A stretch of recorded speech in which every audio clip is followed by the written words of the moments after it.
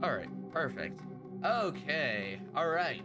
We got scratches ready to go.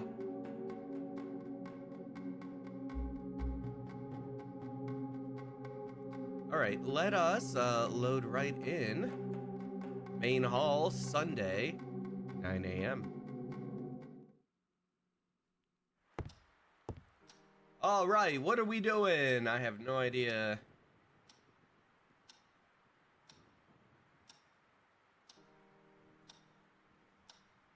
All right, let's see. Okay, so we got, what was this key? Generic. Oh, right. Generic looking key, blue in color. We weren't quite sure if this was for one of the buildings outside, or maybe something inside. We got matches, newspaper, butcher's knife, boring tool, a very, very boring tool. Um, oh yeah, basement key, pencil, lantern, but we need oil for it.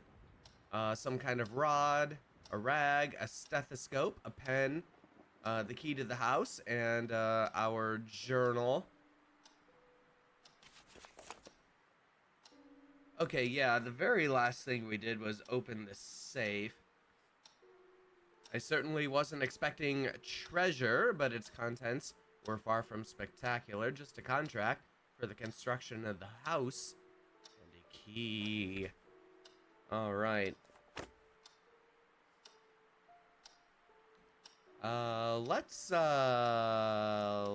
head upstairs.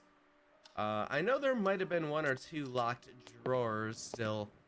But maybe we'll try out the attic. So I know there's the locked door with the key on the other side. Um, there might have been another one, another locked door. I don't remember. Let's go check it out first, anyways.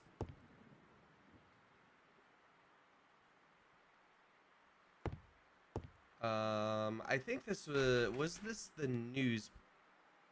The doors seem to be stuck. Okay, that one is stuck.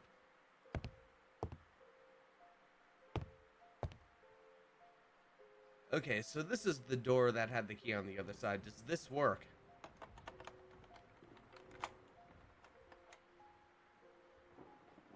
It does. Okay.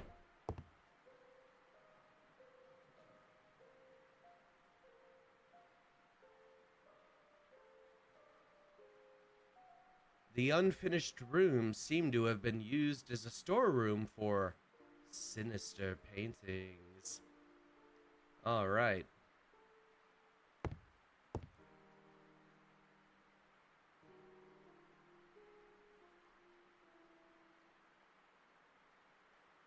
I mean, looks fine. Looks fine. I see nothing wrong with this painting. Dude's all like, ah.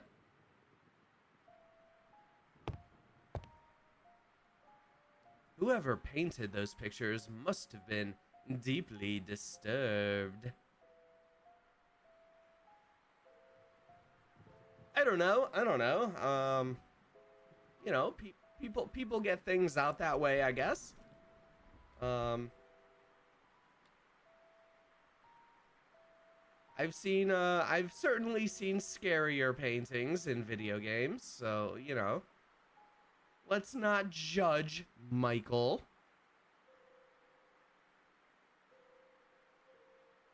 Yeah, this one just seems, I have no idea, but doesn't look scary at all. This one just looks like a painting of some dude. What's disturbing about that?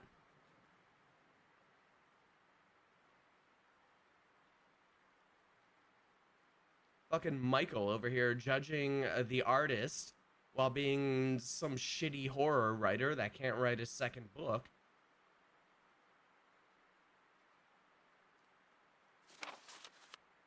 All right, what do we got here? Blueprints for Blackwood Manor. That was the study with the gorgeous collection of books. The living room. The entrance of the house, obviously. Dining room, the smallest of the hallways. The kitchen, evidently. The staircase leading to the basement. The sad room once occupied by the servant. The servant's bathroom, of course, of course. Yes, yes.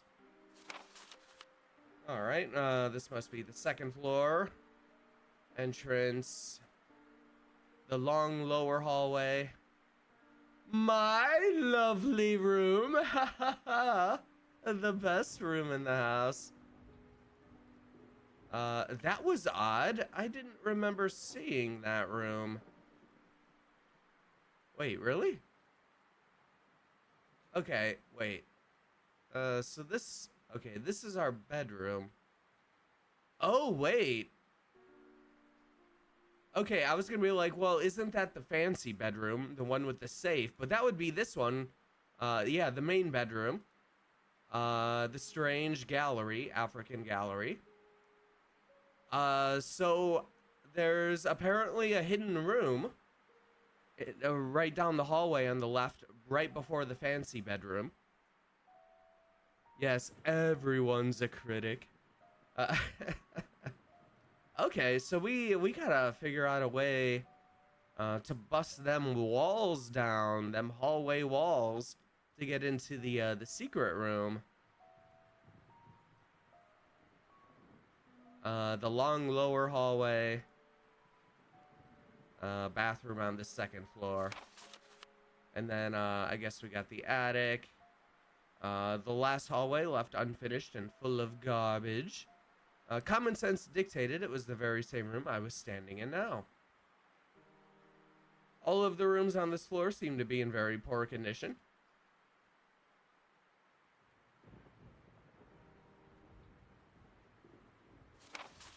Okay, alright. That seems to be about enough of the blueprints. I mean, hey, should we complain about finding bonus rooms in the house that we bought? Always, I mean, always good to find. Kind of reminds me of that scene in the first Conjuring movie, when they first move in and those kids are playing that like hide and seek game, the clapping one. And then one of them kind of stumbles and busts a wall open, and they discover that they have like a secret basement.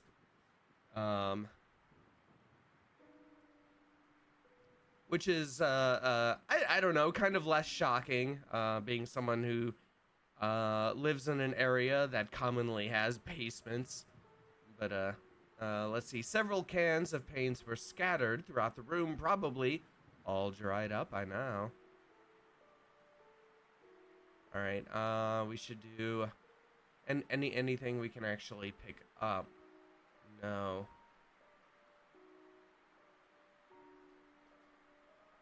All right. Well,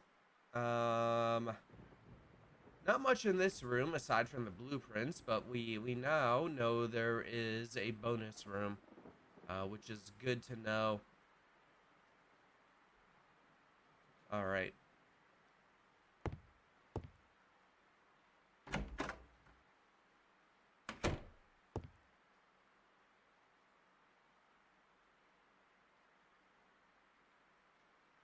Okay, so this must be the door that was stuck then. All right, so we haven't been in here yet. Yeah, free room, free room.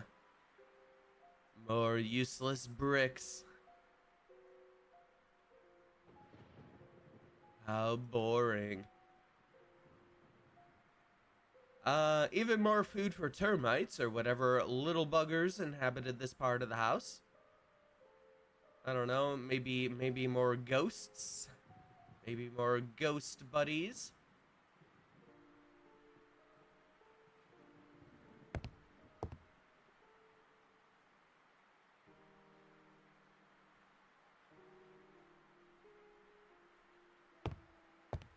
All right.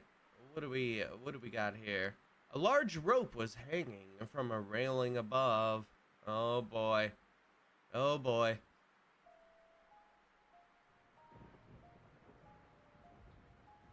Why? Why?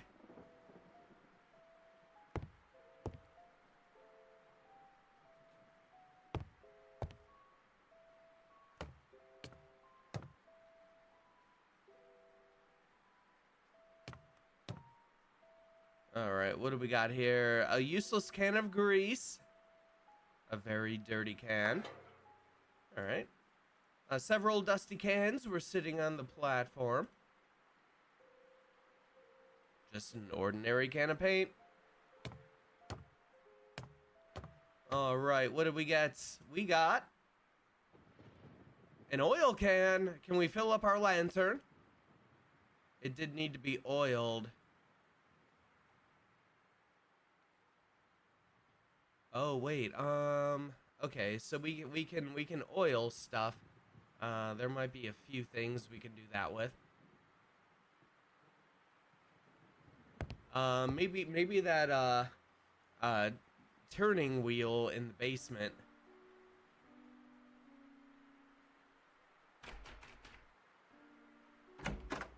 I managed to open the door from the other side. All right, shortcut. Scratches officially has Dark Souls shortcuts. Let's go.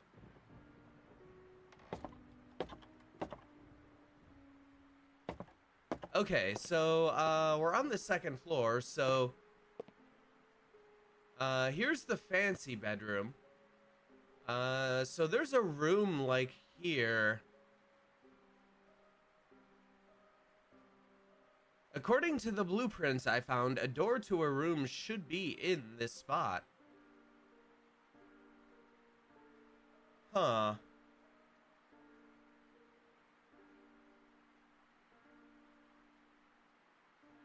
Can we stab the walls until we cut a door open? I scratched at the wallpaper only to reveal a doorway that had been bricked up. I was just joking around. I didn't think we were gonna butcher knife the wall, but I was very curious to learn what was on the other side of that door. I had to figure out some way of getting in.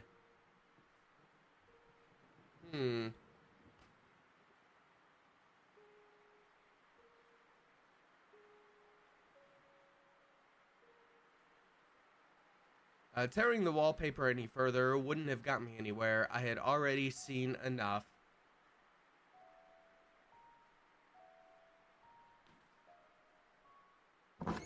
Alright, is there anything that would... Probably not.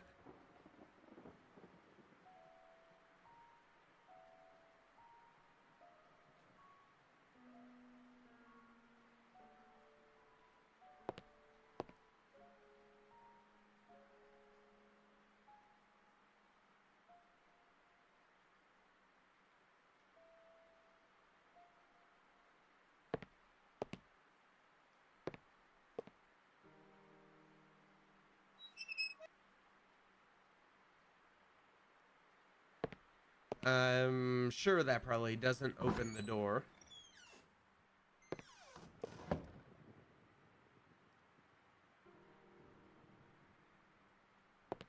Alright, well...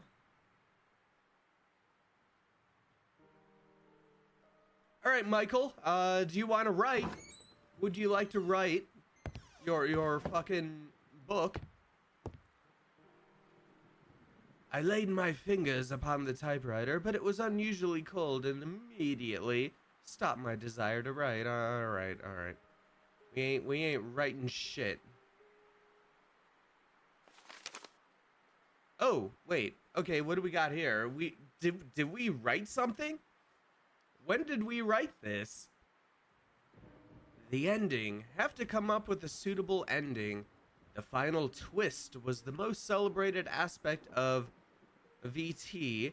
They will tear me apart if I don't pull off another thing like that. But how? I'm up to the point where Steve goes mad. She is confused. The visions are becoming real. So now we know for sure there's a supernatural element in the story. Wait, is that really so? Question is, does it have anything to do with the creepy old lady or not? Would it be too obvious if her powers were real after all? Big question. Would people accept it if the solution to the story is unreal? Damn, why am I trying to please everybody here? No. Oh, no Deus Ex Machina. Okay. And that's kind of scratched out. On the other hand, a realistic solution disguised as supernatural, is that possible? They are expecting something like that, a real improbable outcome. That's what they loved in VT. Bloody hell, this is driving me insane.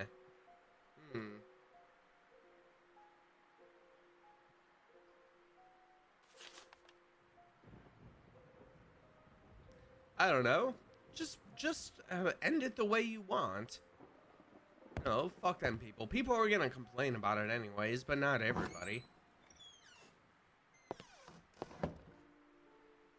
Our guy never wants to work. Typical millennial. Yes, us 40-year-old millennials. I always love that. Uh, oh my god. Damn kids owning Victorian haunted mansions back in the 70s don't even want to work anymore.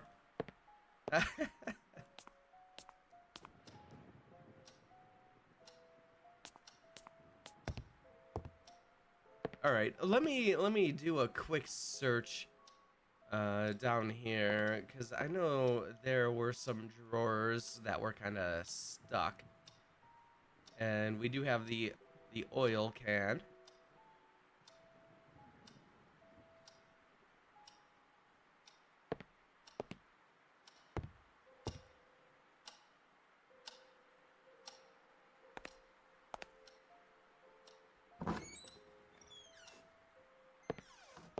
Oh, wait, maybe we can oil the wheels in the gallery too. I just thought of that. We'll get back up on the second floor in a second. Okay. Oh, right. That's the napkin drawer. Michael doesn't give any kind of fuck about napkins or utensils. All right. How about this? Whee! Always fun.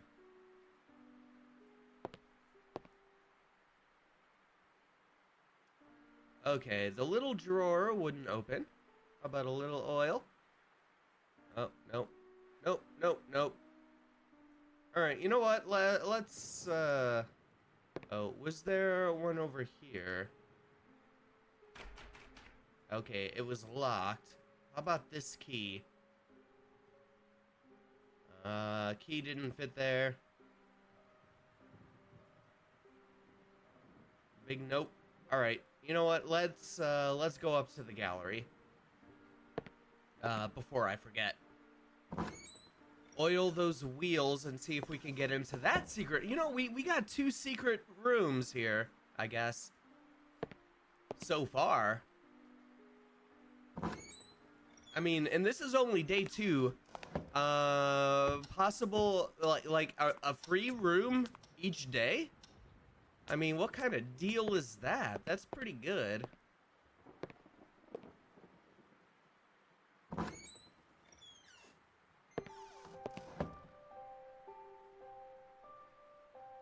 All right, there we go. And down here, we got the wheels. Do we oil the wheels up? Yes, we do. How about the other? Oh, not the key.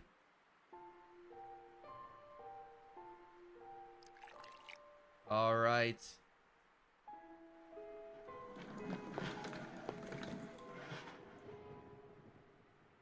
Oh, there it is.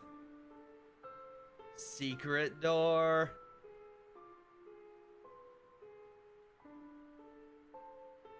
Nope, that's not what I want to look at. I want to look at the secret door.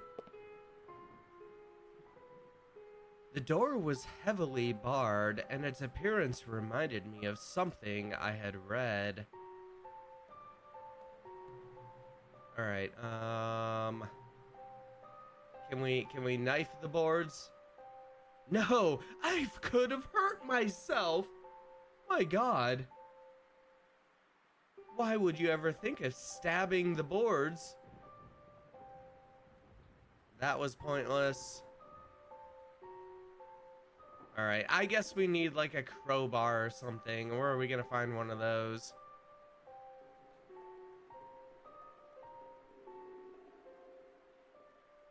All right, leaving us in suspense though. We did find our first. Well, I mean, I guess we know about the secret door in the hallway there, but this is our first full secret door reveal. Very nice. I'm sure being barred up like this, I'm sure there's probably something good back there. Probably treasures, jewels, stuff like that. Absolutely nothing scary.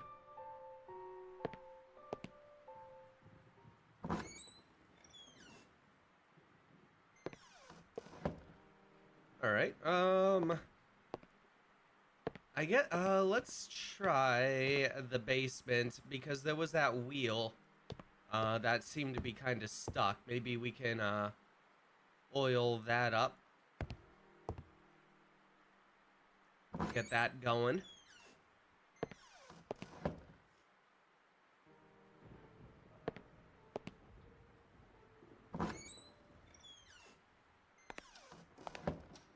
Oh shit, I went the wrong way. But while we're here, you know what?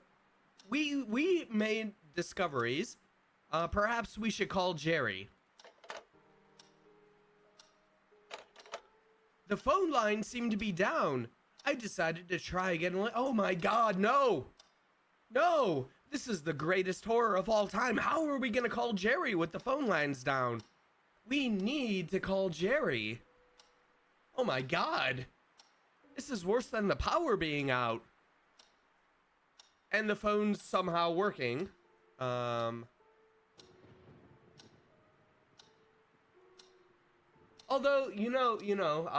I think last time we joked about this, but, so I do remember when I was a kid, in the times before cell phones, the phone lines often still working with the electricity out. Like they were like two separate things. Because I remember, when the electricity would go out, you would call, the electrical people, to let them know, that the power was out. Nowadays you can, go online, on your phone and just kind of submit that your power's out. So yeah. Regular phones, apparently did work, without electricity. Something I knew and apparently completely forgot about last time we streamed this.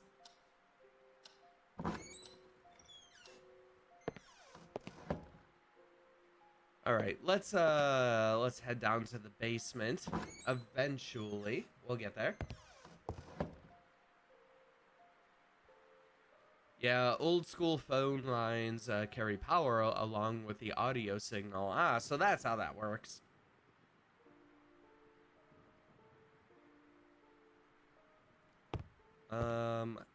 Did this open?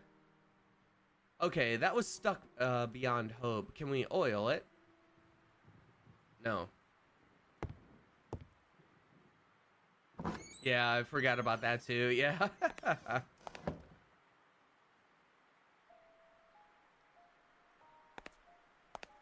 Good thing the devs weren't around, watching us make fools of ourselves. All right, let's check out the creepy basement. the possible source of the scratching sounds that awoke us last night.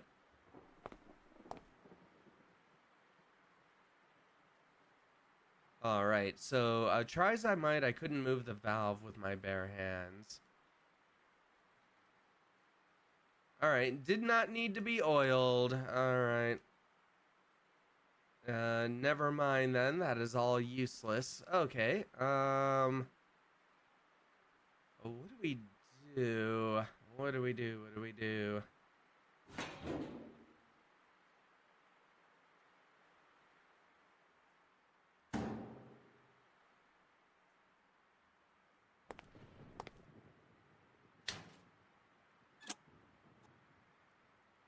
All right, power's still not working, even though the fuses are fine.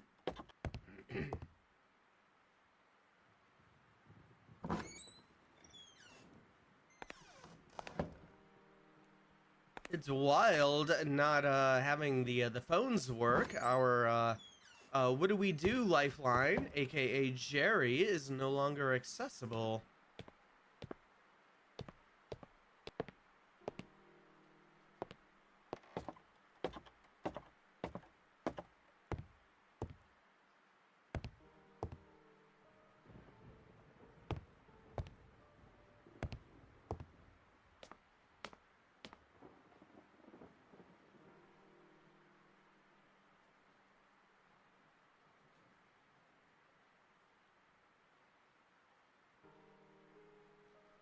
All right.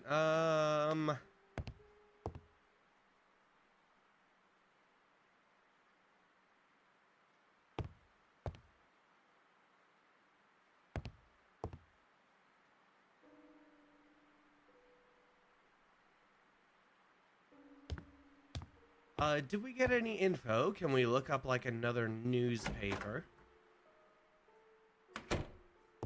That I don't remember.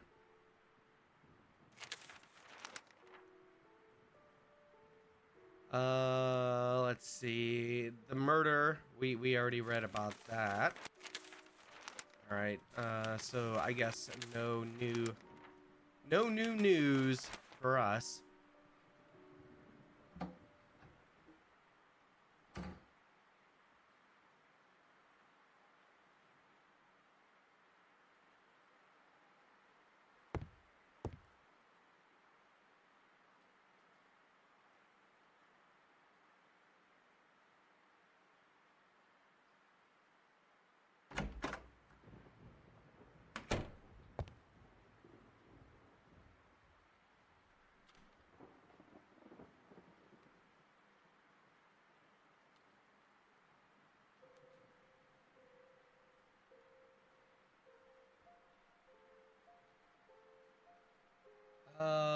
Let's see.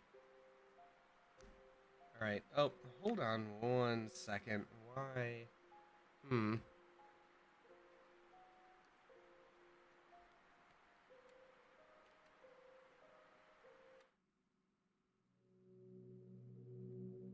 Okay, there we are. Weird.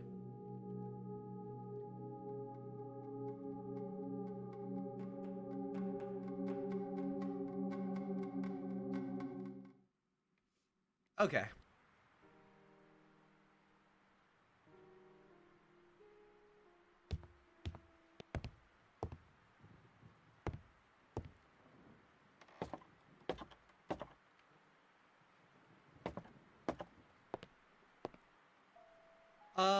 Let me think. Okay, so we got secret room in the gallery we can't get into yet.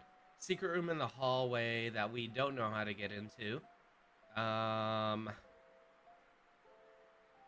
Power is out, phone lines are down. Can't oil anything in the basement.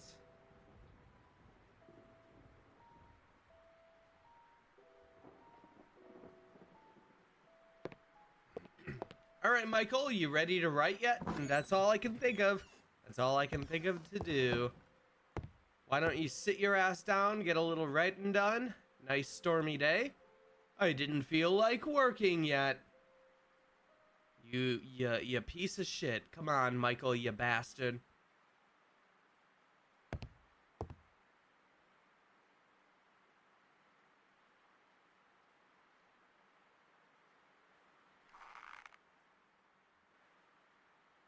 Anything to take?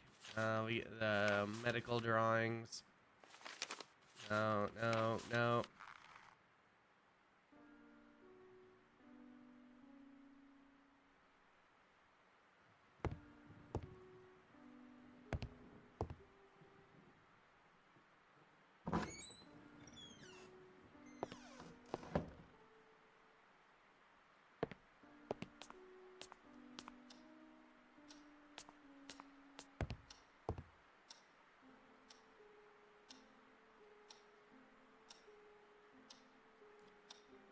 Yep, the storm is raging outside. We don't want to go out there.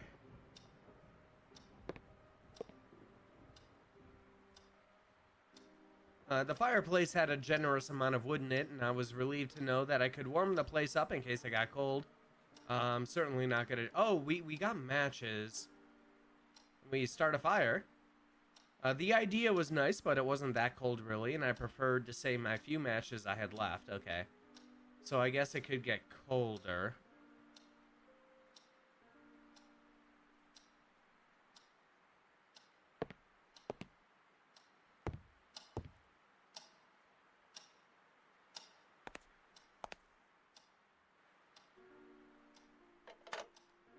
Phone lines? Are they working yet? Nope. Nope. Okay, what do we do?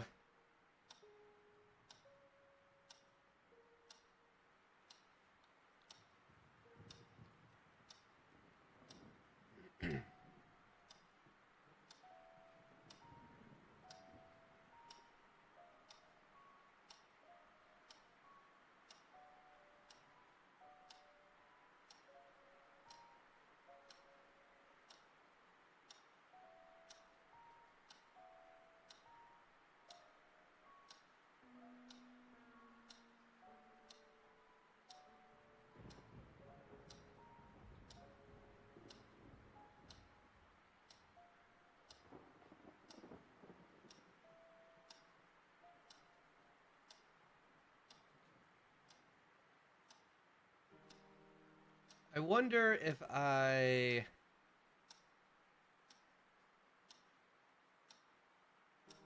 missed something.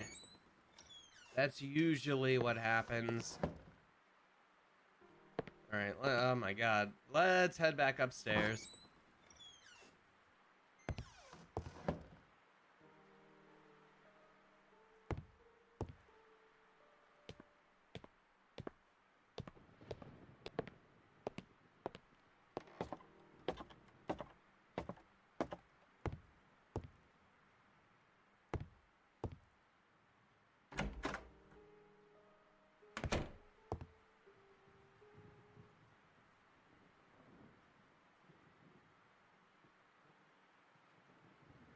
Alright, let's,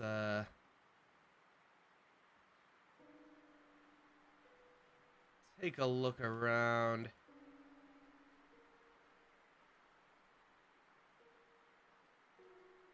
Or useless bricks.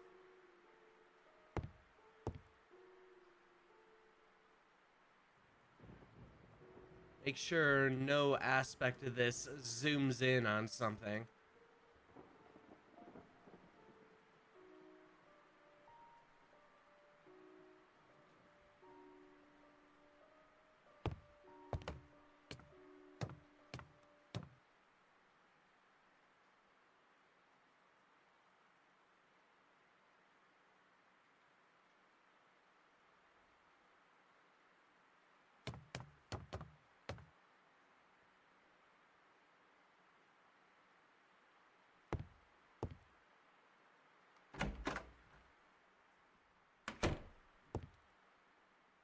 Okay, let's see.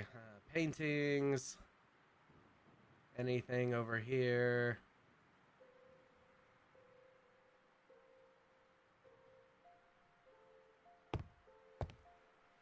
Oh, wait.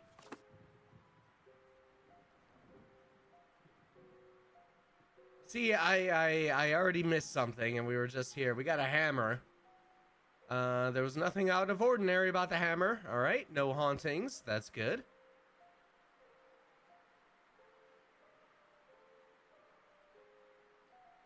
All right, make sure. All right, what did we just take? I picked up the lid of the can as I thought it might come in handy.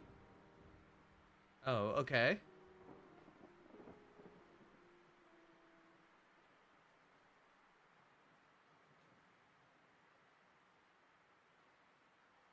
Oh, did we get a key too? The silver key was rather generic looking. Oh, so we got a silver key.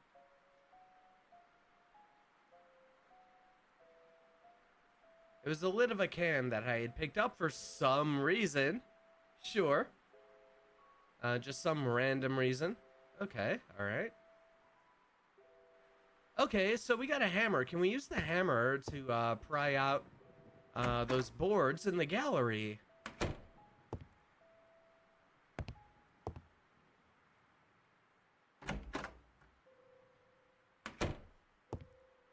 Out of all that stuff, our guy decided the paint can lid would be useful. Right? You know, not like there's that like hand saw in like in this room. Not useful at all. Definitely could not use the handsaw to cut through any boards or anything. Totally not useful. But a paint can lid, absolutely.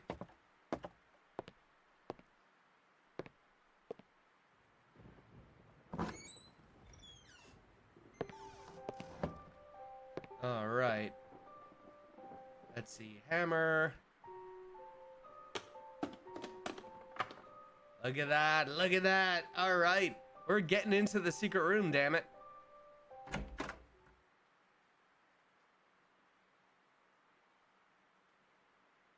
The room was too dark to see anything. God damn it.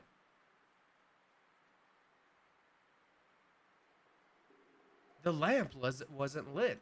Well, oil up the lamp. Damn it.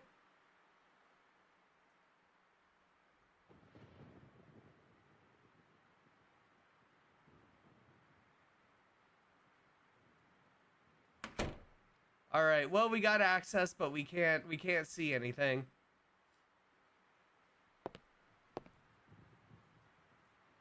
So we're keeping that suspense going. All right. How about this other secret room? What can we do about this? Hammer. I would have spent ages trying to do that. Oh, you're not doing anything else, Michael. You're certainly not writing.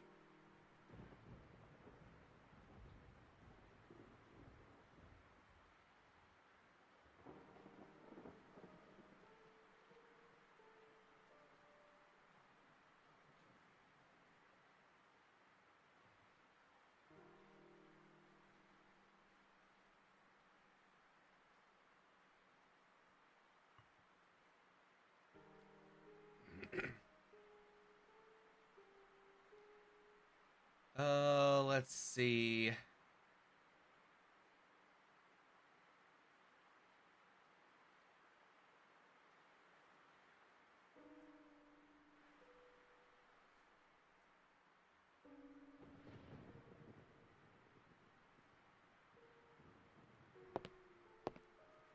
All right,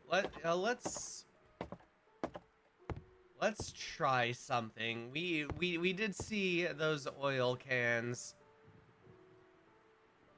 in here. Yeah, the Pennysol.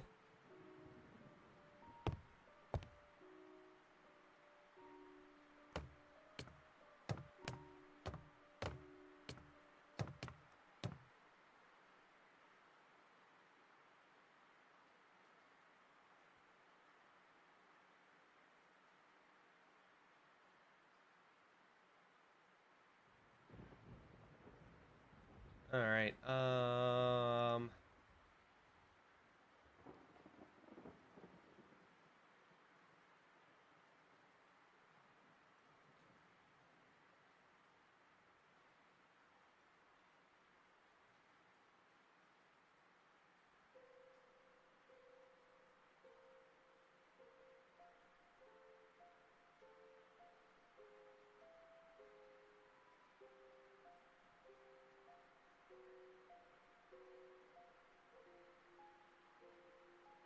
Hmm.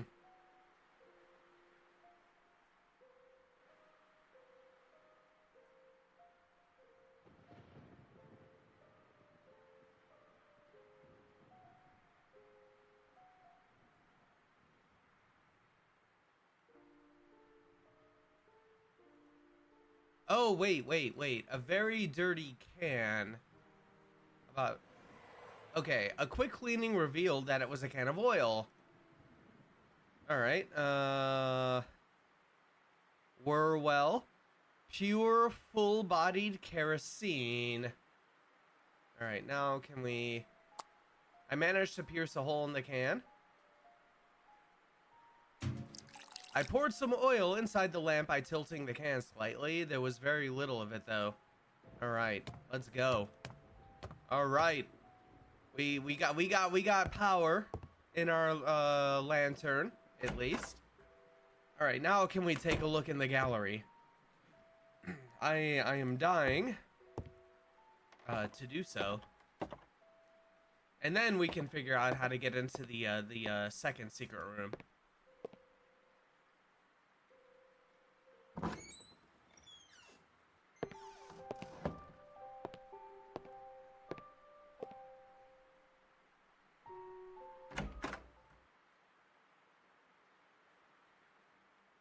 All right. Well, how do I... Oh, right, matches.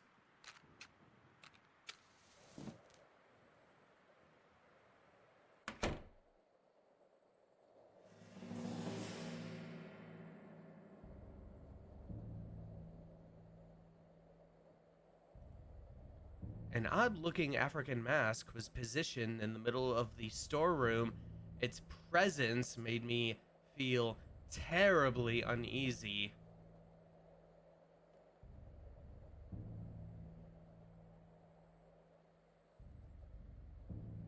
The corner was too dark to investigate. Well, I mean, we have our... There was... Oh, just pick up the papers and take them outside. Fucking Michael, so useless.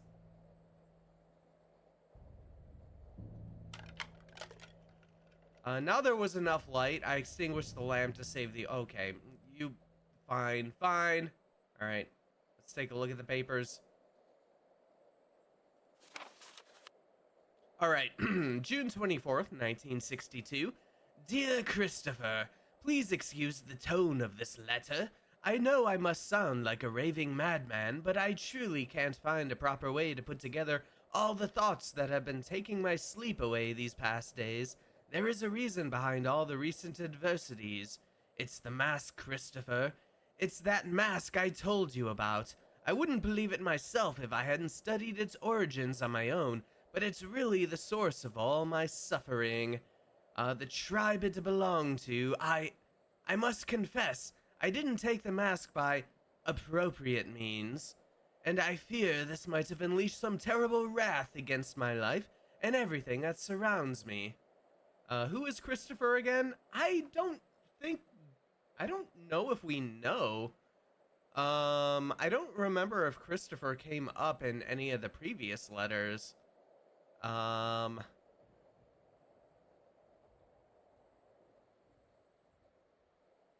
I'm assuming an associate of Jonathan Blackwood. I don't know. Maybe we'll find out later. Yeah, I'm not sure. It's been over a year ago since I witnessed the most outrageous acts of violence that not even my worst nightmares could have imagined, and the mask was the epicenter of it all. What I was thinking when I took it is beyond me. It was probably a vicious streak of greed, but I can see clearly now it represents evil, and I'm truly convinced this evil can somehow take shape and punish those who have disgraced it. I did, and now I must face the consequences.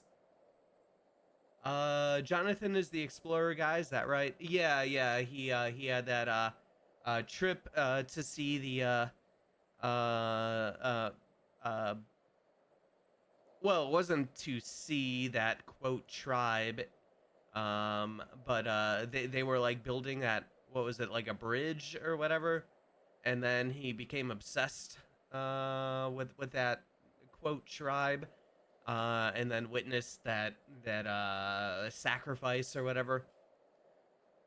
Um, and yeah, he was one of the previous owners, but I believe the doctor was the guy who owned it after Jonathan no longer owned it, probably after he was arrested for murdering his wife.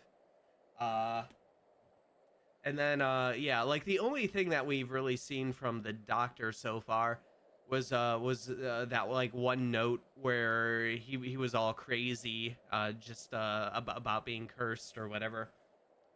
Um, I will take some more time to investigate this. I might even go back to South Africa to seek help. Although something tells me not even returning the mask would do any good. The damage is already done, and I believe it's getting worse as the days go by. Every time I walk past the gallery, I can hear some incessant odd chatter, as if something being plotted inside, and those voices, Christopher, they seem to be angry. Please help me. Come and see me as soon as you can. Love, James. Oh, maybe it was James Blackwood, Jonathan Blackwood, something. Jay Blackwood. Uh, all right. What's this?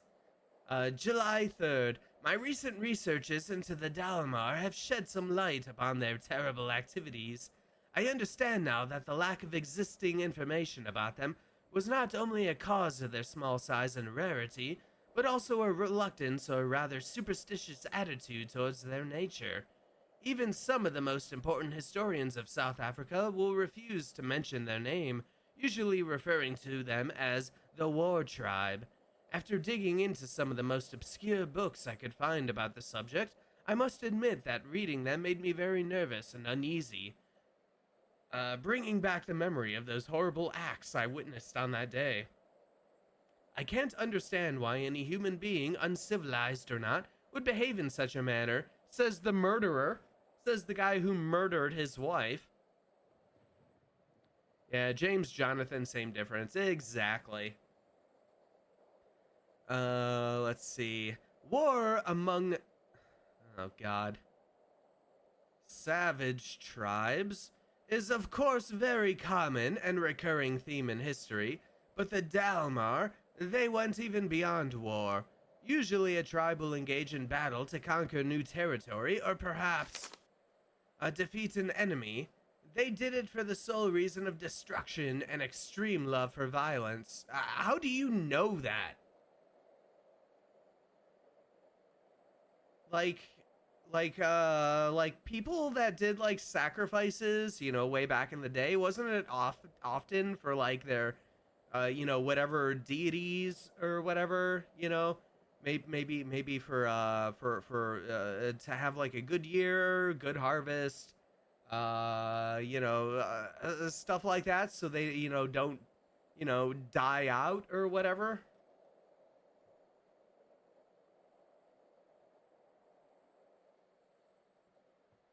Let's see. The account of their actions is downright scary. They'd invade villages, slaughtering every inhabitant without regard for the. Oh, okay, all right. There's more. All right, all right. I thought he was specifically talking about the sacrifice he mentioned, not, not pulling a manifest destiny America here. They'd invade villages, slaughtering every inhabitant without regard for their sex or age. Men, women, children would inevitably perish by their fury and hate, which is, I think, the most unsettling element of their stories. They didn't use any weapons. They killed villagers with their bare hands and teeth, as if they were drawing power from an unearthly source. I find it hard to believe this, and if I hadn't seen them with my own eyes, I'd say they were some kind of wild legend. Once they'd slaughtered every living thing in the village, they'd burn it to the ground, every single construction or possession of the fallen villagers, proof that they definitely were not interested in conquering, or even taking some advantage of the terrain. Their motives were moved solely and purely by an incredible despisal of life and hatred towards anything that wasn't from their village. That is another curious thing. They somehow managed to sustain a constant population level, as if they controlled exactly the amount of people needed for an attack, but at the same time, warrant survival using their few existing resources. I fear this wasn't some kind of wondrous organization system, but rather an elimination process of a useless member or an unnecessary child. I dare not think about it, but I'm afraid this would explain why they didn't need to hunt for food. They feasted upon themselves. Now I know what the mask I took stands for, and I shiver at the thought of it. I must confess, I'm worried. I don't know why, but I fear for my life. I haven't figured out yet if this game is deploying these 1800s colonial tropes to subvert them or just presenting them at face value. I'm on board either way. It's just interesting. Yeah, same. Um, well, fortunately for us, we can make our own comments about it. I'm sure Mr. Blackwood here, regardless, is probably quite the racist. Oh boy.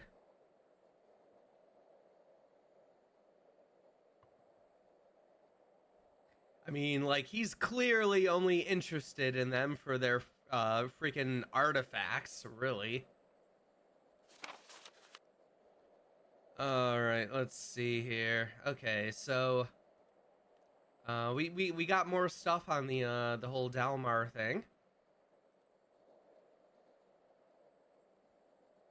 So they're definitely kind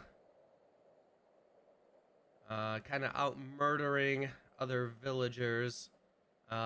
Seems like they might be possessed or controlled by some kind of evil entity. Perhaps this mask in particular. I don't know. All right. Well, seems to be about it. First secret room was kind of like a lore room. All right, let's go.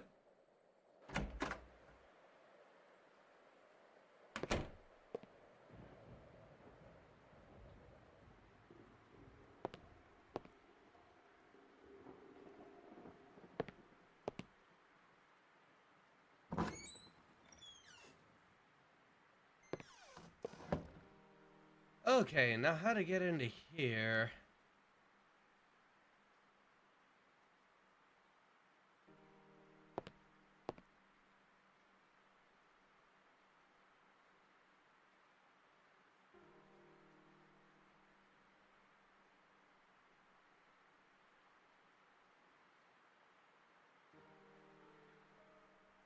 All right, there's no like access on that.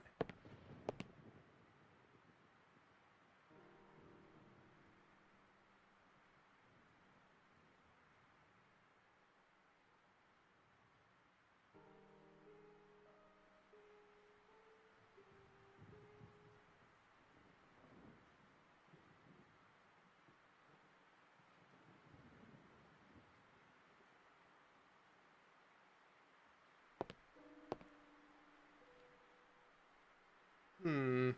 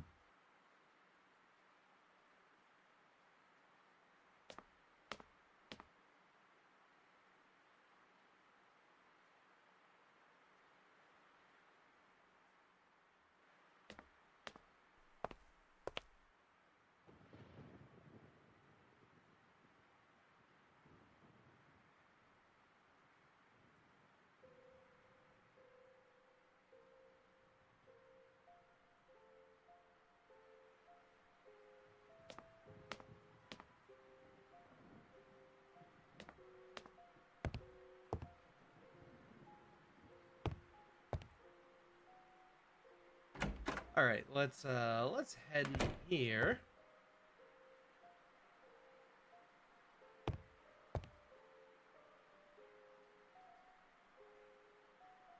Yep, very deeply disturbed. All these disturbed artists.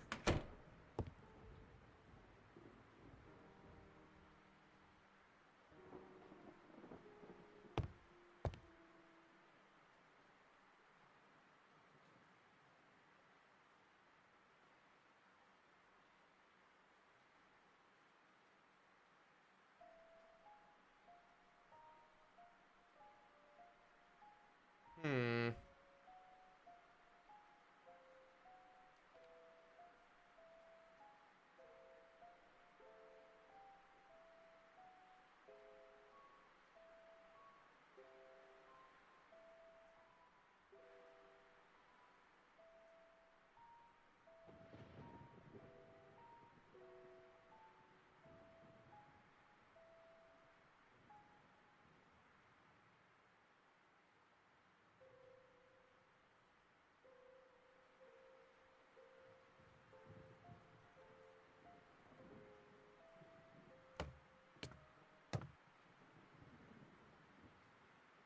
Oh, wait.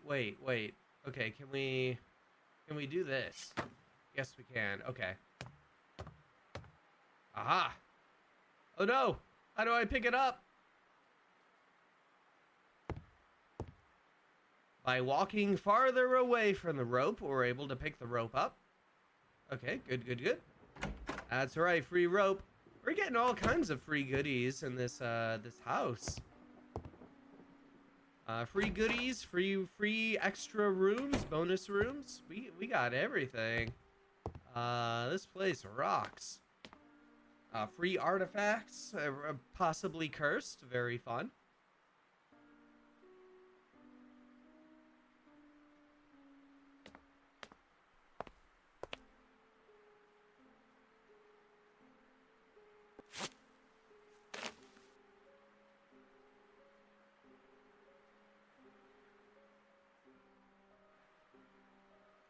It was too risky. The rusty metal frame would have torn the rope if I were to throw it out the window.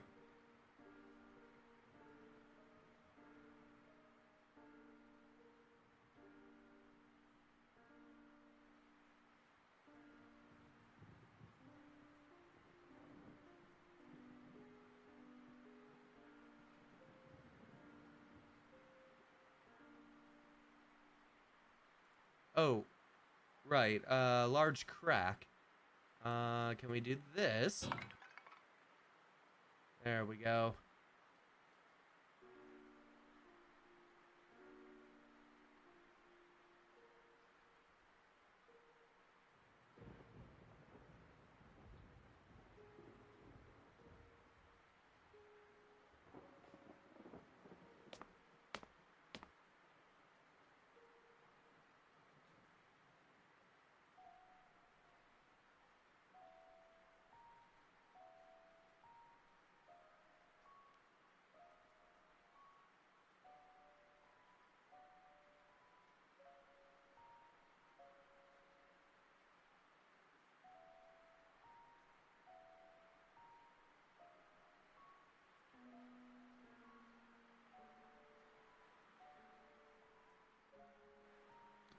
I carefully pondered the situation and thought about what I was about to do.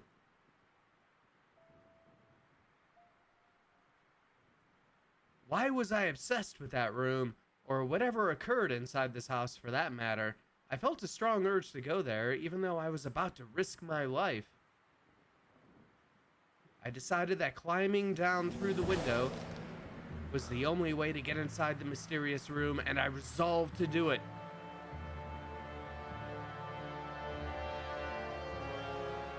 I like how that we refuse to just go outside normally, but in the middle of the rainstorm, we're climbing down some fucking rope.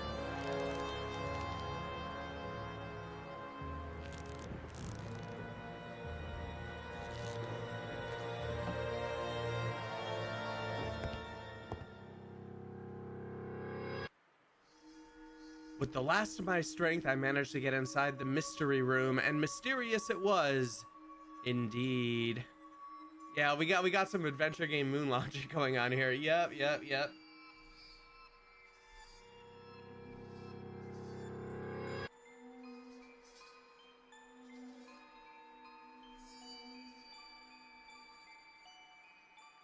The angel was supposedly guarding the room, but it didn't make me feel any safer. Oh, the empty cradle inside such a dirty and neglected room made me feel very sad.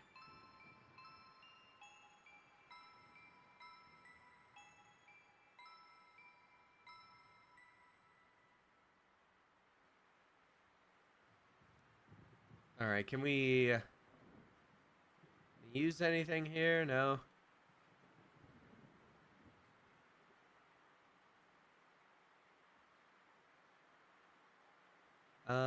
Oh, okay.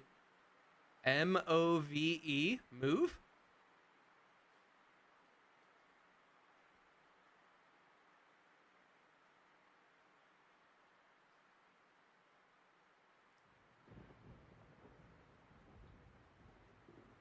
Bin, Obin, Obin,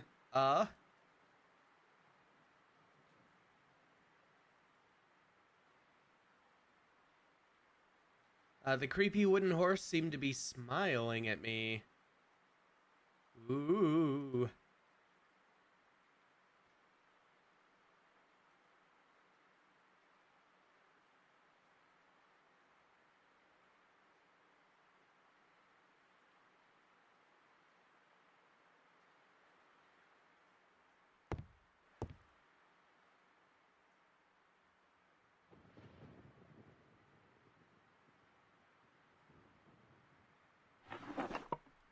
All right. Anything in here?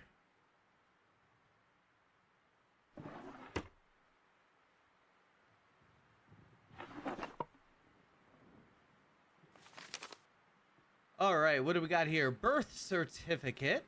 Registration date 9th of August 1961. Child's first name and middle names are scratched out. Surname Blackwood. So the Blackwoods had a child of some kind of name. Date of birth 7th day of August 1961. Place of birth Rothbury. Male.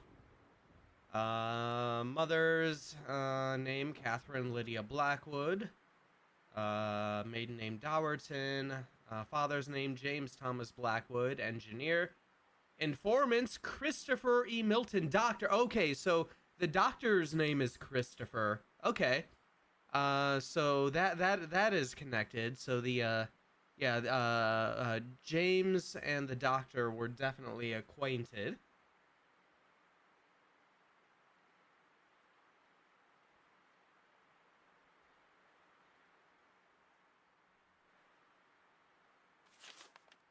I wondered if this member of the family was still around town and would perhaps be able to shed some light upon the past history of the house. I had to find some way of getting in touch with him.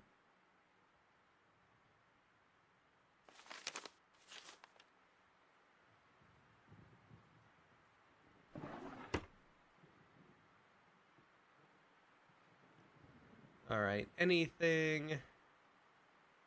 Another photograph.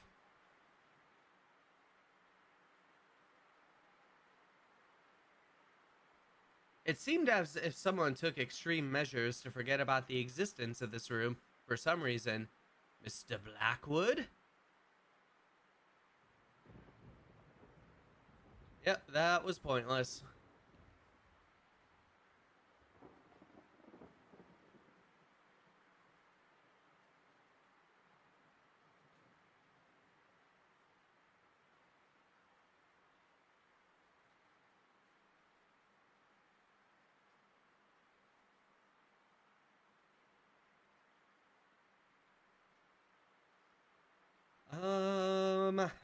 I know we got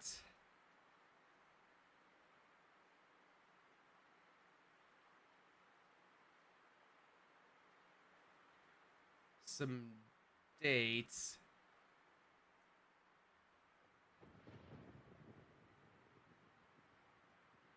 Maybe we got more newspapers.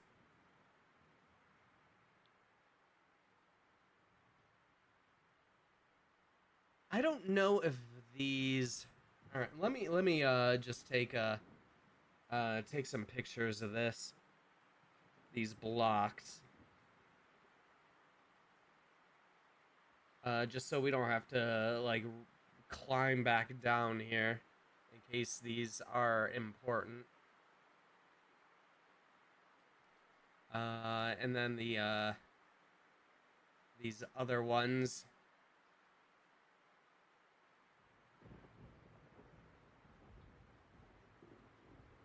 Okay.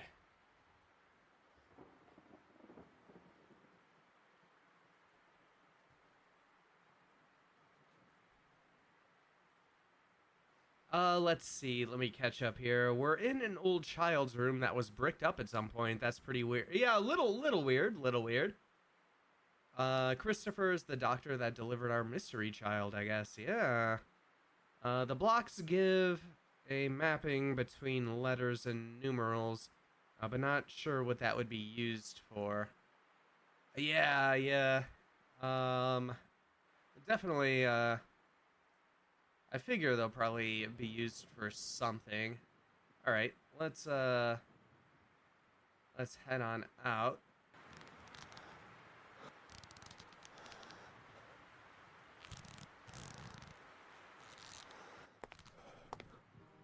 All right, Michael, you're fine. Let's go check the newspaper situation really quick. We did get a few dates, so maybe something new to read.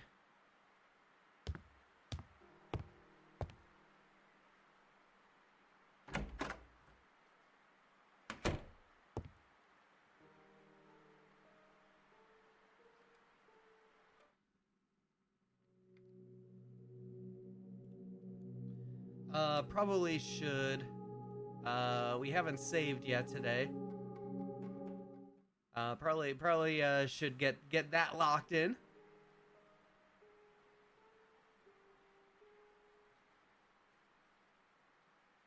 You know, this kind of seems like a shadow of someone right here. We kind of have like a head and the body.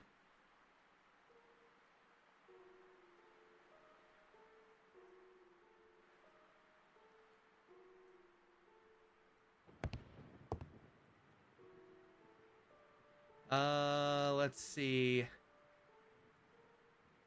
Oh yeah, August 1961. All right. The Journal Northumberland Daily Newspaper, Wednesday, 10th of August, 1961.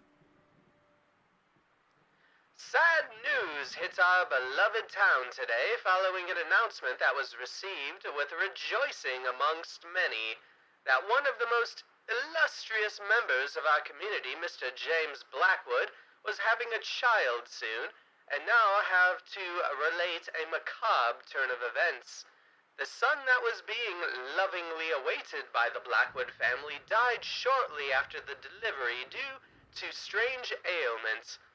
Understandably, the information disclosed about this happening was succinct. It appears that Mrs. Catherine Blackwood was already suffering from pains in her stomach, probably an indication that there was something not...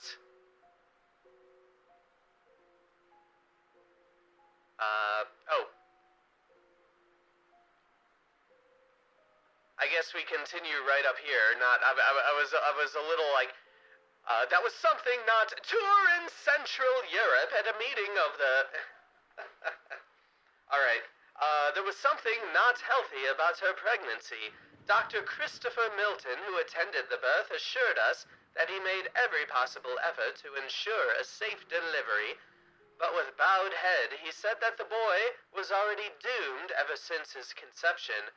The cause of death has not yet been stated, but those few close to the Blackwood family have said that there were serious complications during the delivery.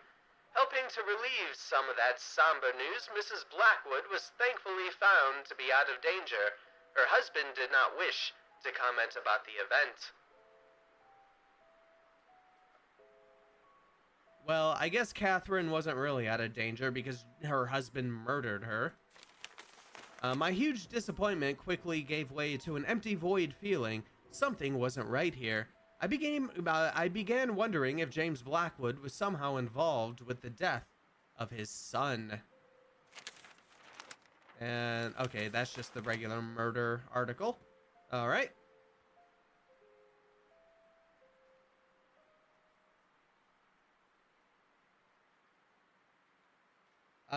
That would explain why the nursery they were preparing was bricked up.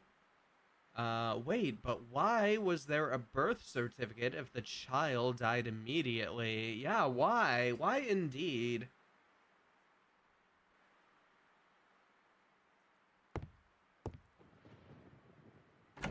Yeah, something is definitely not right. I think Michael is correct in thinking of that. There's something really off here. The child supposedly died immediately, but there was a birth certificate made. I don't know. This sounds like a rich people cover up of some kind.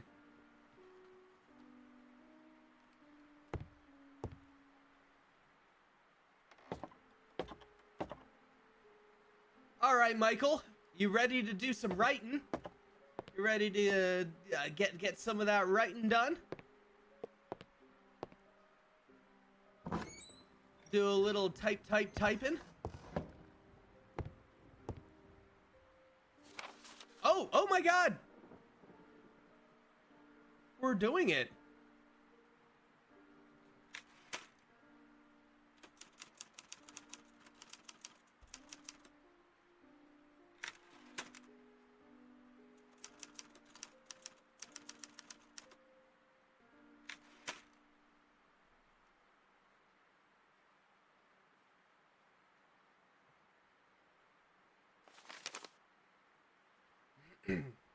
Suddenly, she stopped and stood there, paralyzed, hesitant to give any credit to what her eyes were seeing, and completely unaware of the potentially dangerous situation. Surprisingly, there wasn't anything unusual or strange about the event.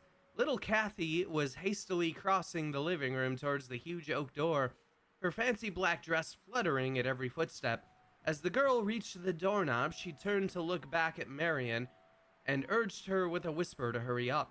But Marion wasn't seeing Kathy. Her memories haunted her back and displaced reality, giving room to the nightmarish vision she had spent months trying to forget ever since her first visit to the old house. In her dream, she saw the little girl also wearing a black dress emerging from a passageway hidden in the room. She never actually managed to glimpse where the passage was, only saw the girl running towards her, her small face contorted in a horrible grimace. Marion quickly realized it was a twisted version of the Kathy she would know later, as if her figure was then distorted by a veil of smoke. Her exact movements through the room, reaching for the knob, facing her back, those were too many coincidences to ignore. It wasn't a nightmare that she experienced that day, nor a ghost, something she refused to believe in but was now willing and blindly embrace as the truth. Given the shocking vividness of the vision, a ghost would come from the past. What she'd seen came from the... Her thoughts were interrupted as a figure behind her cast a shadow across the doorstep. "You filthy liar! You have betrayed me!" groaned a deep voice. The discoveries I had made in the house were too exciting to stop now. I thought that maybe I could investigate further today and return to work tomorrow. All right, we wrote a couple of sentences. Let's go. There we go. We got almost a full page here. Look at that. That is I say, you know what, Michael? You deserve a break. Just take the rest of the day off. You put in the work here, my friend.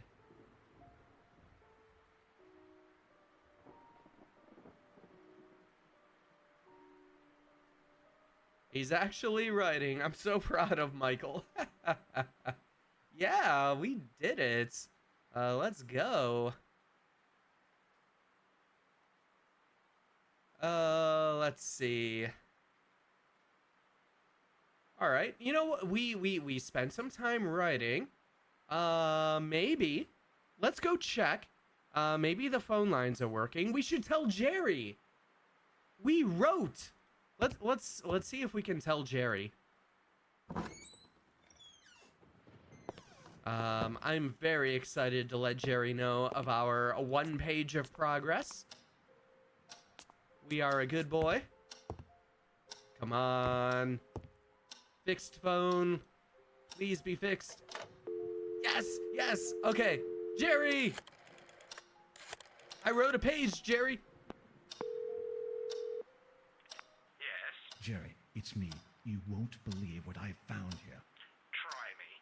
It's about the happenings that led to the murder you told me about. There's an impressive backstory surrounding this place and many loose ends. It would seem nobody ever stumbled upon this. Shouldn't you be working on your book? Are No. you listening to me? No, are you James listening, Blackwood Jerry? goes into some very weird stuff and possibly dangerous. Something tells me this case is much more complex than it was thought to be. Why don't you inform the authorities? I'm sure they'll be dying to reopen a long-forgotten case about some crazy old psycho killing his wife. No way. And miss all the fun? I'm doing this on my own. I wonder if those noises I heard have anything to do with this. Maybe James Blackwood was trying to hide something. Like in that book, where an old man was guarding the entrance to hell. I bet this James Blackwood person had a doorway like that in his basement. Those dreadful noises must be the sounds of the damned coming for you. Why, thanks, mate. That's been very helpful. Great to have friends like you. Then stop talking about all this nonsense. Do you have any idea how crazy it sounds? You're a writer, not some fancy PI. I'll get to the bottom of this. I know I will. I'm certain there's much more to James Blackwood than a simple act of murder. Now you're sounding more morbid than usual. Simple act of murder? Oh, goody. Just somebody died. Nothing to worry about. This Nope. isn't like you, Michael. This whole thing is really affecting you. Stop being a drama queen. I'm a grown-up and Oh, I'm pretty aware of we're that. calling Jerry a drama queen. Go chase around the ghosts of James Blackwood. I'll stay here in the real world. I'll let you know about my progress. Oh, Michael and Jerry are fighting. All right, can we call Barbara? Oh, right, it's still Sunday. We don't want to bother her like we bothered Jerry every 2 minutes. Okay, all right. Let's go ahead and save again.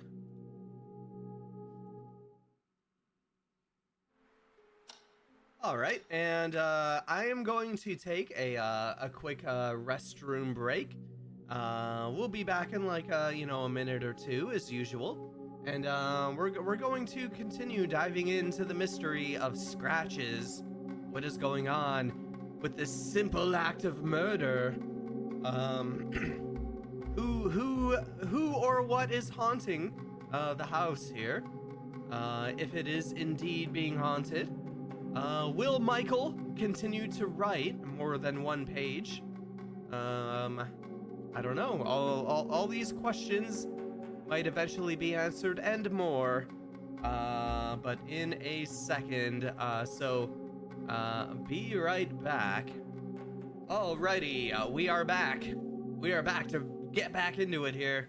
More scratches coming right up. Let's see. Oh no, don't insult Jerry. He's our only friend. I know. And remember when Jerry was gonna come over and we were gonna drink beers all day in the garden? But then this horrible rainstorm started. What a shame. I was hoping for that nice day hanging out with Jerry. All right. Well, I guess I don't know what we do. Let's go back up to our room here.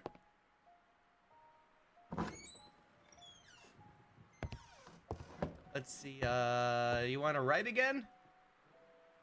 Nope. The events of this day had left me unusually tired. I thought it was a good time to head to bed. Oh, okay. Yeah, let's go to bed. I lay down on the bed. Something didn't feel right.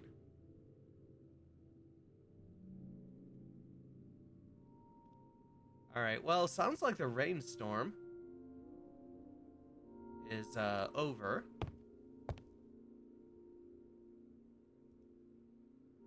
Alright, not until I investigate it a little further. I don't hear the scratches. But let's check again. I couldn't hear anything out of the ordinary. Okay.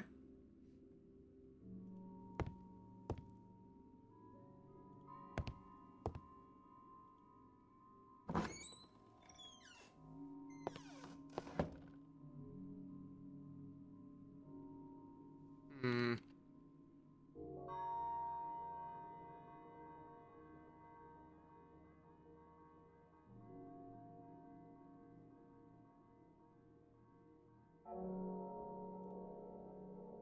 Alright, well, let's check the gallery out. Maybe there's something weird going on in the hidden room.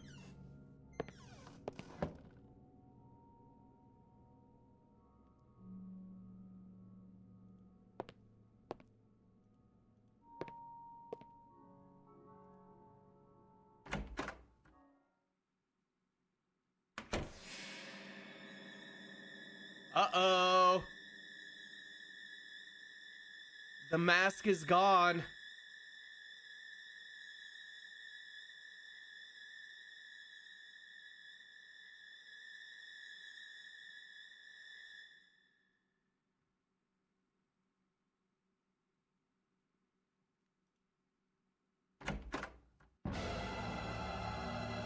Oh, there it is.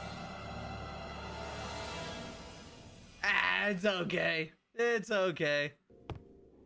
Once again, I was awakened during a bizarre dream by those scratching noises.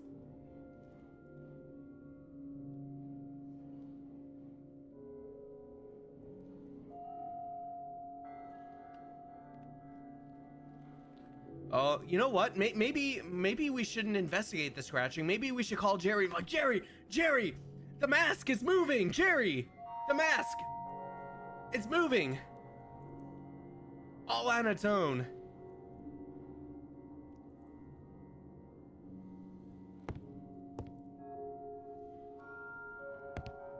All right. Well, we got the scratches. Let's get the old stethoscope out. I had to find out their source.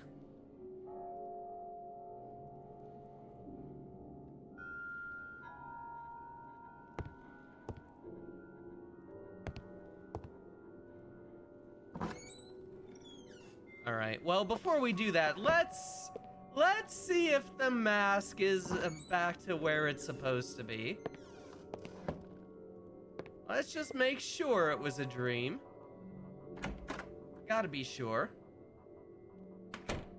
Yeah, see, it's right here. Its presence made me feel terribly uneasy. Ah, it was just a dream, Michael. There's no such things as cursed masks. Come on.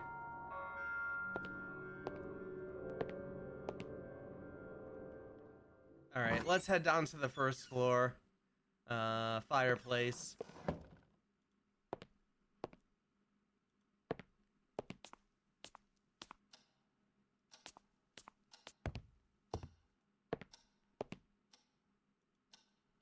Maybe. Yep. All right. Where are we? Here we are.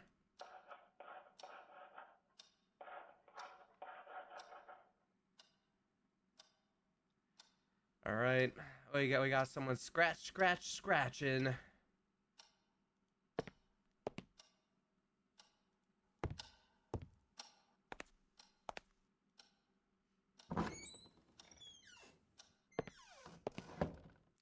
We'll check the one in here just in case. I remember last time we did this, weirdly, like the scratches were not heard from this fireplace, which is really weird because the other one, like they're literally just on the other side of the wall here from each other.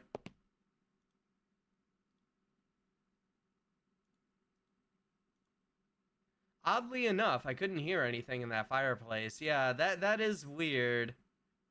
All right. Well, I think it's time to head down to the basement again. Oh boy. But first, whee! There we go. Every time we come in here, we gotta spin the globe. So, Michael likes to have a little fun every once in a while when he's not working hard with all that writing that he does as a famed horror author.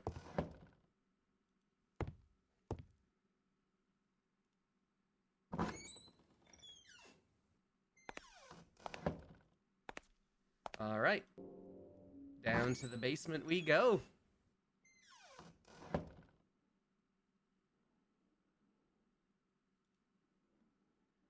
The room was too dark to see anything. Well.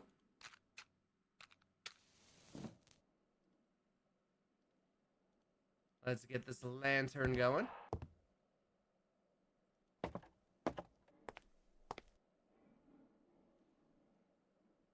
Hello?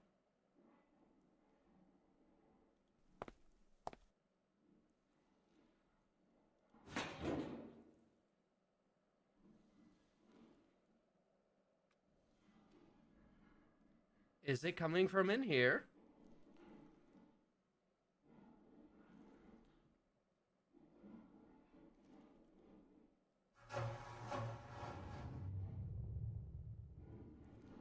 Oh god, what are we doing? Are we about to get lost in Vivo now? All right. Let's investigate. Hello? Who's that scratching at my furnace?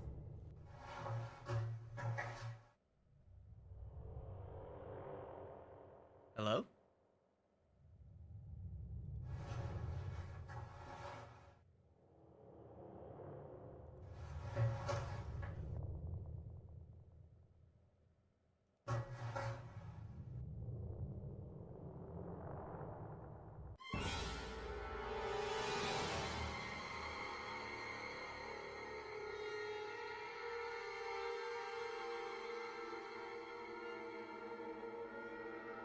All right, bye. Bye. Later. You just stay in that area of the house. I'll stay in my area.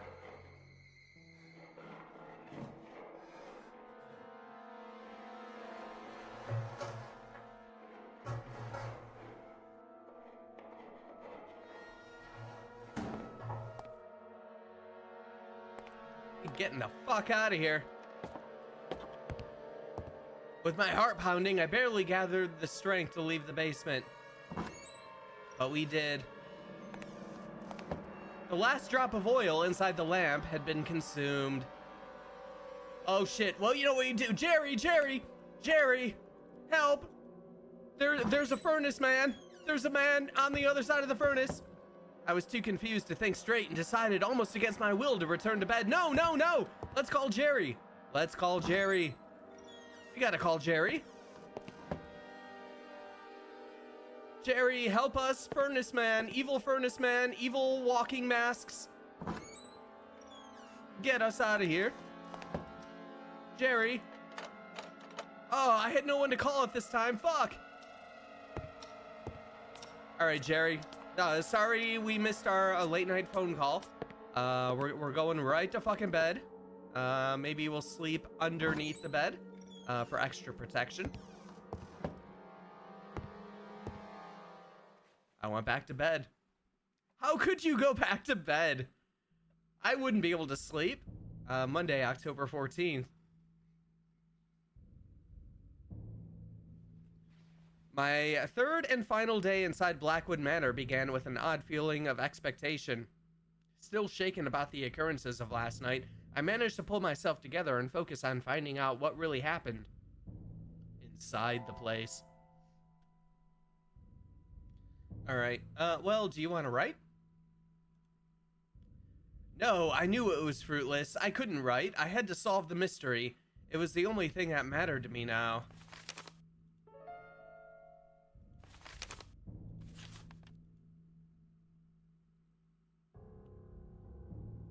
All right. Okay. Let's see. What do we do?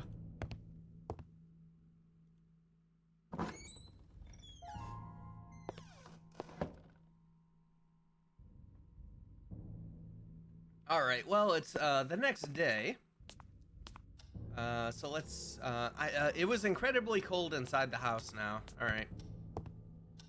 Well, I think we can probably light a fire then. Let's get that going.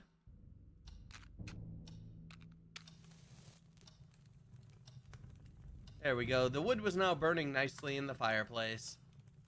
Perfect. All right. Now that we're warmed up a bit, let's give Jerry a call.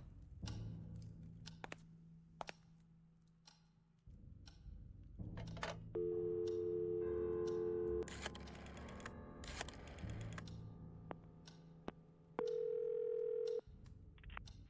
is it? It's me. The ghost hunter. Any contact with the other world yet? Actually, I'm not sure. Jerry, I'm definitely not alone in this house. What are you talking about? Last night I saw something down below. It was moving. I wasn't dreaming, and I'm not making this up. Are you sure it wasn't a mutant rat? Definitely no rat. I'm calling the police. No, not just yet.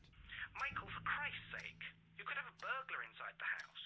This is no burglar, Jerry. It's much more interesting than that, and I want to figure this out by myself. Have you taken leave of your senses? Yeah, Michael. Promise me you won't call anyone. I can do this on my own. Whatever. Just call me if you need any help. I'm driving there today. Right. Bye.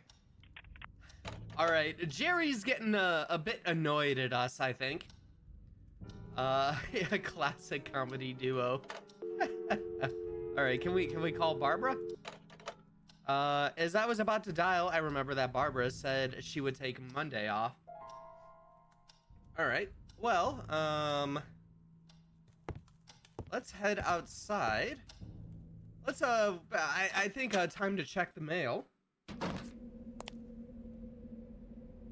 Plus I think it's it might be safer out here. Unless furnace dudes can walk outside. I'm not sure. I'm not sure about the rules for furnace ghosts. But yeah. Let's check the mail.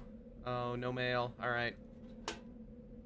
We're still waiting on Barbara to get back to us about the that Italian letter from early on. All right. Let's see if we can get into the garage yet. Any of these keys work? Yes. All right. A strong smell of aged oil was infecting the barn-like garage. All right, let's take a little look-see here. We got a bicycle. There was an old and dusty bicycle in the garage. It seemed to have some sort of device attached to it.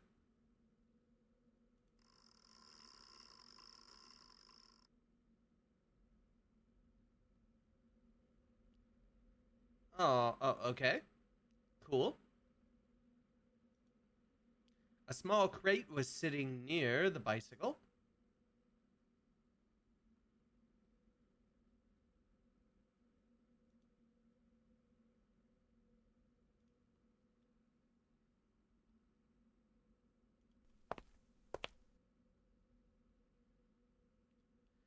All right, just taking a look around.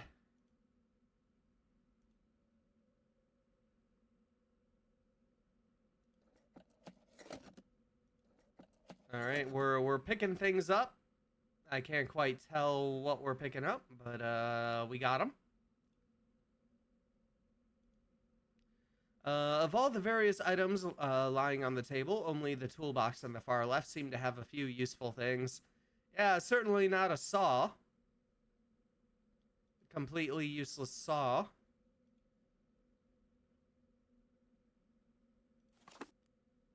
Alright, that looked like a crowbar. One classy and old automobile, something I didn't want to get very close, as it gave me the strange feeling that something was about to jump at me from inside. Really?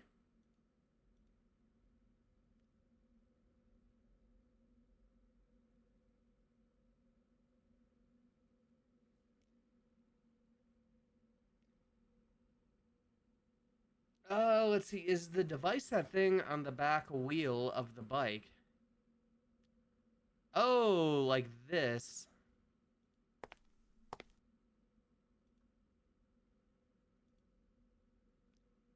The odd device was attached to the rear wheel.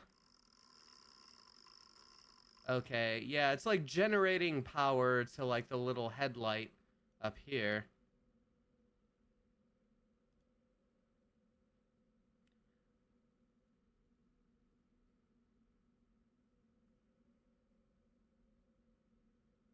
Oh, useless axe. Nothing we could do with that axe.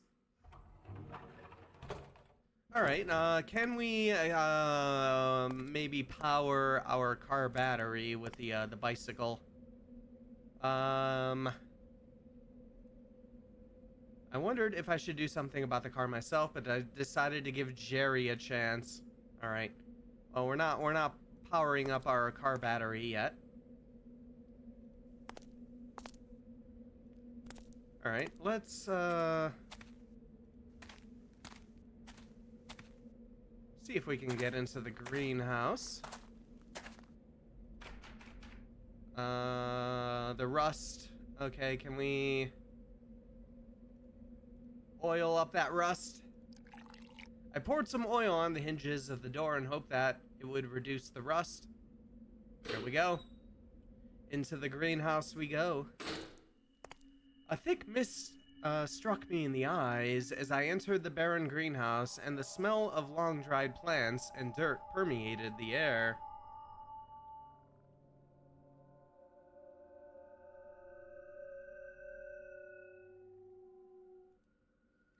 Several pots were scattered here and there. A few had pathetic plants in them. Jeez, a judgy over here. My god.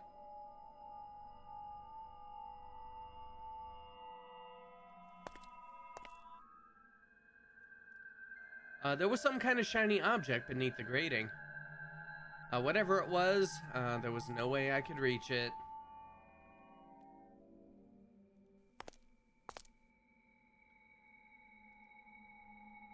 One of the pots had collapsed, spreading its contents over the concrete floor.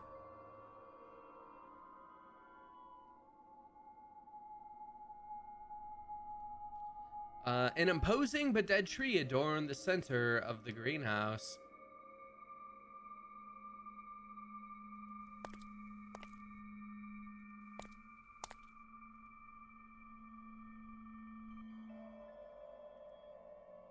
A huge pot containing a bush had fallen on the drain.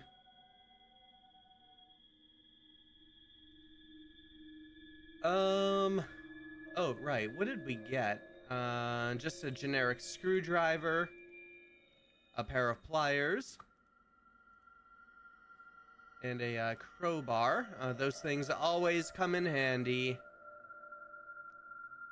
They sure do. That wasn't useful.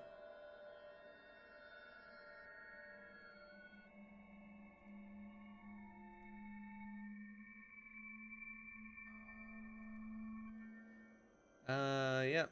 More pots.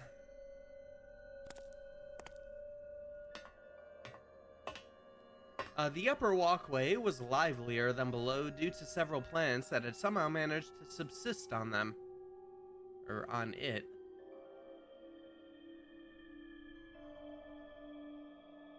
The branches of the huge tree made walking in the upper walkway very difficult.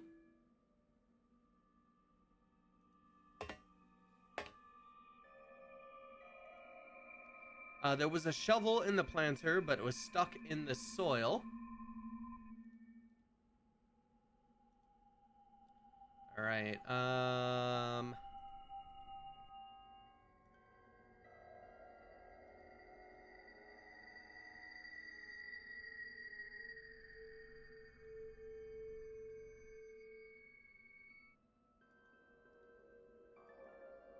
right. I guess something else. A large hose was lying on the walkway.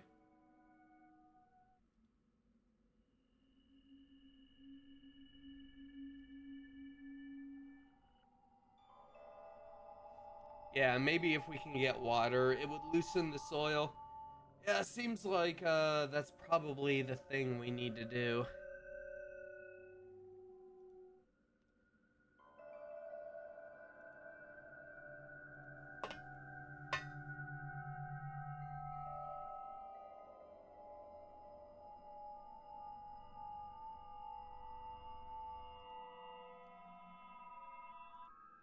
Let's see. The plant on top of the table was strangely attractive. Oh, yes. An unopened bag of fertilizer lying on the table. One bag had ripped, spreading dirt all over the table. Oh no. The watering can was of no use to me, as I had no plans to try reviving any of those plants. It was just an old fumigator.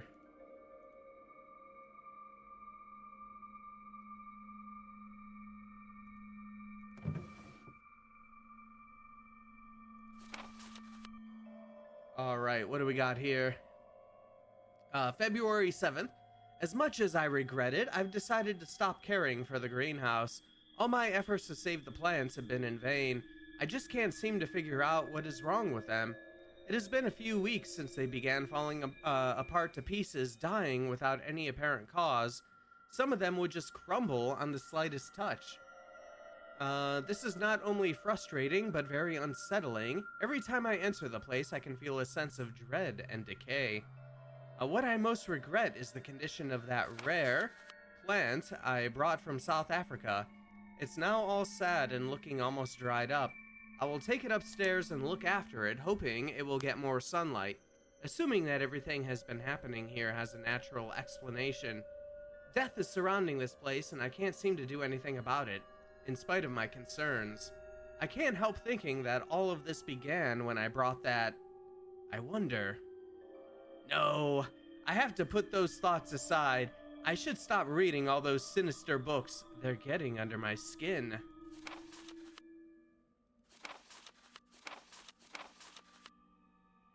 All right, nothing else.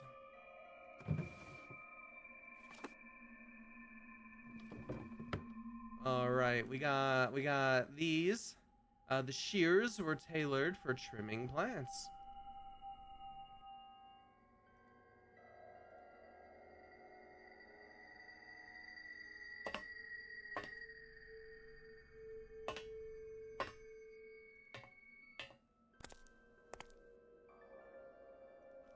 Oh yeah, we got this one that's blocking the drain.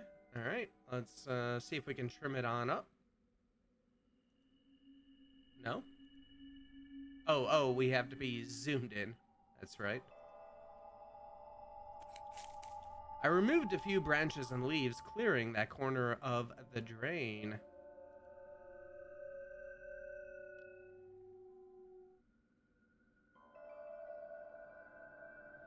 Maybe we can use the shears to open the mausoleum. Good call, good call.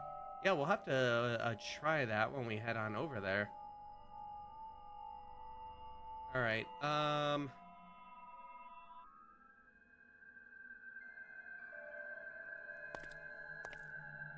okay, so we got this object in the drain.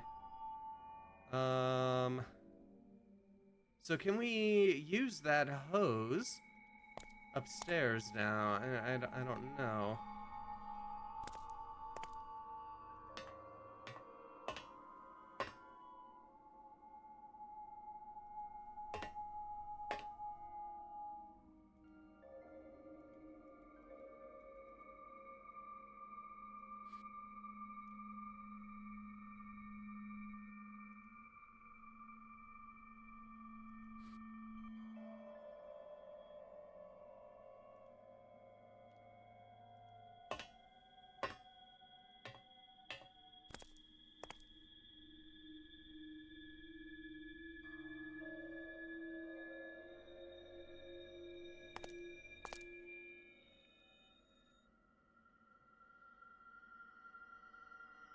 Oh, all right, there we are. It's over here.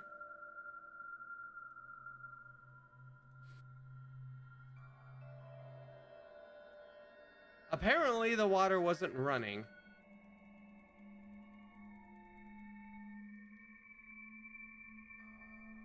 Well, how do we get it to run?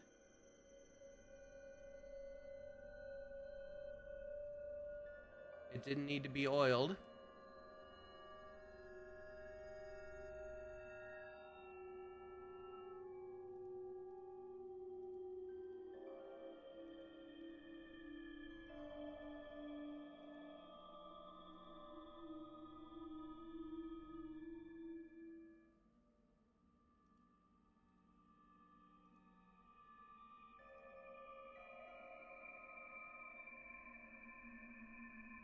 Hmm.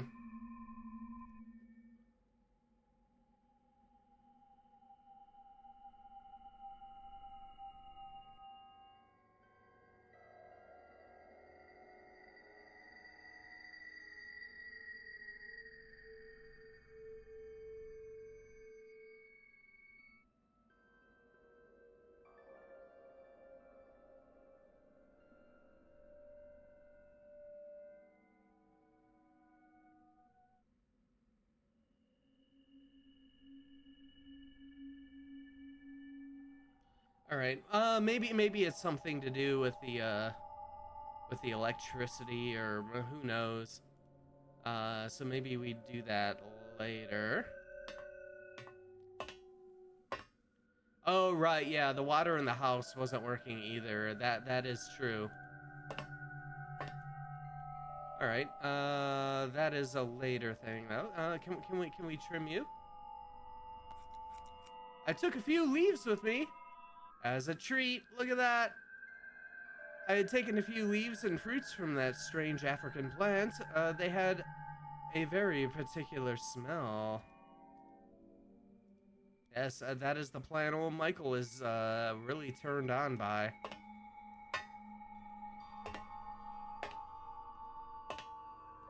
All right. Well, let's go see if we can get into the mausoleum with those shears now.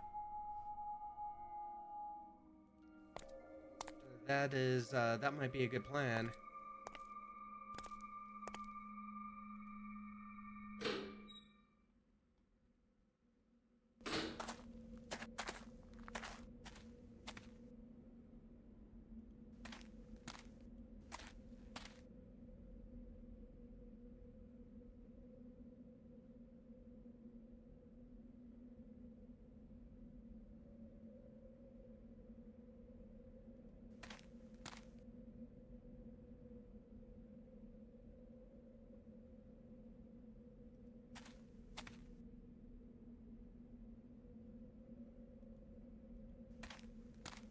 Okay, here we go.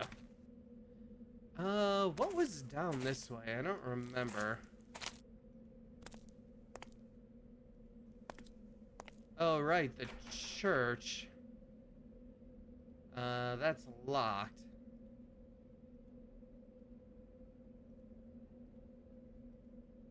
All right.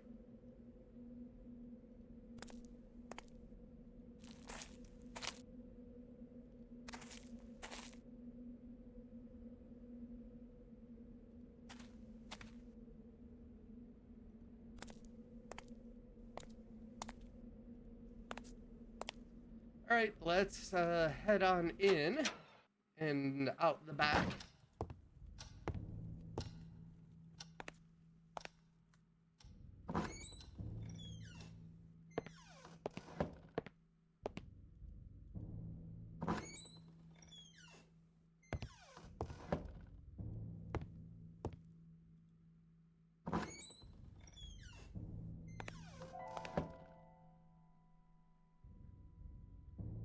Uh, Avoid the basement.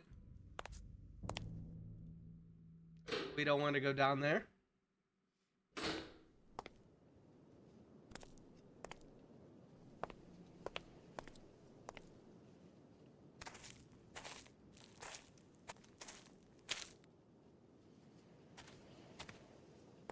All right, let's see here. shears. Really? Years of corrosion had stiffened the wire on the door handles, making it impossible to manipulate with my bare hand. Do we need to oil it?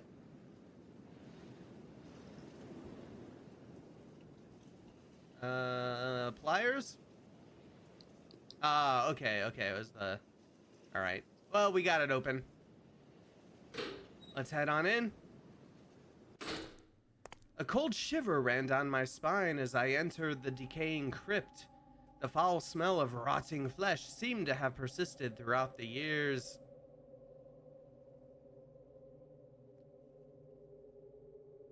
Ooh, alright, we can make a dark descent as well. I couldn't imagine what the purpose of the grating in the floor was. Obviously, nobody down there was in need of fresh air. Or so you think, Michael. Did we not see someone in the furnace?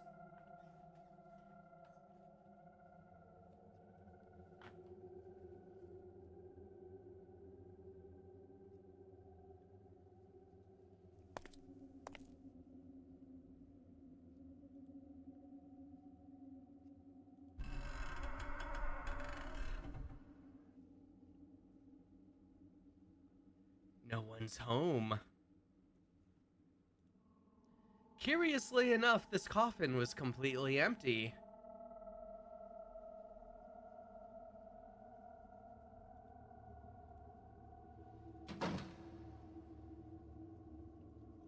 About this guy. I seriously considered what I was about to do, but curiosity got the better of me. Oh my god! Alright, this guy's home. A corpse in advanced stages of decomposition was inside the coffin. It was disgusting. Whoever that was, I could sense a feeling of terror in its dead face. The body had been resting for several years. Until my disturbance, I decided to leave it alone.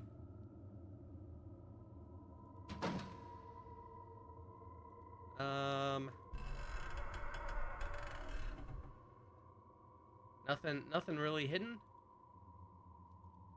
Anything in the eyes? Nose? Mouth? Alright. Okay, yep, so we got James. According to the plaques, both Mr. and Mrs. Blackwood died in the same year. 1963.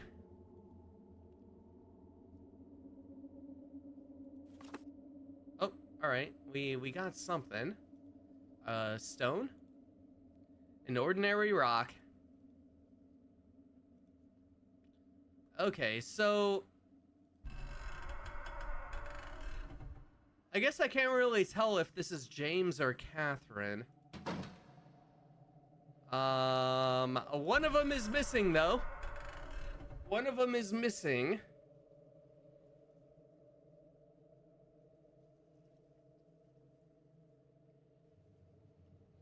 That corpse is so decomposed, its skull's aspect ratio is too wide. Oh my gosh. Yeah, what are you gonna do? Several candle holders were attached to the walls, but alas, there were no candles in the vicinity. Alright, nothing there. Alright, let's see about heading down.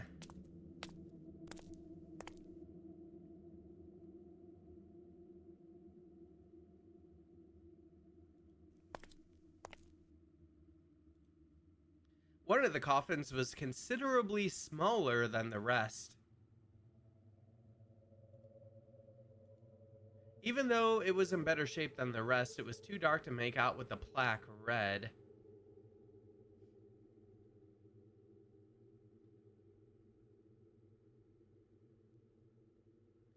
Alright, can we...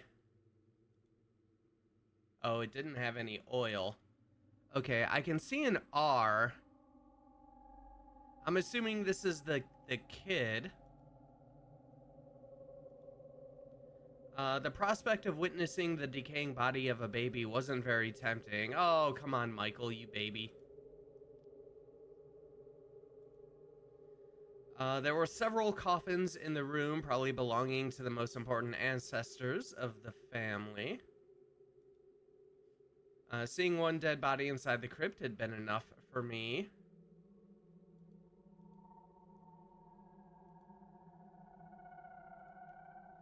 This coffin was half opened, and I was horrified to glimpse the remains of a dead cat in it. Strange. Yeah, a little bit. Little bit. Alright, cool. More plaques we can't... I barely managed to read something about a rap person that died in the line of duty.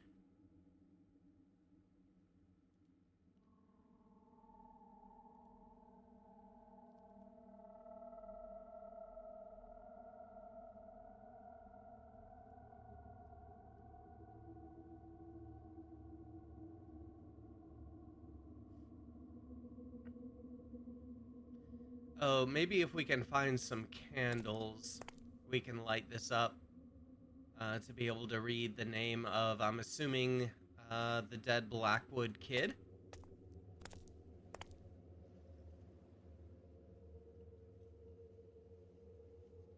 Yeah, I never like to see a tiny coffin. Yeah, I know.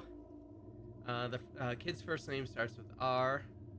Lots of mysteries here in the mausoleum, but no answers so far. That's right. We'll, I'm sure we'll eventually find some.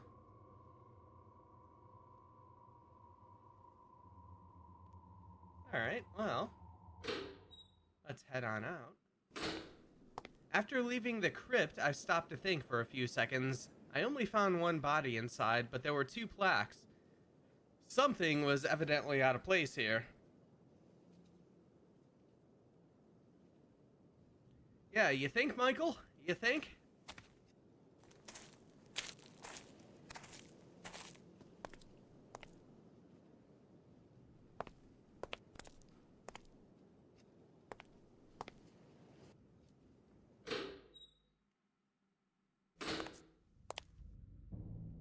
Alright. I'm looking at you, basement.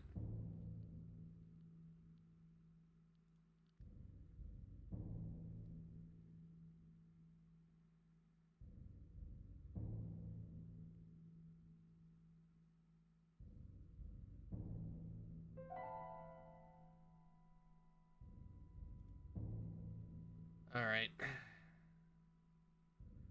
Let's do it.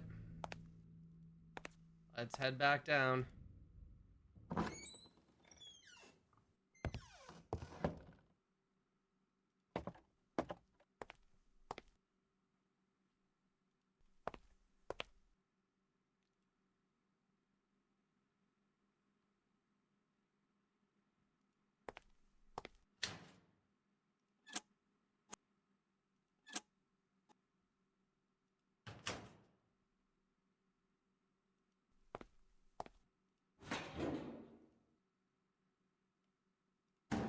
Yeah, we're not going back in there. Alright, let's see here. Okay. Crowbar.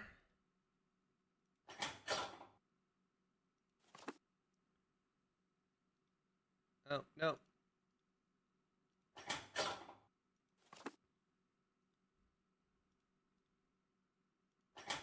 Alright, so I guess we probably need a hammer.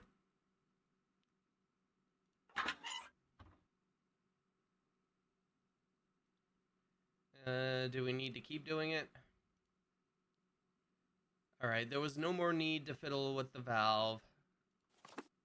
Alright, let's take our crowbar. Drain cover in the concrete.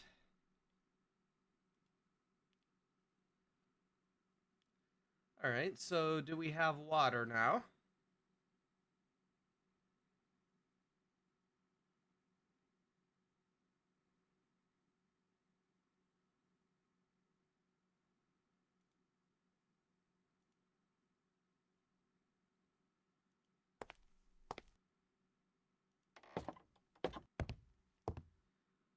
Let's see. Here we go.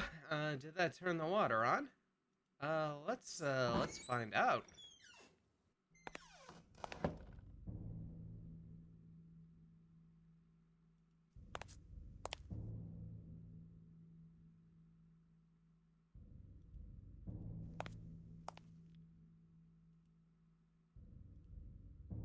The water was running, but there seemed to be a problem with the pipes. All right, well, let's see if the greenhouse is okay.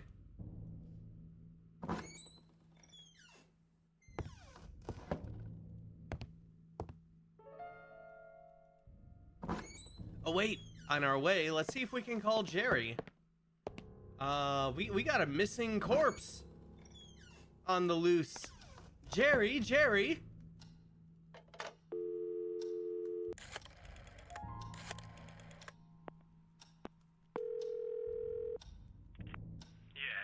Hi, Jerry. Michael, I was worried about you.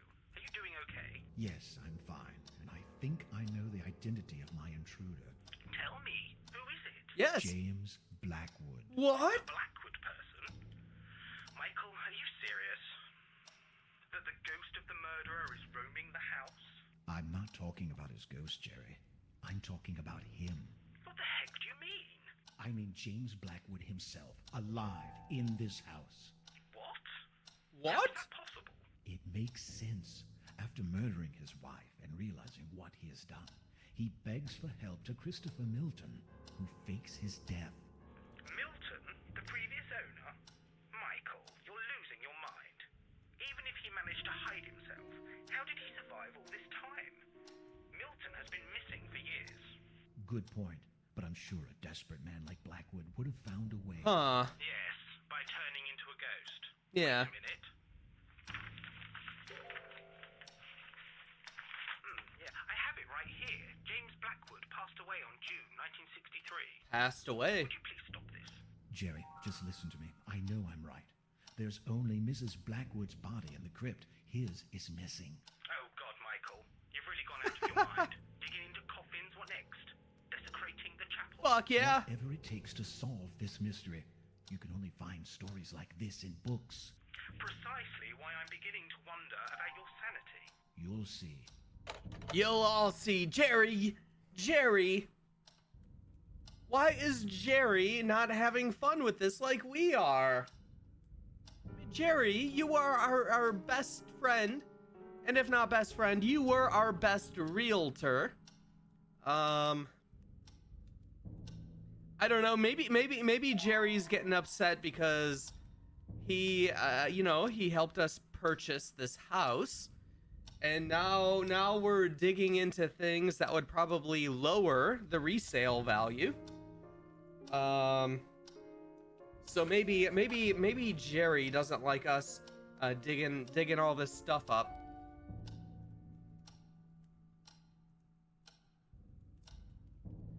All right. Oh yeah, right. Greenhouse. We're going to the greenhouse.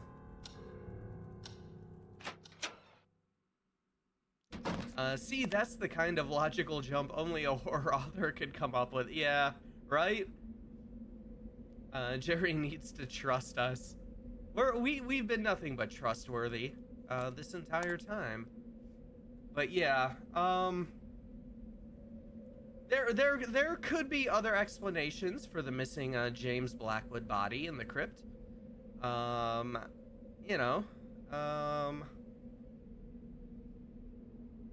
Maybe he was secretly buried somewhere else. Maybe someone just stole it. I don't know. Maybe he's maybe Michael's right. Maybe James is alive and he's our furnace man.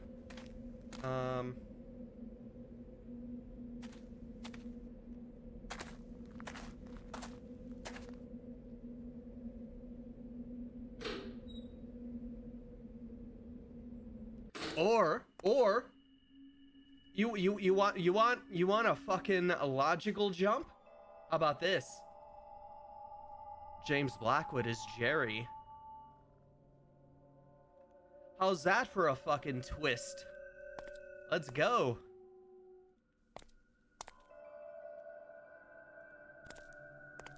That's why, see, that is why Jerry's upset with us.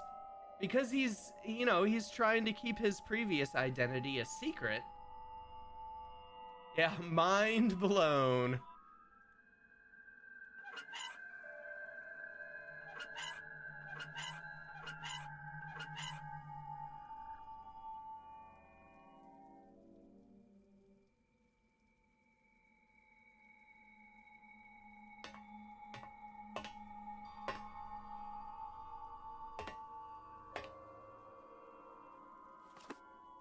All right, we got the shovel. It was the shovel that I was dragging around for no reason. All right, we'll keep the water on. Well, I think these plants need quite a bit of water. And all right,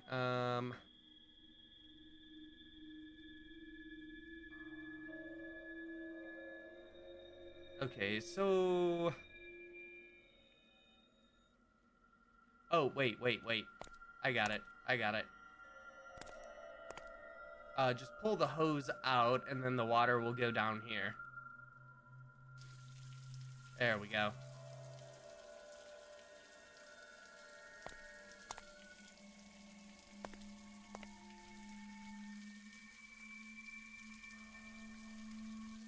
Or maybe not. Oh, all right, there we go. All right, oh no, it's gone. The shiny object had been washed out of sight. Well, we got the path right here.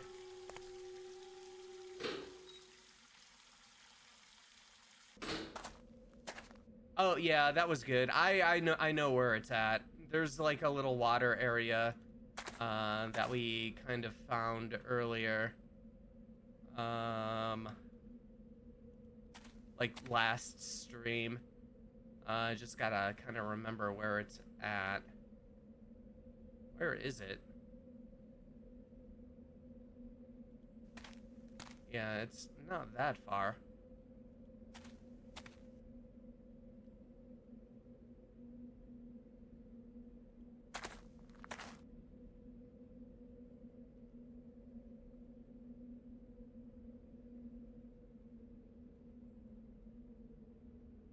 Huh.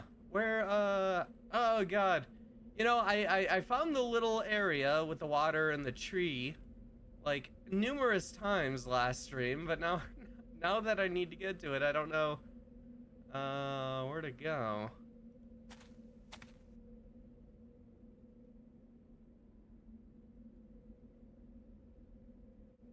Oh. Yeah, this way. Okay.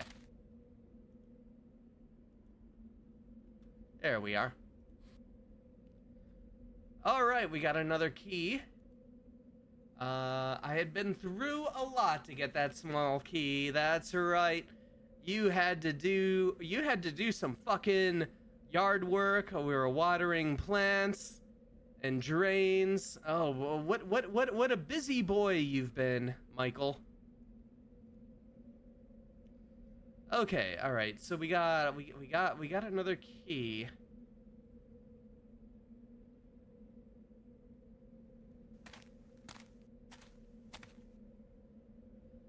Maybe for the church. Oh, all right. Now I'm stuck in this area. All right, hold on. The darkness area is where we have to go. There we go. All right. Let's see if we can desecrate this church like Jerry recommended we do.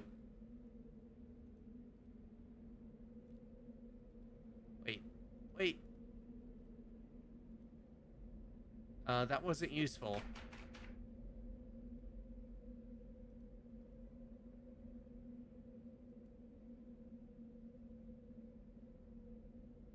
Okay, never mind. All right, what is this key for? Yeah, that key better be useful. That's right.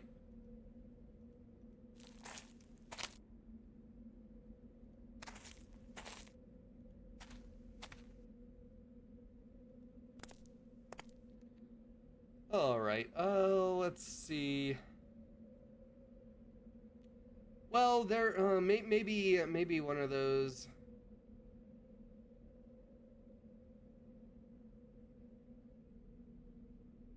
Uh, Drawers that were locked.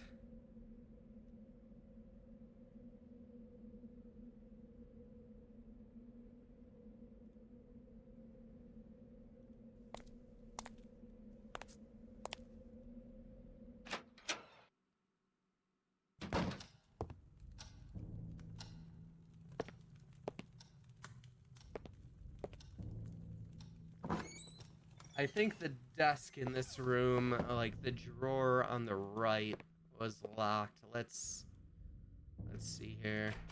Yep. All right. Will this work?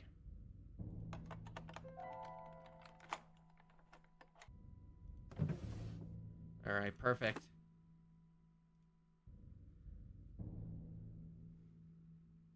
Oh boy.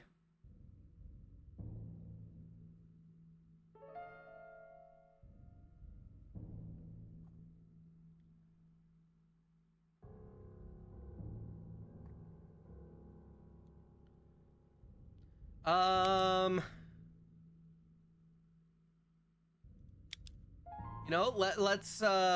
let's get the classic number out of the way. Let's see if it works. Um,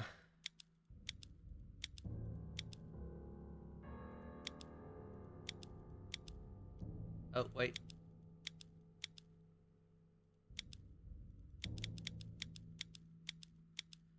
All right, 42069 does not work. All right, but we got a letter at least. March 21st, 1963. Dear Catherine, first of all, I beg you to take the utmost care in order to keep this letter away from James. I don't like to think of the mental breakdown he would suffer if he reads this. You know James much better than I do, so you must share my convictions that he'd never harm anything. But even so, I'd ask you to be careful whenever he's around, at least until we sort out the situation. He's been especially unstable lately. Speaking about his determination to suppress the so-called curse, I truly fear for him and for his sanity. I still wouldn't say he qualifies as dangerous, but just in case, be cautious. I've been playing the role of an ally who believes in James, and so far, I think I've done a good job in convincing him. But I'm afraid it won't last for too much longer. I can't do all the things he's now asking me to do. He's been delving into some very obscure arts, and what began as a hobby has now become a dangerous obsession. He wants me to perform an African ritual on that awful mask he brought. He's convinced he has released an ancient spirit which will harm everything he loves and cares for. It's all so utterly insane that I'm ashamed to translate this into words. My biggest fear is that I will end up losing my own mind along with his. I have to put an end to all of this. And about that other issue, you should know I've gotten over it. Catherine, what we all did 2 years ago, the decision we made, and knew would affect the course of our lives, has been haunting my sleep ever since then. I know you must be the one more affected by this, but you wouldn't understand all that has been going on through my head. The confusion, the contradiction. Now more than ever, I'm not sure whether it was the right decision or not, but there's no turning back and we must face the consequences. All I wanted to say about this is that I'm deeply sorry if I behaved erratically these past days and unnerved you. You have my word I won't ever reveal anything. Whatever you do with this letter, make sure James doesn't feel anything suspicious. I'd rather have you destroy this, though. Extreme situations require extreme measures. Love, Christopher. All right. Oh boy.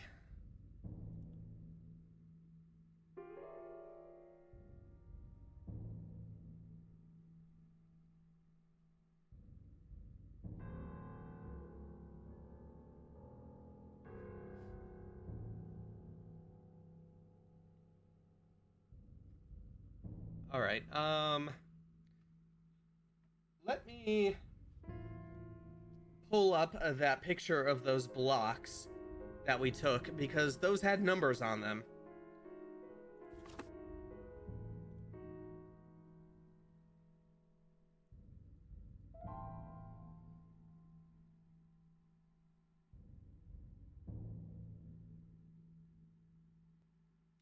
Okay, so the big stack we had um well, like the first few were kind of turned. There was a TM for the first block, then like PC, O, one I can't really see because it's covered up by a toy, and R, V, E, S, Q, and something else. And then we had the Obin.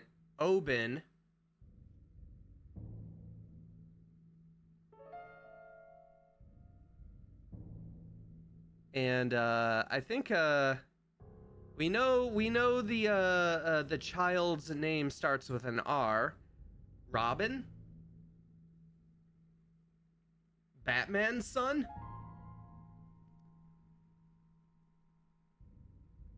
What was this decision the good doctor's talking about? Yeah, I know, right? All right, let's try this out. Oh god. I probably should have taken a better picture to get these numbers. I think the O is a 6. Okay, and then the R on the other page. Okay, so 5, 6.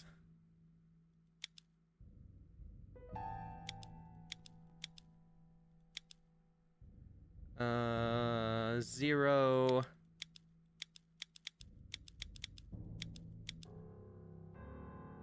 9, 7.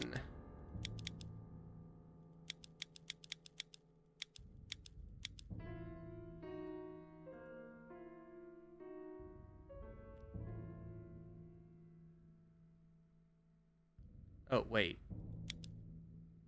That's supposed to be a 6. Or 9.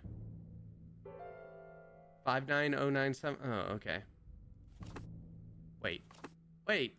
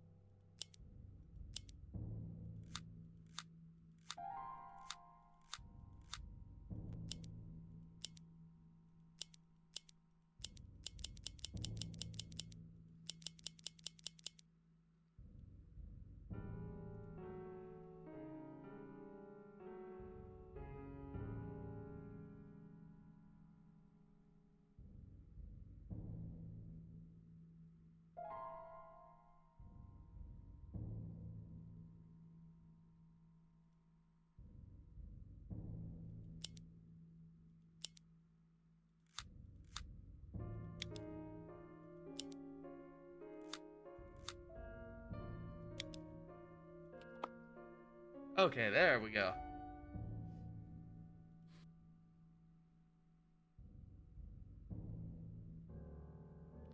All right, we got another key. This key was heavily adorned. I believe that must be the church key. Let's go desecrate that church before Jerry gets here and is a big stick in the mud about having fun. But first, of course, whee!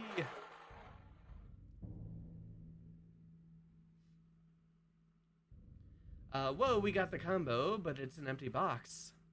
Ah. Is a box ever truly empty if it has secret compartments? Unless the secret compartment was empty, but we won't talk about that. Let's see, is this the right way? Yes. Oh my god, Jerry! Jerry! The kid's name is Robin! My god, Jerry. Busy signal. How could Jerry talk to anybody else at a time like this?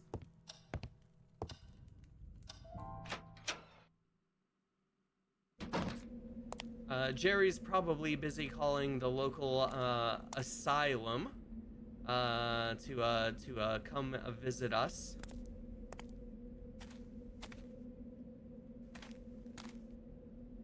Oh, wait. This other path, yeah.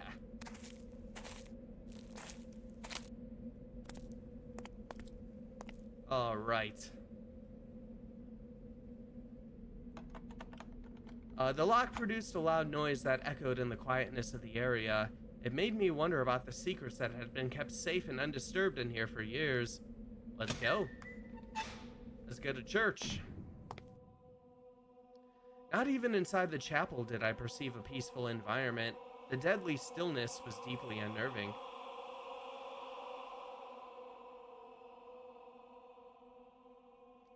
Oh, there we are. Look at that Jesus. That white Jesus.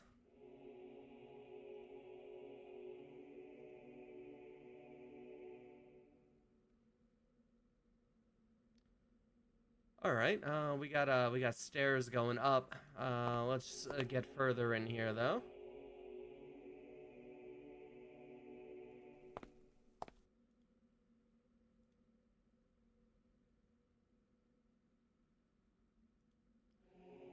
The accoutrements inside the chapel, though mostly golden and shiny, look sad and fragile.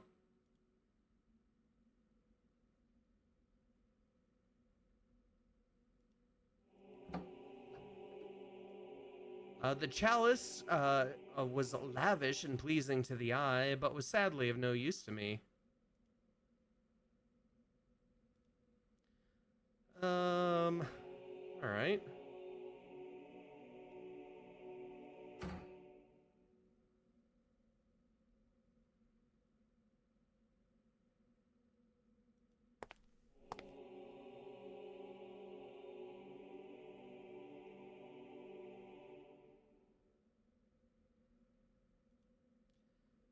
Yeah, more accoutrements.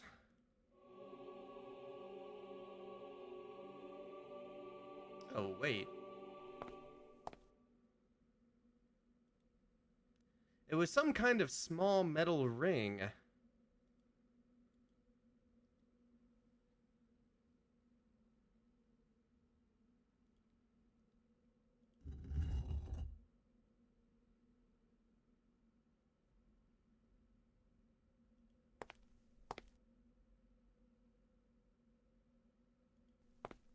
Hmm. All right, so there's a chain. Not sure what to do with that, though.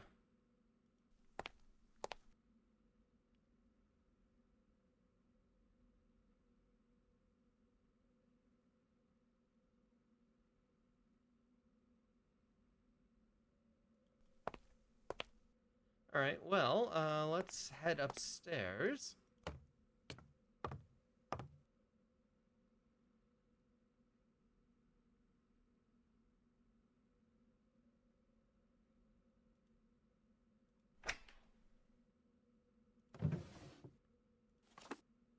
Holy Bible.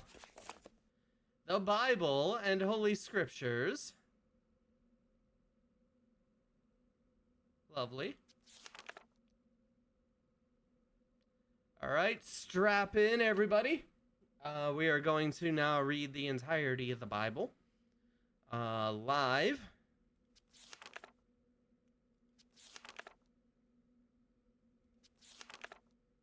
Oh. All right, yoink.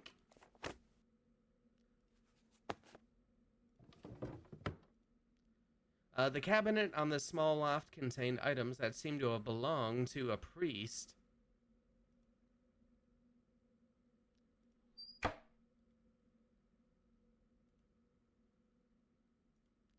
All right, it was a heavy nail and very cold to the touch.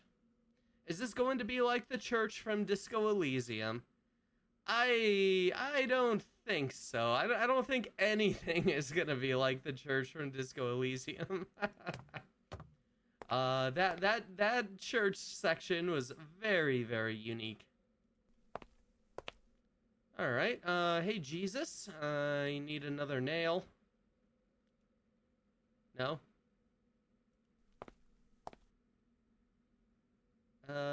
Do we do something with this?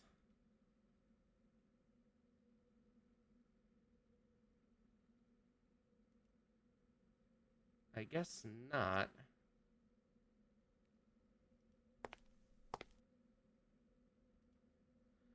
There was a large wooden statue of Christ looking after this holy place. Ah, okay, there it is. The statue had a noticeable orifice in the bottom. All right, let's nail that Jesus back to the cross here. Perfect. Did we hammer that on in? That was pointless. All right. There was a nail inserted into the hole now. All right, so what do we do?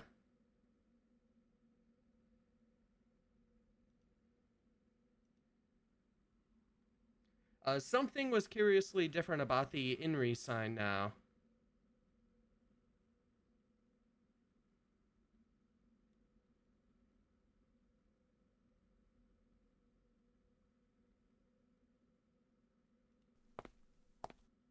Also, I guess I have to make a comment. Just right in our face, Jesus. Come on.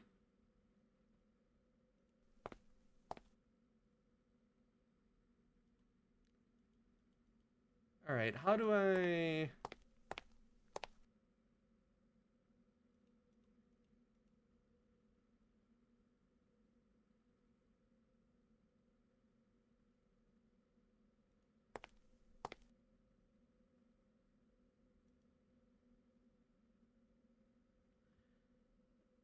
Kind of looks like there's something behind there, but I can't scroll up anymore.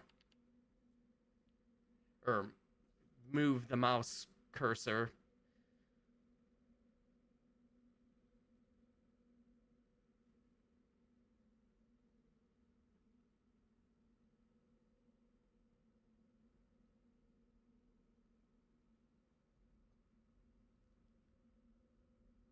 Oh, let's see.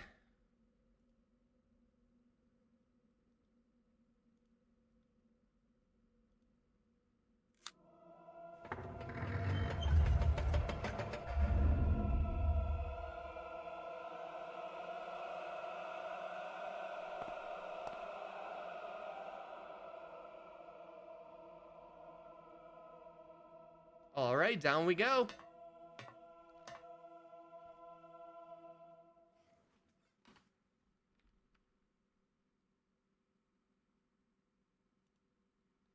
At this point, I wasn't going to bother with light switches anymore.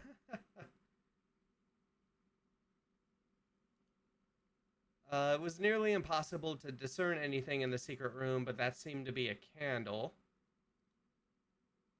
All right, do we just light that up? No, come on.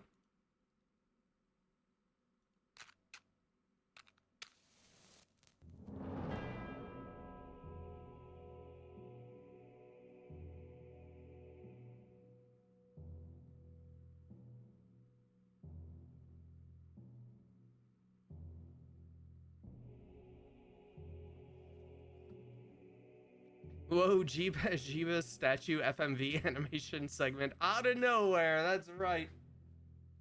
You know, this game has everything. Let me tell you. We'll go ahead and save.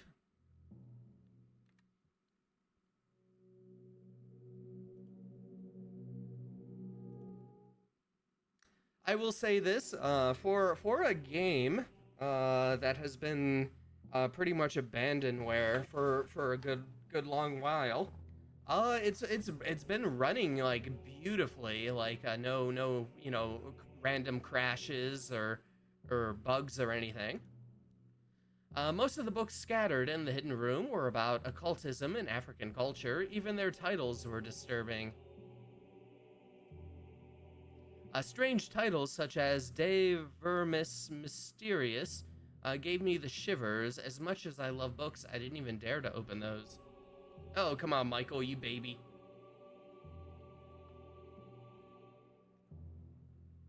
I mean, they'd probably all be written in Latin anyways. Who can read that?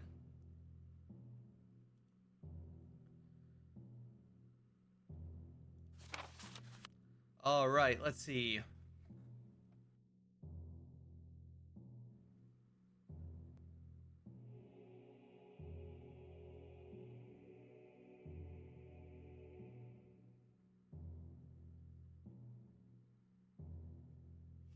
All right. April 5th, 1963. Christopher. These may very well be my last notes in this regard. I'm afraid Catherine has already realized what I've been doing here all the time in vain. I've tried to explain myself, and I know what might have been the outcome had I kept insisting. If you could only believe me, Christopher, because I know you intend well, but I can feel the doubt in your heart. Put your rational thoughts aside for a moment and yield to the facts. If I can do it, someone who was constantly taught in the wonders of science ever since his childhood, then so can you. I'm hoping that you will contemplate the possibility of some truth in my assessments once you read about my latest findings. Uh-oh, we've got full Cthulhu Mythos text hidden behind the statue. Here we go. Yeah, it always comes down to that, doesn't it? It is imperative that you carry on with this task. Catherine is watching my every step, and I'm afraid she'll take strong measures if I do anything out of the ordinary. Did you know? She has been talking to other doctors besides you, and psychiatrists. My God, Christopher, I fear that she's willing to shut me up in a madhouse. How is it possible that all of you won't believe me? As if what happened with my own son wasn't enough proof. In my adjacent notes, you will find an exhaustive essay on the origin of the curse and what should be done to eliminate it. I know the whole amulet deal must sound crazy, but you have to trust me. The tribe has been doing this for centuries. Are you going to forfeit all that knowledge and experience? They faced a god, Christopher, and lived to tell it. Now it's our turn to live and tell the story. And Christopher, if we fail to remove the curse and anything happens to me, I want you to do it, and I have my complete mental faculties whilst I'm asking you this. It has been becoming more and more dangerous lately. Do not hesitate. There is simply no other way, and you would be the only one left who can do it. Promise me you will. I know I'm asking you to become a cold-hearted murderer, but Christopher, our lives and possibly many others are at stake. Isn't that enough to forget your vow? Love, James.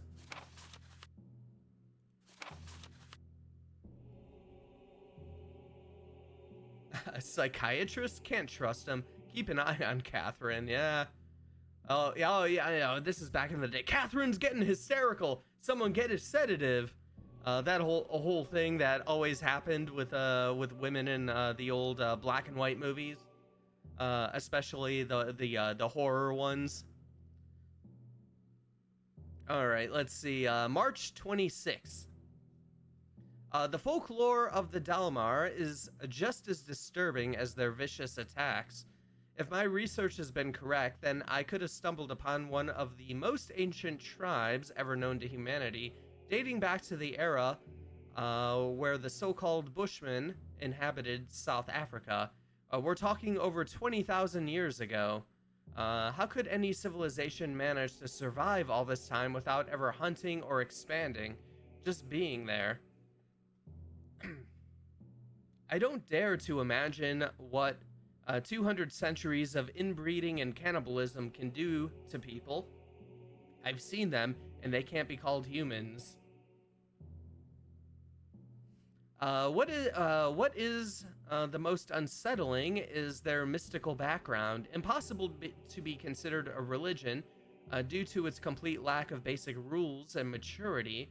The only simple premise is to keep an evil entity at bay, which has been stalking them since the beginning of time or dark ages.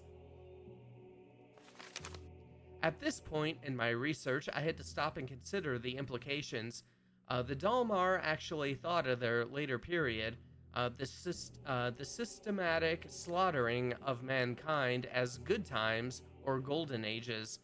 I thank the Lord that this tribe never managed to grow, as I seriously think the religion, maybe even the entire continent, would have suffered terrible consequences.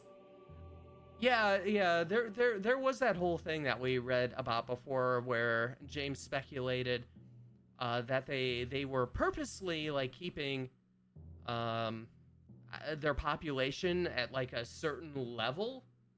Um, so they seem to be like completely dedicated to keeping whatever that evil entity stalking them at bay, and like doing nothing else but that. This history is so ancient that it makes me feel dizzy. The vengeful god, which is incidentally referred to as Dolholm, would control the Dalmar via its many incarnations.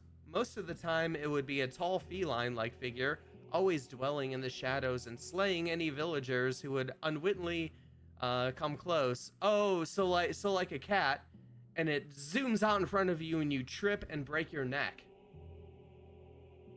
So this is just cats being cats. Nothing wrong with that. Let's see. Some say its deadly claws would not only penetrate your body, but your soul.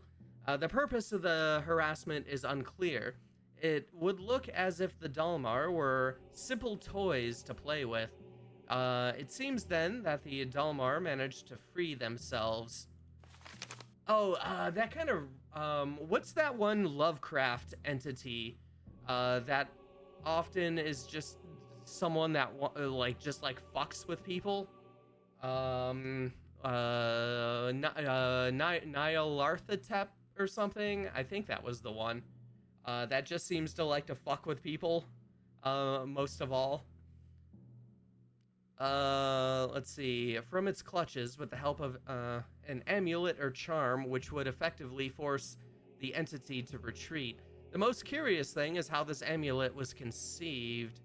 Two main elements were required to perform the exorcising of this evil, and they had to be strictly related to each other. One representing the victim, and the other representing the victimizer. To achieve this, something related to each one was used. While I'm not sure what is referred to as the victim, I think it can be concluded that anything belonging to any villager would have served, given that they were all victims. Yeah, okay, yeah, Nyarlathotep. Cool guy. As for something representing the victimizer, that may have been more complicated. What could possibly be related to a god? This god in question. Next, these elements had to be mixed with a rare medicinal plant native to the region. Okay, that must be the plant that we cut some leaves from. Let's see, which apparently had the properties to blend both items together as long as they were not solid. Finally, a branch of a particular tree whose name escapes me had to be used as the holder of the blended items. It is on this item that a mysterious blessing was performed. It should be noted that all the elements had to be organic. The Dalmar successfully released themselves from the control of the vicious god with an intense ritual that seemed to have taken days to perform. In the end, the amulet was so powerful that the entity surrendered to their will and offered divine power in exchange for sacrifices. Okay, so that's the deal with that. Why they are sacrificing people. But the Dalmar wouldn't allow to be fooled. They decided that getting rid of this evil once and for all would be the wisest thing to do. So they managed to capture its spirit and store it someplace where they could guard it for ages to come. The fucking mask. The goddamned mask. You fucking James Blackwood. You fucking idiot. My God. My God. The evil spirit was cast into a mask, trapped inside the confines of its blessed wood for eternity. A mask which its description bears uncanny resemblance to... Who am I fooling? It is that mask. The Dalmar would keep the spirit at bay via regular rituals involving the bloody sacrifices and the aforementioned amulet. The last book I read today about the Dalmar, in reality, 2 small paragraphs, as amusing bonus reading in a book lent by the museum, has revealed to me something that left me completely paralyzed with terror. I've always wondered since I began studying them what made the Dalmar savagely slaughter neighboring tribes without any apparent reason. Was it a violent, raw instinct? Did they feel threatened in any way? Was it by a perverse and ungodly sense of enjoyment? No. It was fear. Fear that someone else would take the mask and release the god. They killed to protect themselves from falling again into the Dark Ages. If they went to such extreme lengths to avoid this, then what did they have to endure when the entity was free? The rituals haven't been performed on the mask for years now. What have I done? What have I done? Oh, ho, ho, ho. Oh yeah, we're fucked. We're fucked. So can we take Jerry to court for selling us this curse house? Is that a possibility? The Dalmar had their containment system all squared away, and then here comes James to screw everything up. Oh, whoopsie.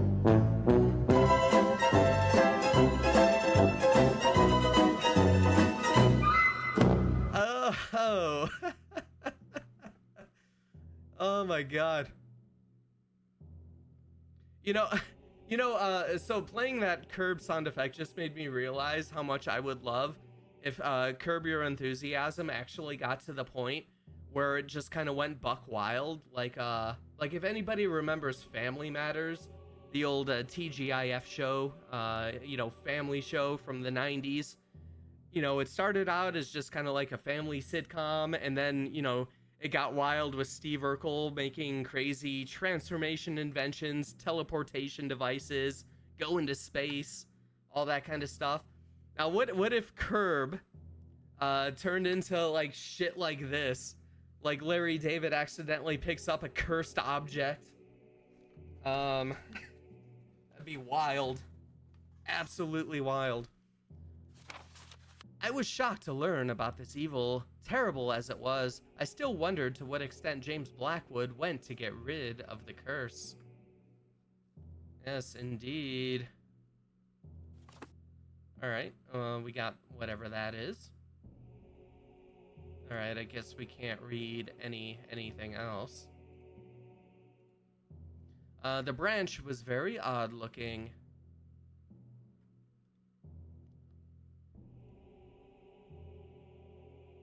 Urkel does sound like he could be a minor Cthulhu mythos entity. He might have it. Let's bring it right back around to Niall Arthatep. How often was he fucking with Carl Winslow and destroying his shit? I mean, he might be. Dude, yeah. Urkel is totally Lovecraftian. Oh my God. Wild. Yep, more strange titles.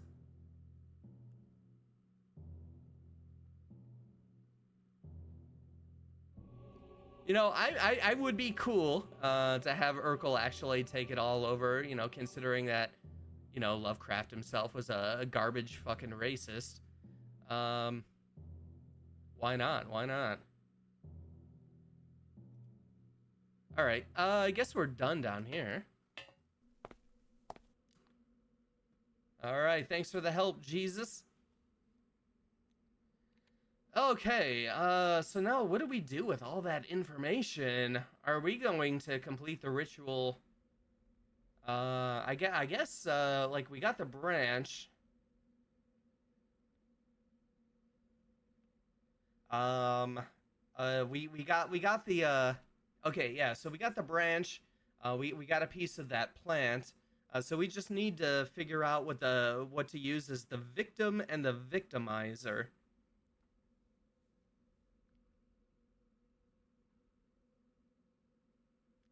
All right. Well, once again,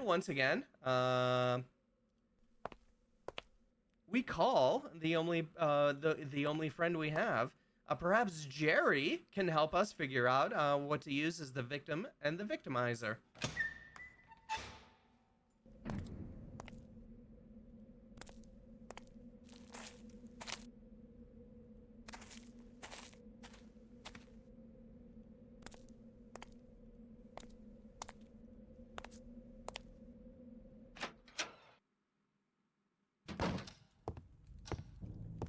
Jerry! Yo, Jerry!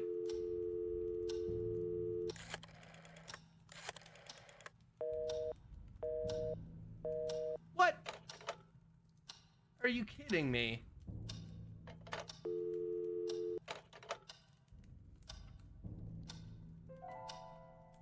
Hmm.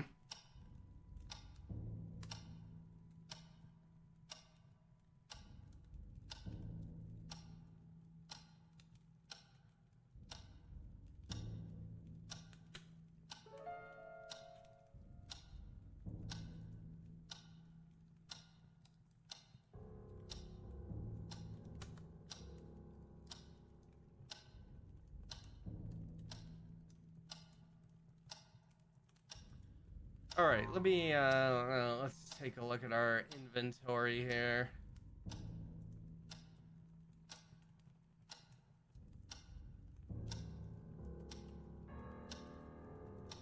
Oh, okay. So we got the wire was from the mausoleum was added to our inventory.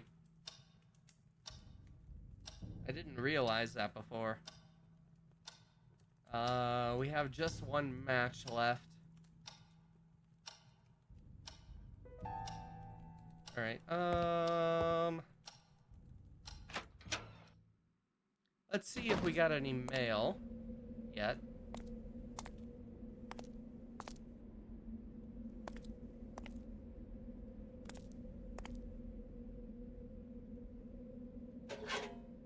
No.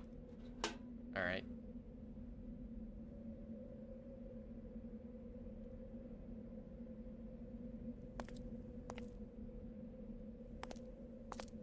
I feel like we need to call Jerry.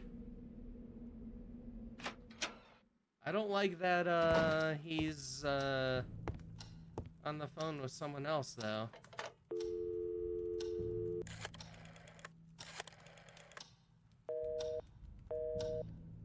Hmm.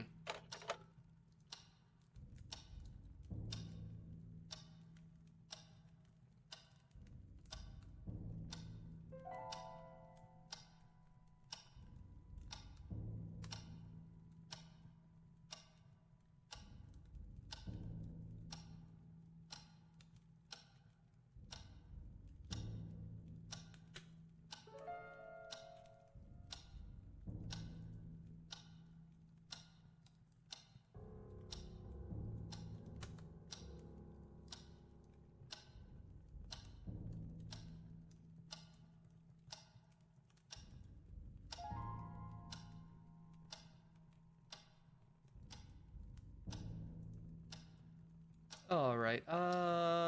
So maybe we should be doing something else first. Maybe I missed something. All right, let's go exploring.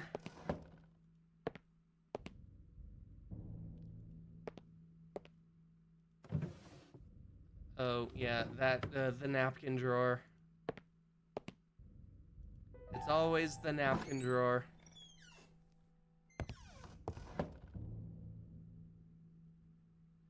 We got a dial tone on our end, which means it's Jerry's line that's tied up. Who's he talking to? I know. Do you think Jerry has a new best friend?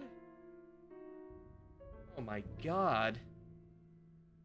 How could Jerry be cheating on us with a new best friend? I'm so upset.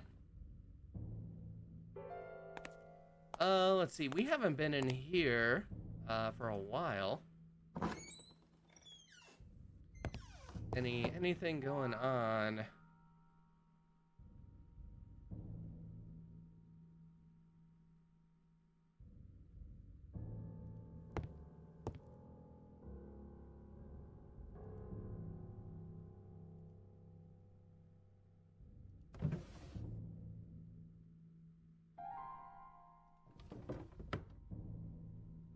He's probably drinking backyard beers with someone else. Oh, Jerry, you bastard. Oh, we're gonna have a long conversation about this, Jerry. All right.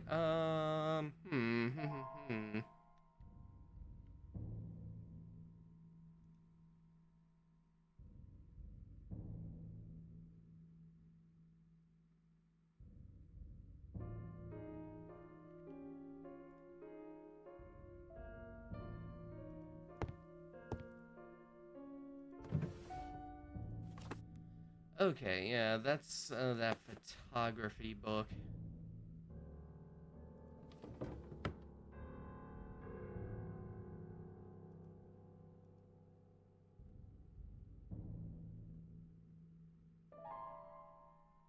Oh, wait. What is this? Oh yeah, the bed is miserable looking. Yep.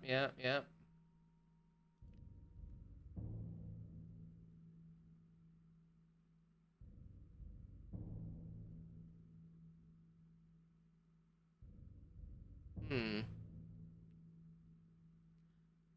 Okay, is this something? This looks kind of like, not like the same color.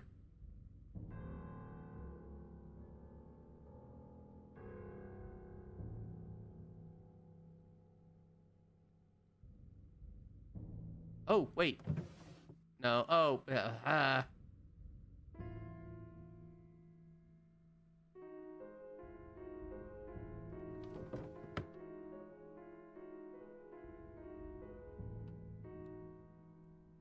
hmm.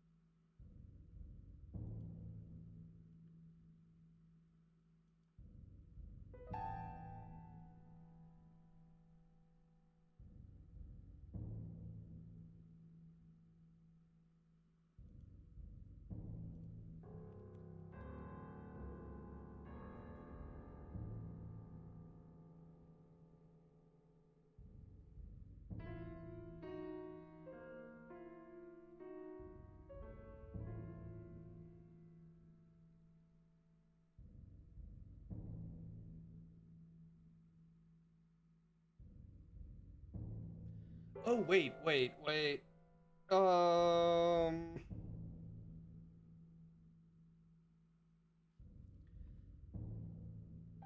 let's go actually check the newspaper. Like both of them. I think we had like a phone number before. Did I ever take a picture of that? Like there was that bank phone number. Okay, yeah, I did take a picture of that last stream. Okay, before we go back to the newspaper, let's see if we can call that bank now. It is Monday. I forgot about that. Did we ever end up finding a puzzle with that room with all the mirrors from the first session? No, that one I don't get. I don't get why it allows us to move that one mirror like up and down.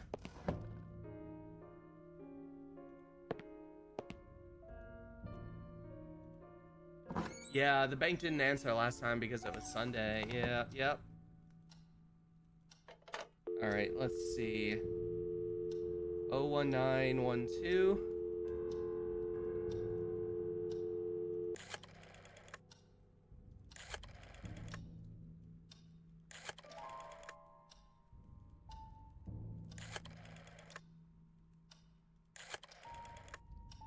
Nine 4144.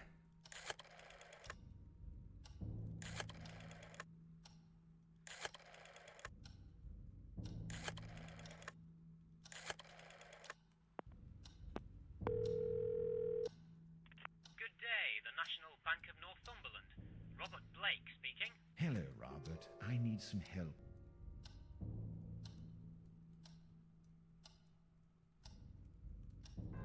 Oh, what was this about?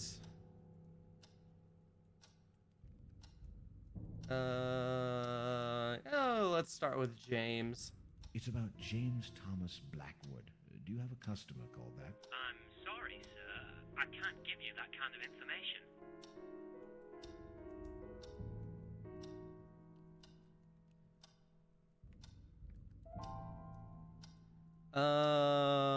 Let's see. Oh, I told him that I was Dr. Milton. I said that I was Chief William Bailey. I tried to impersonate the son of Mr. Blackwood. Oh no. Don't do that. My name is Christopher Milton, a renowned doctor and good friend of the Blackwood family, and I demand some respect. All right, sir. Please, just hold on for a few moments. That's right. You give us that info. I have a customer listed as James Blackwood here. I asked about the construction during the 60s. I asked about any recent activities. Yeah. Especially if he's walking around. He's certainly not in his coffin anymore. Good. I need to know about any recent banking activity in this account. What kind of banking activity, sir? Ghostly Well, you activity. tell me. Any withdrawals, payments? Look, sir, I'm really sorry, but I can only give that information to Mr. Blackwood himself. So that means the account is still active? Well, yeah. It means I can't give you this information, sir. You said your name was... I won't waste your time anymore. Good day. Okay, so the account, yeah, the account is being used then.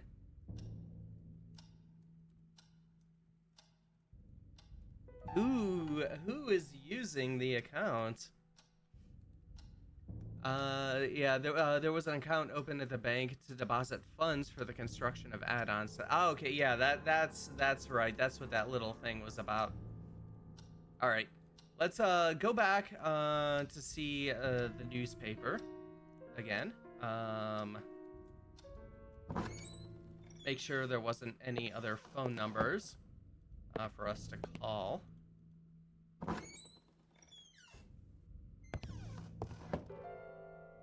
Or if there are any other articles we can find now that we've progressed more. And then maybe we can call Jerry. I don't know. Maybe Jerry will finally be done talking to his apparent new best friend.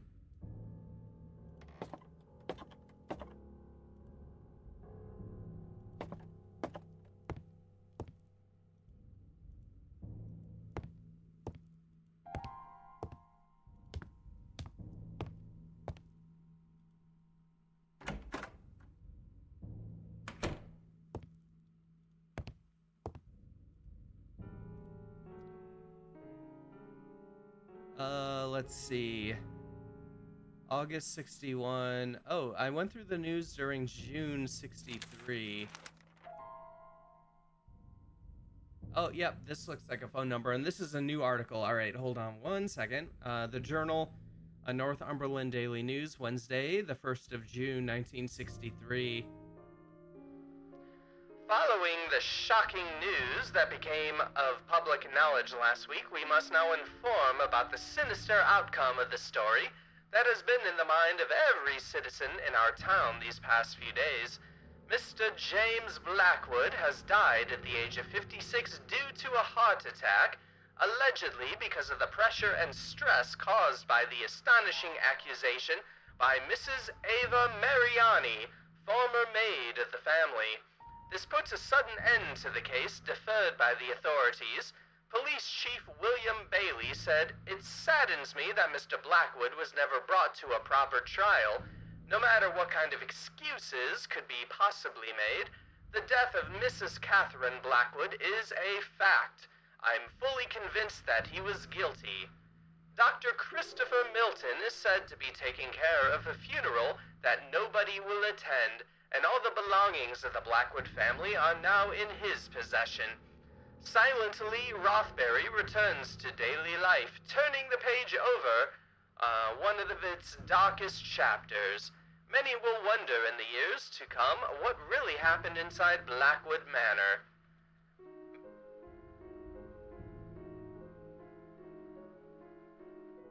Oh, and I guess, well, why not read this part? Mail train robbery well over £1 million. A senior police spokesman said last night that the total haul in yesterday's mail train robbery was clearly over £1 million. More than £500,000 of it belonging to the National Provincial Bank. Only the most essential news for Michael here. All right, let's take a picture of this phone number and give the old police chief a little phone call.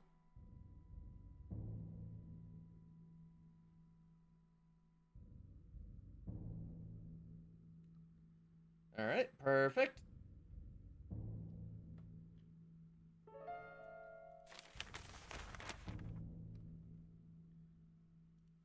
All right, let's head back downstairs.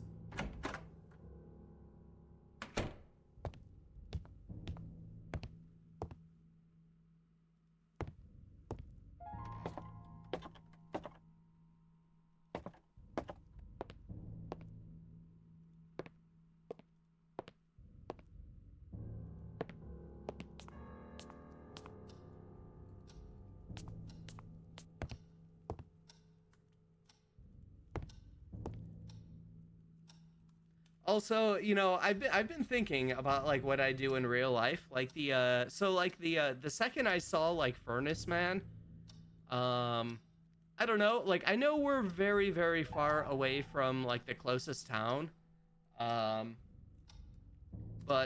I don't know, I'd probably just try walking. I don't think I'd be just casually walking all around the house all day long. I'd be out of here. I would be out of here.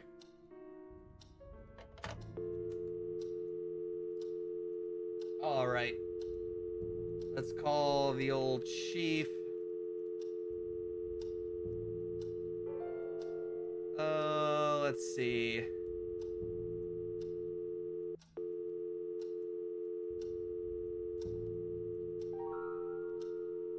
Oh, 1665.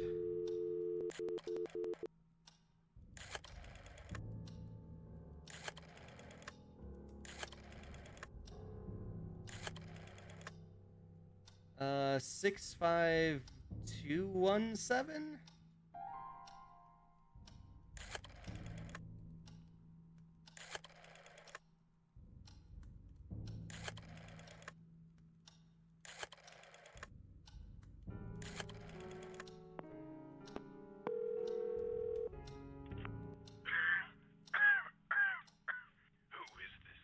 Hi, are you Mr. William Bailey?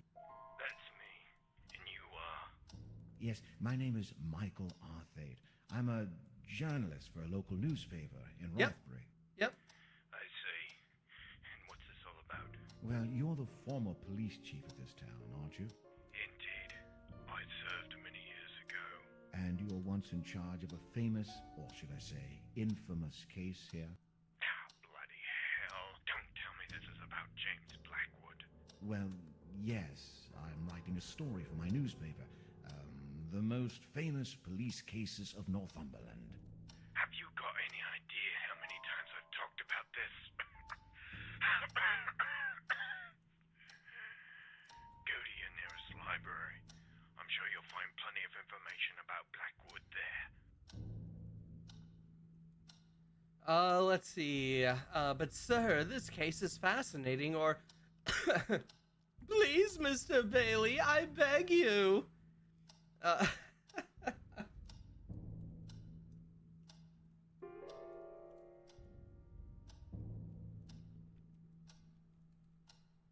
But, sir, this case is fascinating. I couldn't stand reading a few boring notes someone wrote 15 years ago. I'm very passionate about my work, sir, and I need the best details I can get. Please. What is it you want to know? Well, in the first place, what did Ava Mariani see exactly? She saw enough, son. James Blackwood was dragging a shape into a hole in the garden. At first, Mrs. Mariani couldn't realize what it was, but eventually she made out the dead body of Catherine Blackwood with a serious wound. And Blackwood was automatically deemed guilty? He was found digging his wife's son. Why did James Blackwood never appear before a jury? When you're someone as renowned and famed as James Blackwood was, you can pretty much avoid the authorities. However, you can't avoid justice. And justice was brought upon James Blackwood. Justice? How? He died shortly after the accusation. You should know about that. What happened to Dr. Christopher Milton? How should I know? You bet your life that slimy worm was up to something. I couldn't prove it, though I spent years investigating him. A shame we couldn't implicate him as much as James Blackwood. Are you saying he could have had something to do with the murder? Blackwood and Milton were very intimate. Milton did the impossible to aid his friend, and even clear his name after he died. You do the math. And was ever determined the cause of death of Catherine Blackwood? Yes, partly. Mrs. Mariani managed to see her throat was slit open. Ripped, she would say. It must have been horrible for the poor girl. Still, everything sounds so vague, as if something were missing. Are you questioning my performance on this case, son? No, sir, not at all. I'm just trying to figure this out. Like, why a proper autopsy was never done. An autopsy to whom? Please, sir, this is very important to me, and I could really use your help. I'm trying to fit all the pieces of this mystery together. Mystery? What mystery? You must be one of those people that just love splitting hairs, don't you? I don't think I understand, sir. Listen, son, that cold-blooded bastard murdered his wife, God knows why. But he and his fancy doctor did the impossible to hamper our investigations. You don't have to be a brilliant detective to realize Blackwood did it. I mean, yeah, it seems pretty obvious. Let's see. Yeah, camping in the forest doesn't seem so bad compared to hanging out with Furnace Man. Yeah, exactly. So James was seen burying Catherine, but he was considered beyond the law for some reason. Yeah, that's that classic rich people thing. You know, kind of like I don't know, like currently, you know, that stuff with Trump being indicted, you know, post presidency, and how, like, I don't know, like every single president pretty much previously probably should also have been locked up. Like, A lot of bad things happen with powerful people. I think Harvey Weinstein is like a big one. Many decades of that illegal nonsense happening before justice eventually caught up to him. I also think back to one of my favorite TV shows, Deadwood, with Francis Wolcott coming into town and abusing and murdering prostitutes, and nothing really being done about him because he was a geologist for George Hearst, big rich dude, who then eventually became like a senator, I think. But yeah, I'm not surprised. Let's see. There's always a reason behind a murder. There's got to be something else.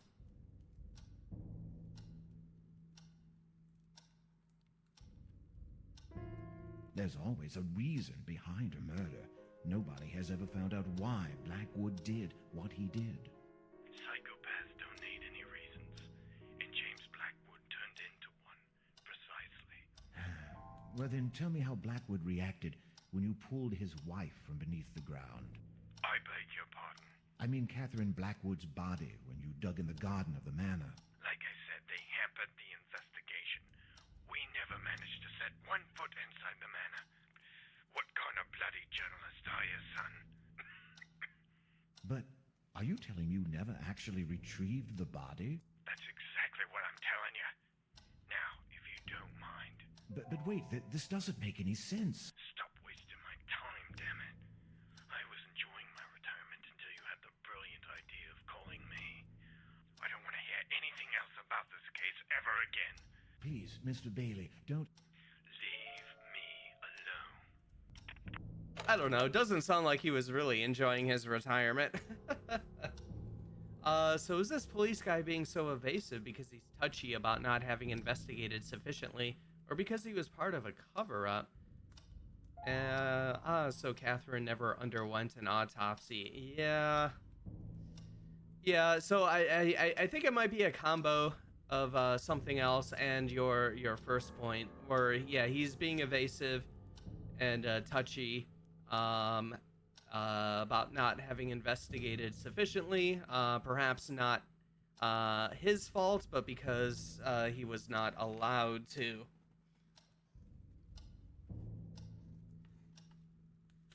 So yeah, all right, that's interesting. All right, Jerry, are you done with your new best friend?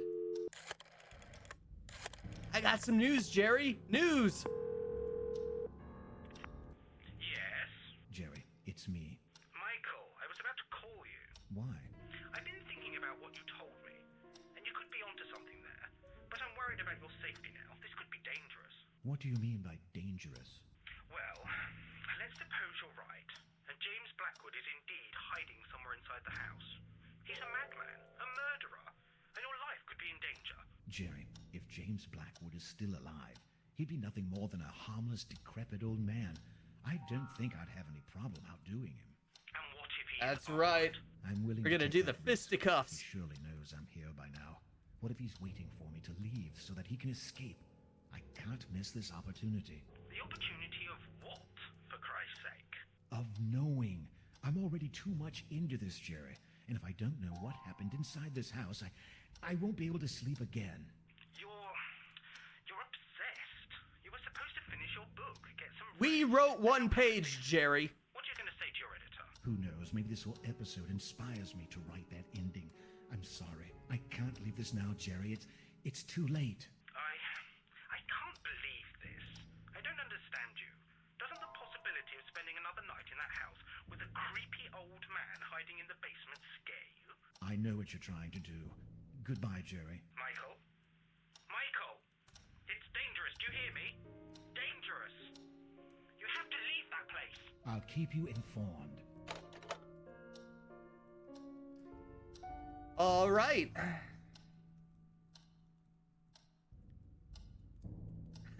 Yeah, I'm in too deep, Jerry. Oh my god. All right. Okay, well, can we at least repair our car battery now? At least get that ready to go. Had somebody just been at the front gates?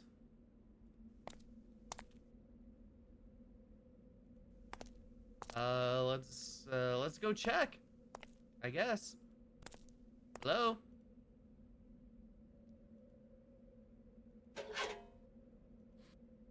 All right, we got mail. Even though I was anxious to read the letter, I tried to remind myself that I should give a raise to my efficient assistant. Okay, so this must be the Italian letter. Okay. Let's see. April 28th, 1963. Oh god, this is gonna be hard to read. Dear Mother, I spent the whole morning running a few errands for the Blackwood family, and on the way back, many thoughts crossed my mind. I take back what I said. I want to return home. Things haven't gotten any better here. Everyone is behaving mysteriously, and they try to avoid me.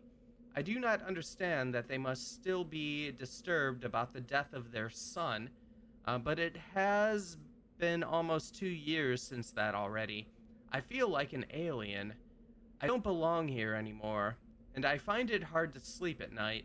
There's too much activity in this house, too much moving around, and that is unnerving me. Yeah, you know, that's got to be fucked up to be like the one help, I guess, the one um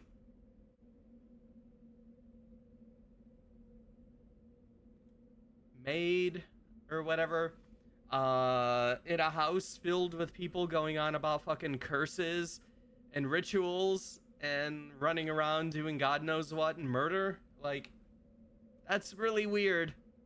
I would be unnerved too. I feel something terrible is going on here, and I want to go as far away as possible. I will miss Mrs. Blackwood dearly, as she has always been kind to me, but I'm afraid my health is at stake. And I've been seeing some strange things too. I can't explain it, but I think someone did something very wrong. That Dr. Milton would often come to talk with the Sir for many hours, and nobody would allow me upstairs, although I've been secretly taking pictures there. I hope this doesn't upset you, but don't worry. They are well hidden under a loose board beneath my bedside table. Okay, so I did see something there. We probably couldn't activate it until we learned about it. All right. So we'll head back into her room and check out those secret photos after we finish this. Please, Mother, forgive me. I know I should have listened to you. It's not like I'm stubborn. I just wanted to wait and see if things would get any better for myself. They haven't, and that's why I'm asking you for a place to stay until I sort out my situation. Call me as soon as you can. I usually have to stay in town until 5 o'clock, but lately I've been coming back about an hour earlier. I just want to leave this place. I confess that I am scared. I'll be waiting, and please hurry. With love, Eva.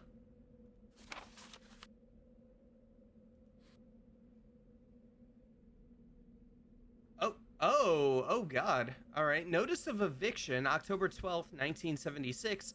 Mr. Michael Arthate, due to irregularities during its acquisition process carried over by Mr. Jerry P. Carter, you are to immediately leave the property known as Blackwood Manor. If you fail to comply, legal proceedings will be enforced against you. You have 2 days to effectively abandon the property after the issuing of this notice. We take no responsibility for the courier service. A police officer is due to arrive at the Blackwood Manor on Tuesday, October 15th. Should you be present, you will be immediately taken into custody without further notification. Love, the National Trust. What? Due to irregularities during its acquisition process carried over by Jerry.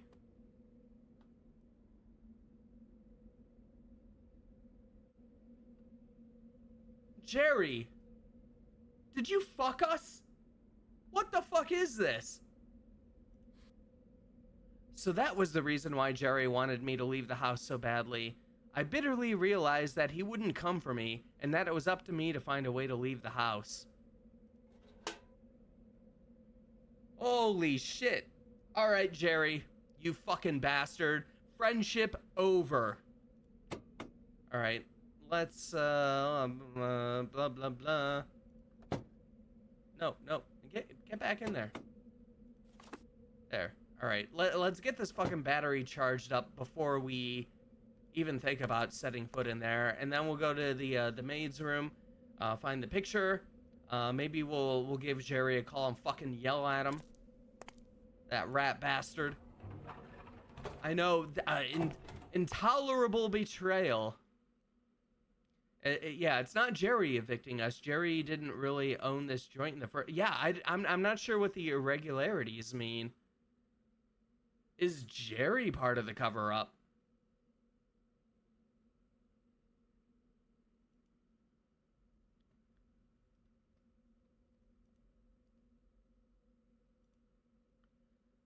Let's see. Oh, wait, battery on the crate. Okay.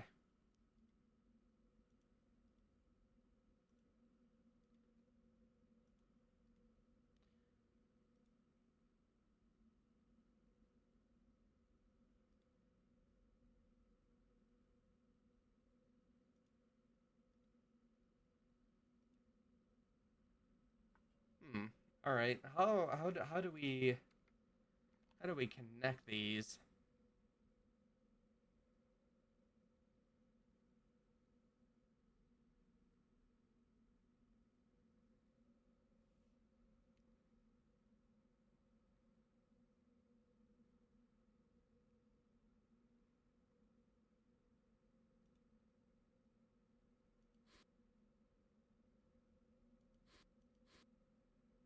Oh, okay, there we go. We just click on it.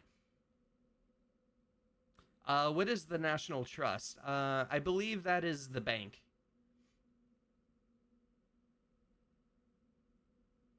Let's see. Okay, there we go.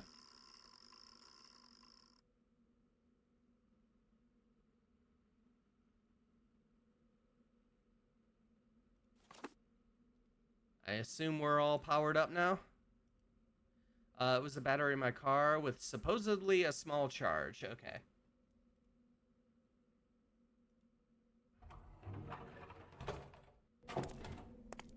Alright, let's get this back in. We are ready to race on out of here. Once things get wild. Okay, alright, let's go check out the maid's room. Actually on our way, let's see if we can yell at fucking Jerry. Yo, Jerry, what the fuck, dude? I didn't want to speak with Jerry after the incident, and I felt the same way ever since. Alright, yep, friendship over. Friendship over. Jerry can drink beers outside by himself. That motherfucker. Oh, the National Trust is some sort of governmental organization that manages historic, i.e. ex-aristocratic real estate. Oh, okay. I just assumed it was a bank because it just kind of had almost, like the title sounds like some kind of bank to me.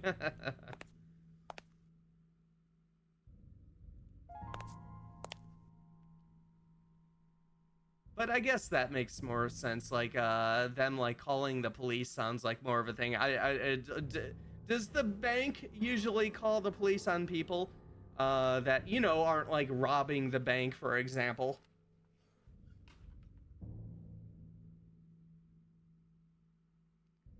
But then again, it's like really weird. Like, could we have like a discussion? Like, what are these irregularities? Why am I being instantly arrested?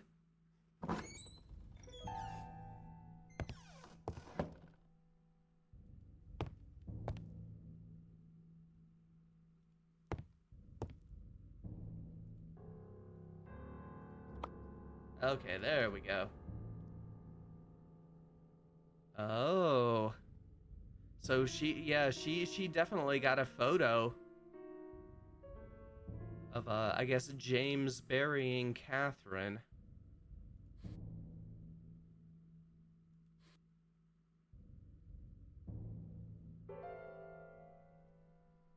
And that's, yeah, out in the garden, I guess.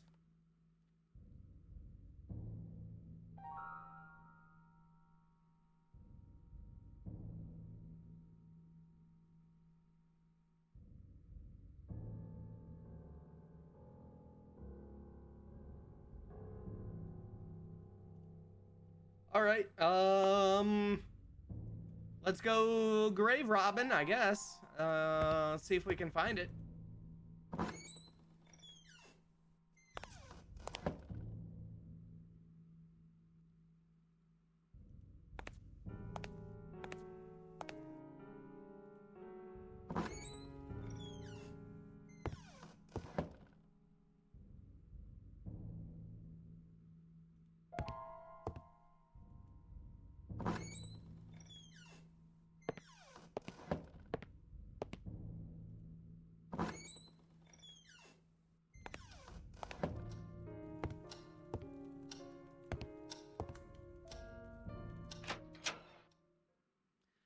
So kind of funny thing. Like I'm like at this point, I'm reminded of a more modern indie game that we streamed a while ago.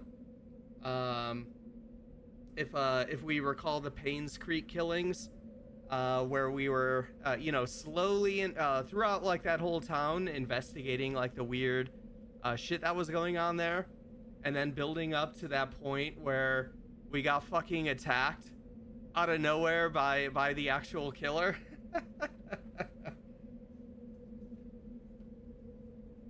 It's this definitely from earlier years is definitely has that vibes going on now.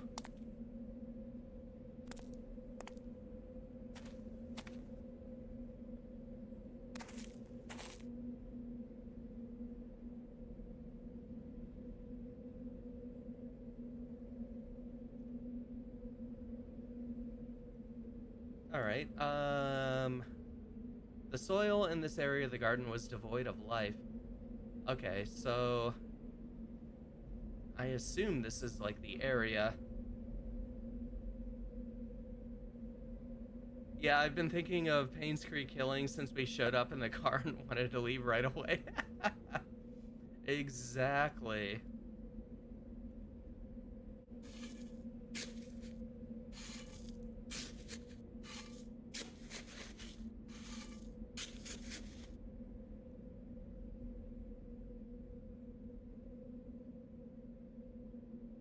Um,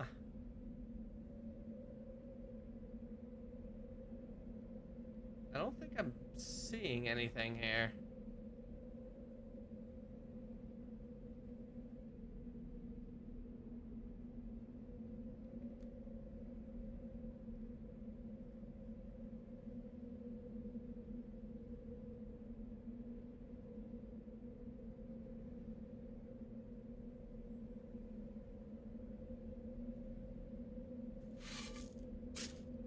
Maybe that's the wrong place.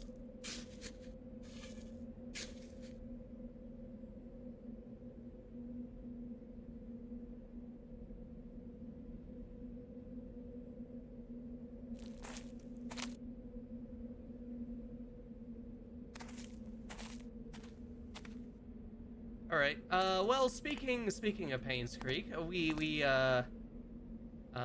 do have our car charged. Could we just leave? Let's go ahead and save it.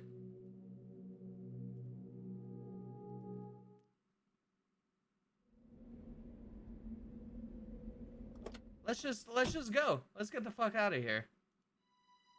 As I prepared myself to leave the manor, I suddenly felt responsible for disturbing the forces that had up to now lain dormant inside the house. I had to do something.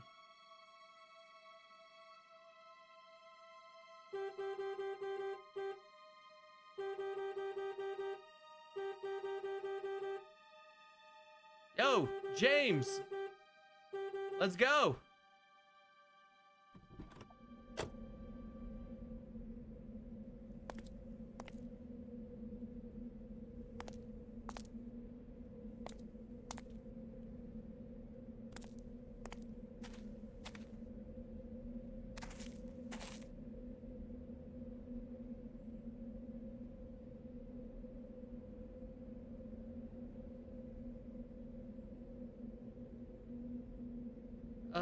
Let's see.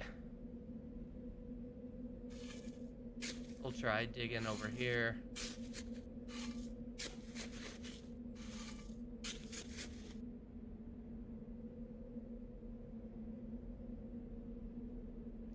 Yeah, a whole bunch of nothing. Alright. Michael can't just drive away now. This place has gotten its hooks into us. Yeah. It is kind of fun. That it's like, it is like the, similar to like the Lovecraftian, I gotta get all the forbidden knowledge. Yeah, he's too into the mystery.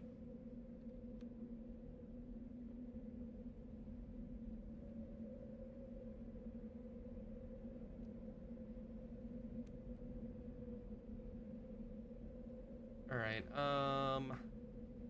Yeah, the shadow seems like a clue. Especially because she was probably up in the tower, taking the photo of the evidence disposal.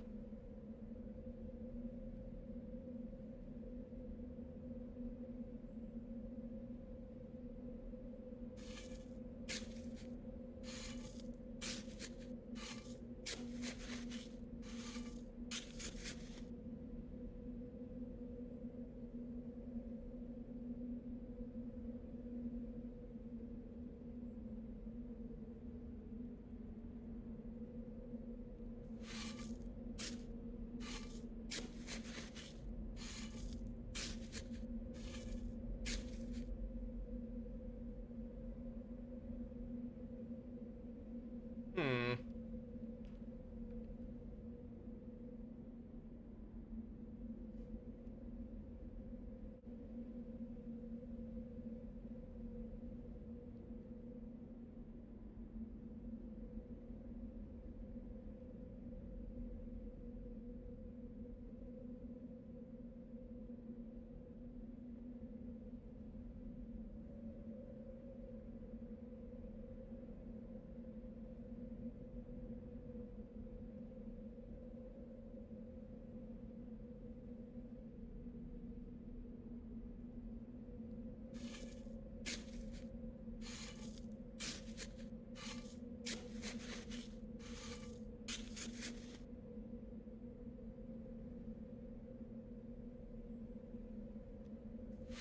All right. Well. Hmm.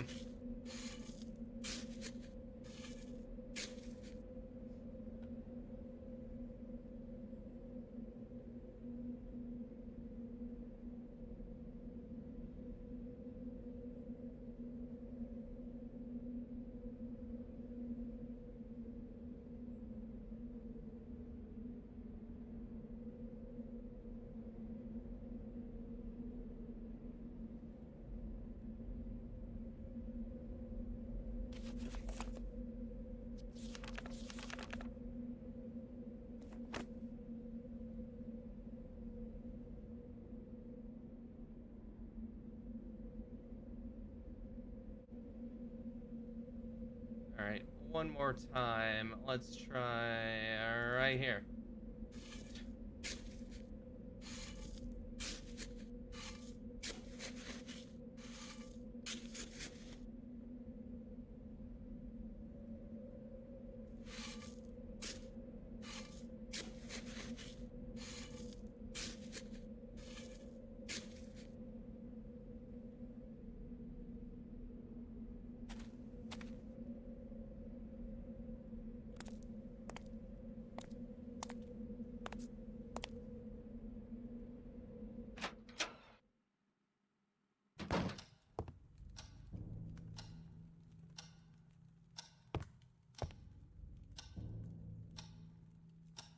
Okay, the time was 4 p.m.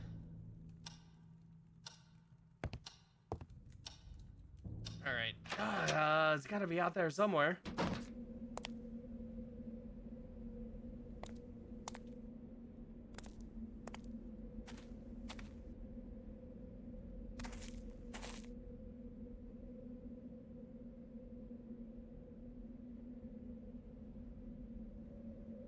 How about the stone? Can we just dig up the stone?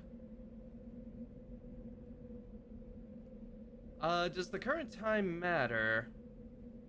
I'm not sure. So, like, I think we progressed time to 4 o'clock. When we...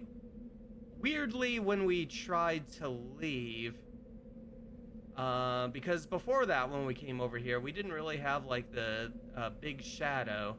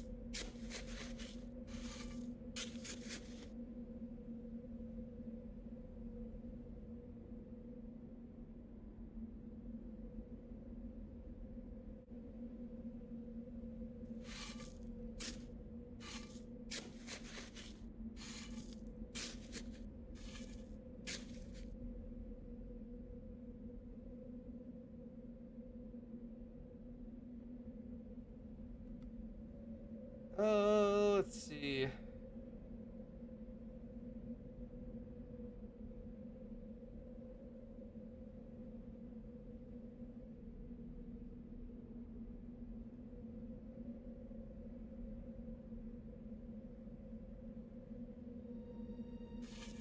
Oh, wait. Music? Aha! There we go. I was equally terrified and saddened upon uncovering the dead body of Catherine Blackwood all those years. She was left to rot in this improvised tomb. Okay, so whose body was in her coffin then? I mean, like, would it be James? Like, why wouldn't he just be in his coffin? The doctor, maybe?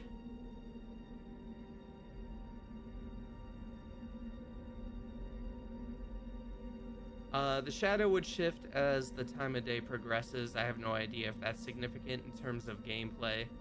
Oh geez, that was a really brutal pixel hunt. Yeah, there's been like a couple of those in this game. classic point and click adventure pixel hunt. I tried to pull out a tooth without success. Oh, right. Okay, so victim. We need the victim object.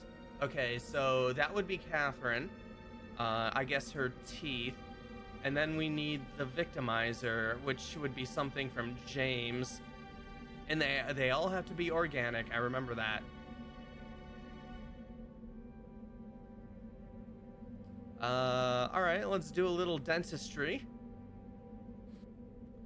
Doing my best to contain my repulsion, I pulled out a tooth from the body. There we go.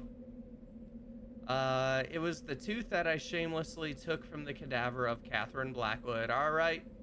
We can add desecration of a corpse to our list of charges when the police arrive tomorrow. I quietly left burying Mrs. Blackwood back to her dead, cold dreams. All right. We got that.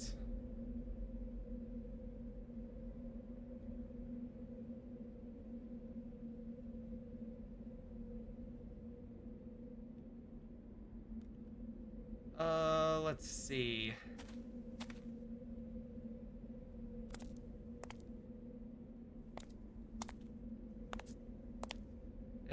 Poor Catherine. Yep, sorry, Catherine. You are now being used for adventure game puzzles. Sorry about that. Not even in death can you escape the puzzles.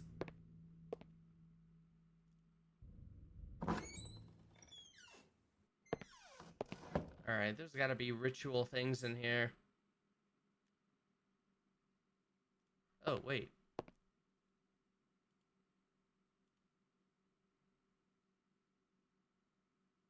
Firmly attached. Alright. Wait. Let's look at it. My zoological knowledge was as good as my technical expertise, but I was certain that the claw had definitely belonged to a lion. Alright, apparently Catherine was murdered by a lion.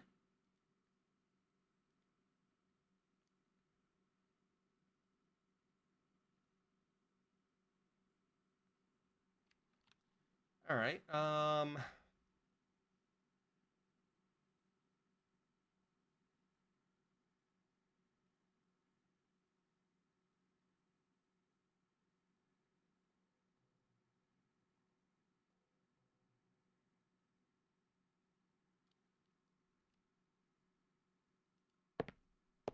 oh, wait. Let's go to the kitchen and get cooking.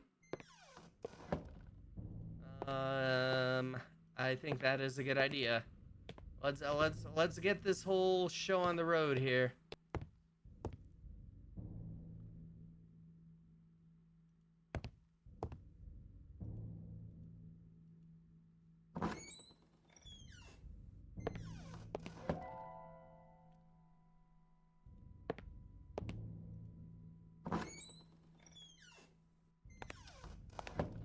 Wrong way. Are we still mad at Jerry? Yep, we are. Alright, I guess we're done talking to people. Alright, let's go this way.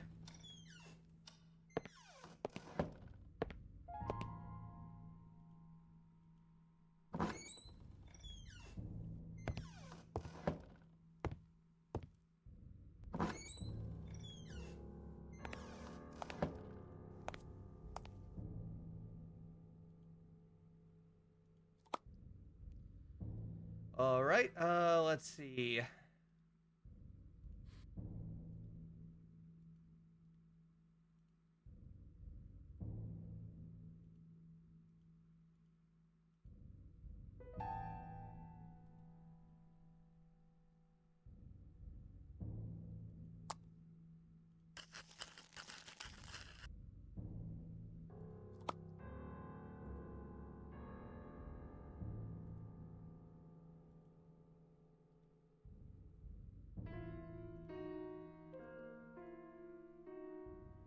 Yeah, there's already something in the grinder. How do I get it out though?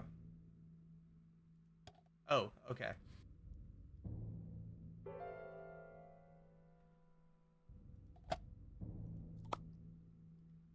All right, let's grind up Catherine's tooth.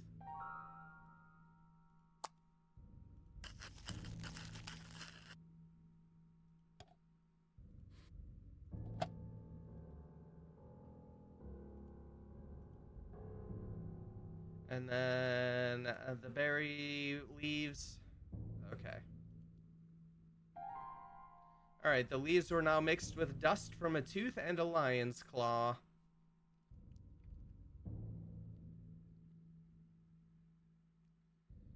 Okay,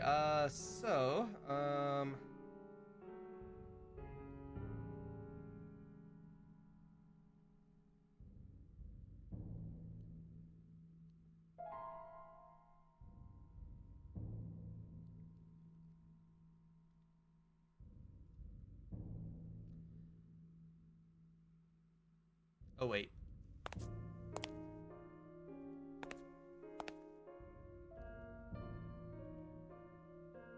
Oh, right. That's broken. Okay, let's go upstairs. Back to the attic.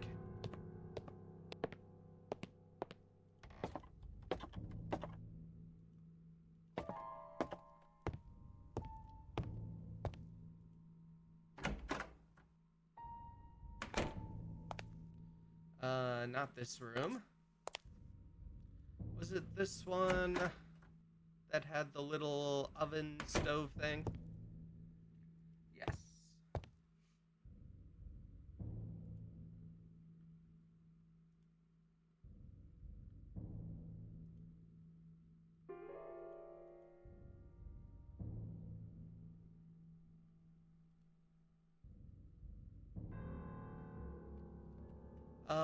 Let's see.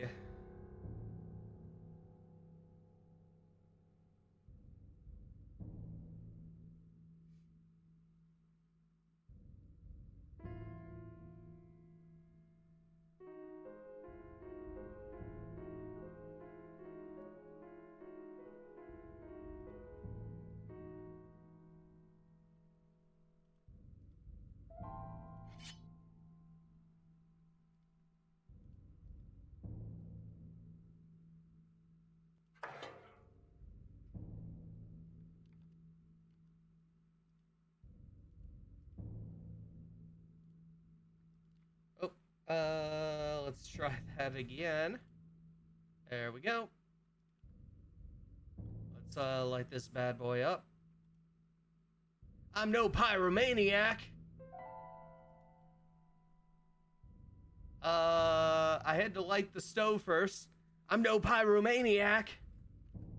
How do I light the stove?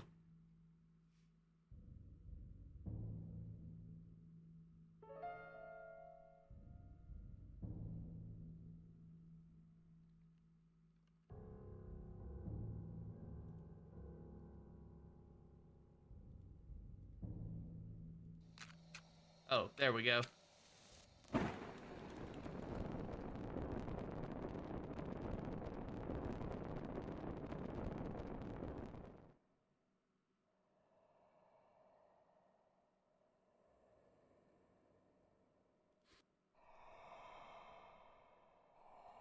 Hello?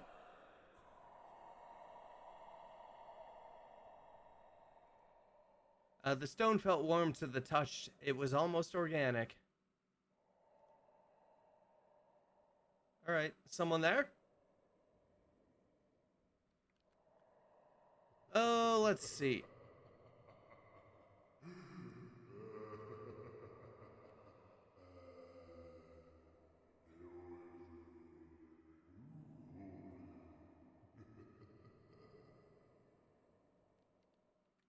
All right, let's save the game. Let us save, just in case here. We got someone laughing at us now. And breathing.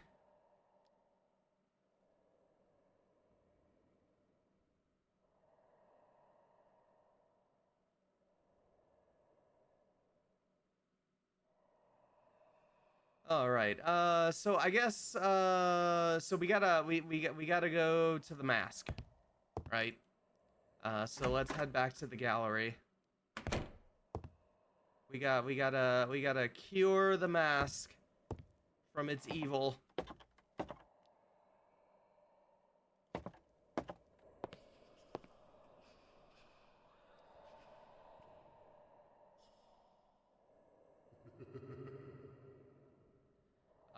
Wait, so we put the cutting from the plant on the stove and it turned into a stone.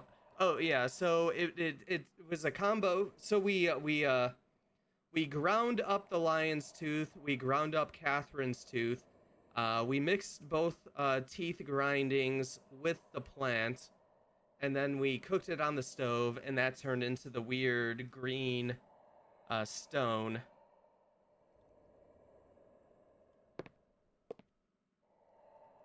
You know, that's just common cooking knowledge, I think. That's how that works.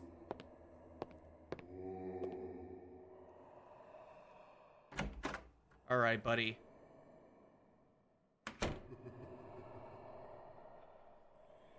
As if it were aware of my intentions, the mask now appeared as if to defy me, challenging me to make the first move. All right, so we do that. I attached the stone to the branch and immediately felt a strange sensation. The amulet seemed to be vibrating. I was ready. Let's fucking go. Bye. I waved the amulet in front of the mask, and then... At first, nothing seemed to happen, but then the atmosphere felt lighter, as if the house had been relieved of a monstrous burden.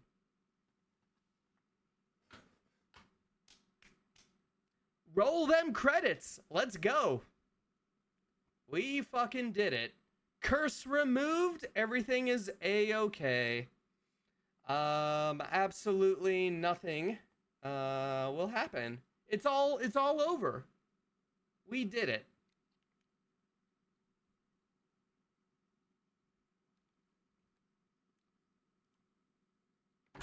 I guess we leave. Time to get out of here.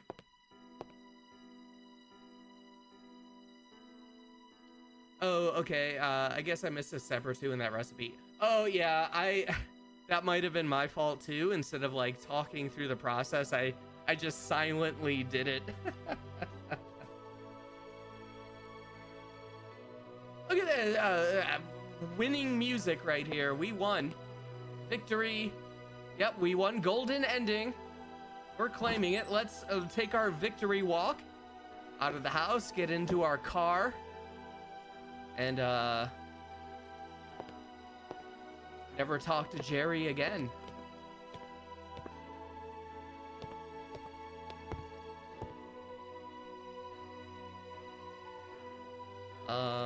This way.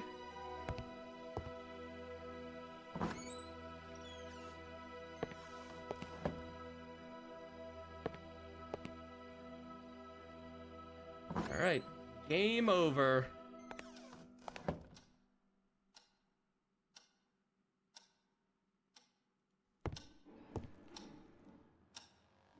I stood there, paralyzed in terror, as I heard those horrible noises again. They just wouldn't stop. But game, we did it. We lifted the curse. Why are the scratches back?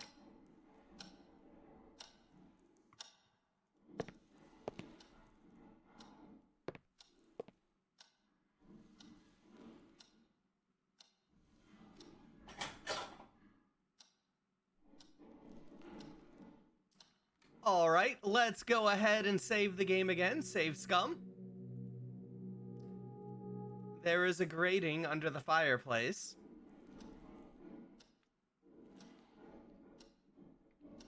You know,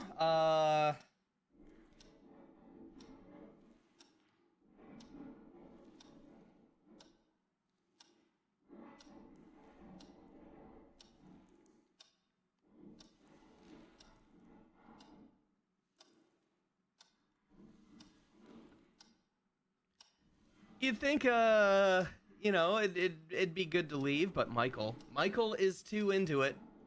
Let's go. As I went down the fireplace, I couldn't shake the feeling of entering a forbidden zone, a place that had been and was supposed to remain forgotten in time. These fireplaces have been suspicious for a while now. Yeah, they're quite scratchy.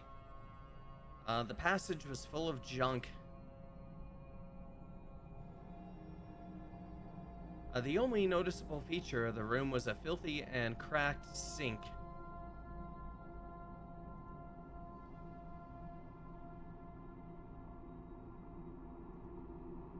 Pipes rusted long ago were everywhere in here.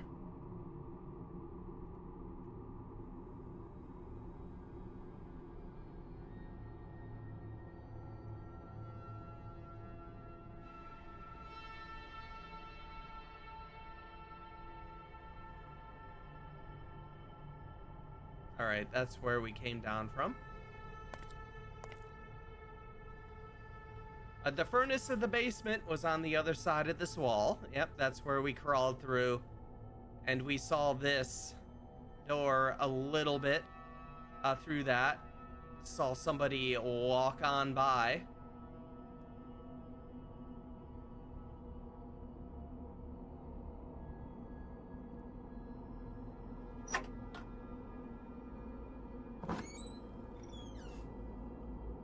Let's go check it out. I remembered being soaking wet and shaking in fear, yet I just had to go on as if driven by an unseen force.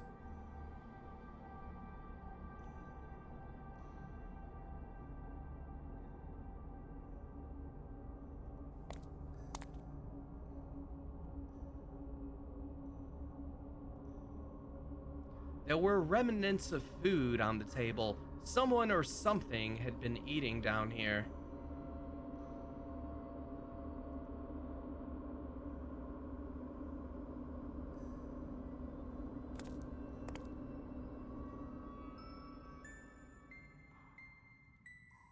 A disgusting teddy bear covered in mud and dirt was lying on the ground.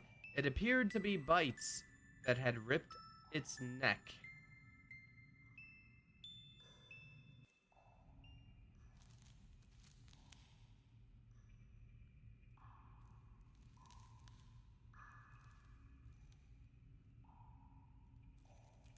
Some fresh water was dripping from a pipe.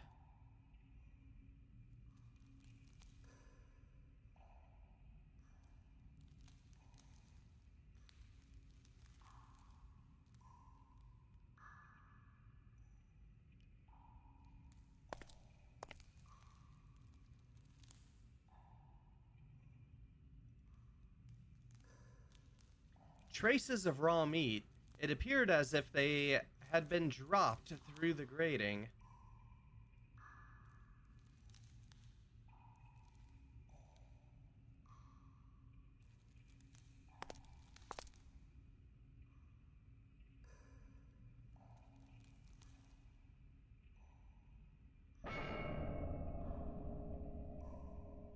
Hi.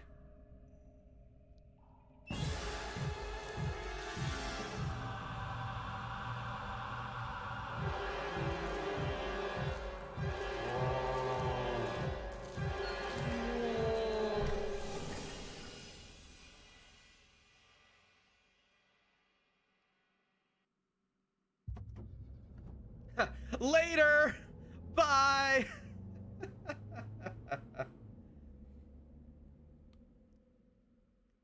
Oh, good lord. Unsure of what I had just seen, I raced my car and left Blackwood Manor as quickly as possible. I'm not ashamed of what I did. That disfigured face is still stalking my nightmares, and I've never put foot inside a Victorian house ever since. But there's certainly one thing that I'm grateful for. It was thanks to my encounter below that house that I was able to finish my book and become a prolific writer.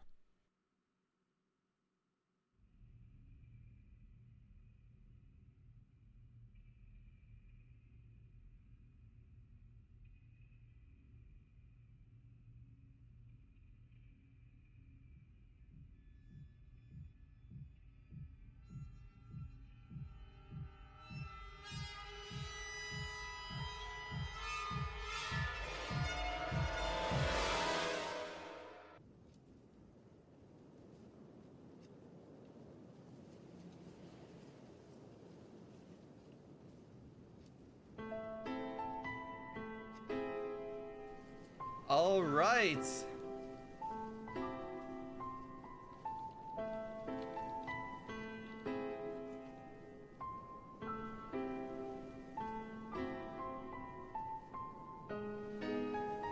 That is Scratches. We got the credits there.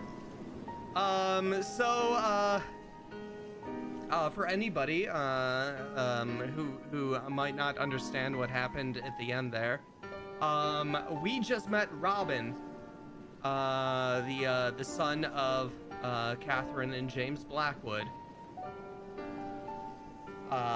who I assume they kind of faked his death because he was born deformed and because of their rich status, they did the death faking thing, and they locked him up away from society, fed him meats through the grating and whatnot, and he has been living down there ever since, unknown to the rest of the world, due to the fact that pretty much everybody else in that house died.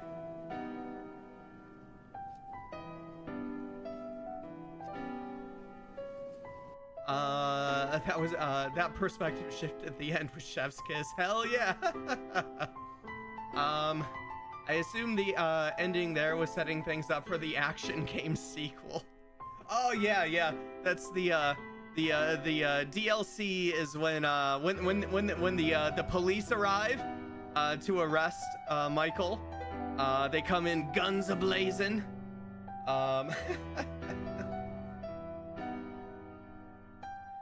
There is a little DLC actually for this, if you can believe it. I think it's like really. How short is it? Oh wait, post-credit sequence.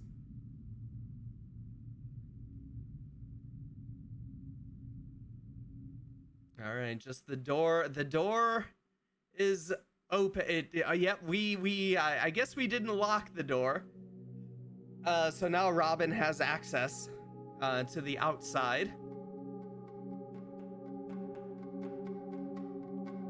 Yeah, yeah. Special thanks to our girlfriends and H.P. Lovecraft. Oh yeah. Yeah. So we got Scratch's The Last Visit.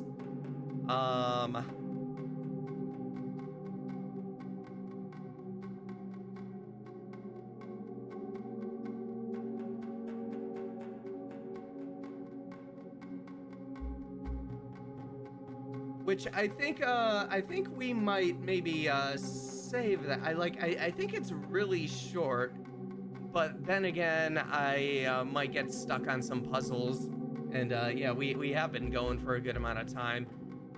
So yeah, before we start something else next stream, we'll definitely play through the little DLC as a little bonus, a little bit of a bonus. But yeah. That is Scratch's the director's cut. Not sure what the director's cut actually adds in. Maybe a little quality of life thing. Maybe that whole thing where you're able to kind of like move in 3D. You know, like the view or whatever. But yeah. So revisiting this was a lot of fun. I definitely didn't remember much of the story. So like the main things that I remembered were the mask scare during that dream sequence where the mask is missing and then you go out the door and it's like right there and then you wake up, and then the reveal of Robin at the end. As well as when you're in the furnace and you see the figure walking by at the end of the furnace, old Robin there. But yeah, it was fun revisiting like the actual story and mystery. I did not remember so much of that, and pretty cool. I'm glad you mentioned the Paynes Creek killing, because I feel like this game had to have been an influence. The music and pacing was very similar. Yeah, and then you kind of get attacked almost at the end, although it was, you know, different in Paynes Creek because, you know, you're actually in control, being able to move in first person and, you know, all of that. But yeah, it really feels like there was probably some kind of influence, and you know this actually makes me like maybe we'll do like another adventure game, because there like I know I played through Still Life, which is kind of like a murder mystery horror-ish kind of point and click game. Another one, I know I played the first one, and I remember nothing about it, even less than this, outside of liking it. And then I don't know if I ever played the sequel. But yeah, that's like another older one, which might like I guess we'll see if that also could have been an influence on Payne's Creek. But yeah. Definitely, they both have similar vibes. If Payne's Creek might have been a little less with the Lovecraft stuff, although there were. I remember that one house did have like the weird symbols on the floor. So, and you know, we had the ghost lady. But yeah, and I love me some point and click games, especially you know, like of course like the classic comedy ones from LucasArts, but yeah, when they get it, like they can do horror too. Um, which I guess you know, some people might, you know, think you know, you gotta have like full 3D movement, you know, your Resident Evils, your Silent Hills, but point and click games can kind of do it too. And they also get to really focus on like the actual writing and story and all that a bit more, since there's, you know, less action, a little more puzzlery. Really cool stuff. Very distinctive style for 2006. Loved it. Yeah, and from Argentina, which is also really cool. I'm trying to think of there was that one horror game that was also from South America. That was actually pretty impressive. Where was that one made?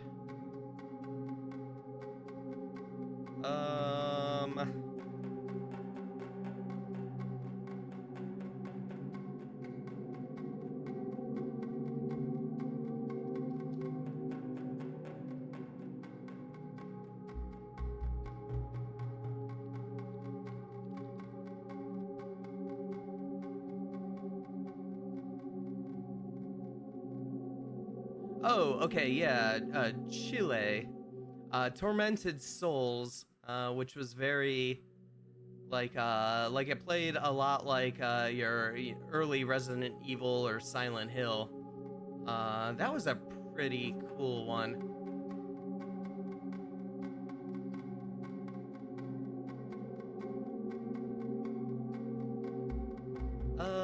Let me see here.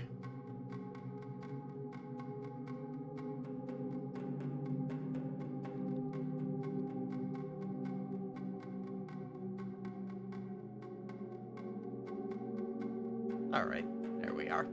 Okay, all right. So yeah, Scratch is really cool.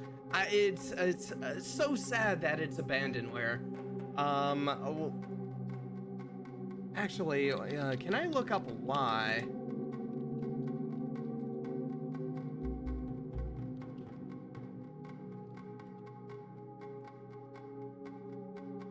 Let's see.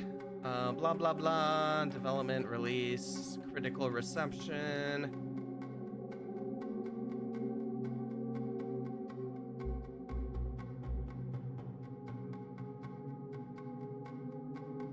Oh, I didn't know this. Scratches is the first commercially released adventure game ever developed in Argentina.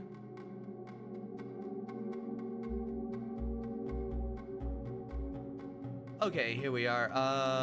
All right, they released the director's cut, which includes an alternate ending and 2 more hours of gameplay. Okay, so they actually added. What is the alternate ending?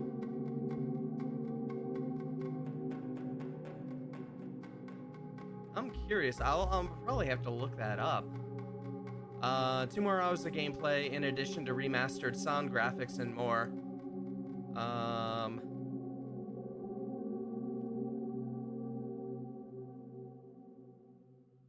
Oh, okay. So the devs kind of went out of business.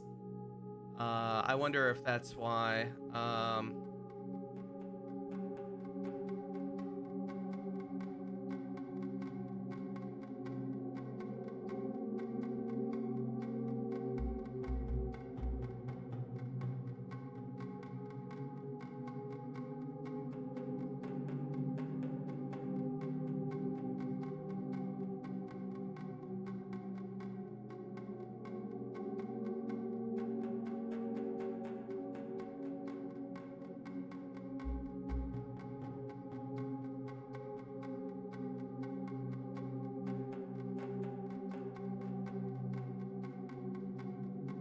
It's kind of odd that this game was developed in Argentina, but a lot of the plot elements are so British.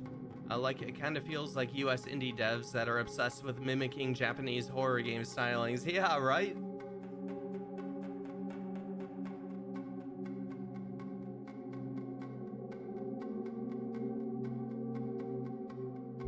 All right.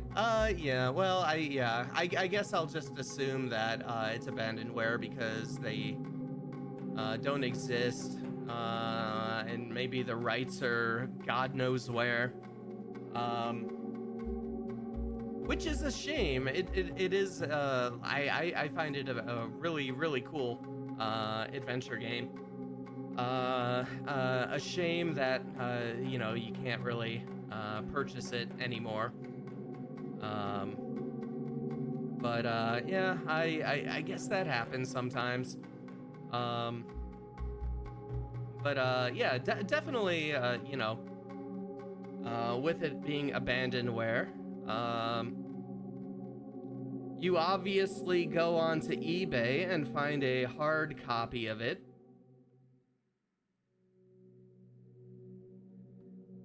But you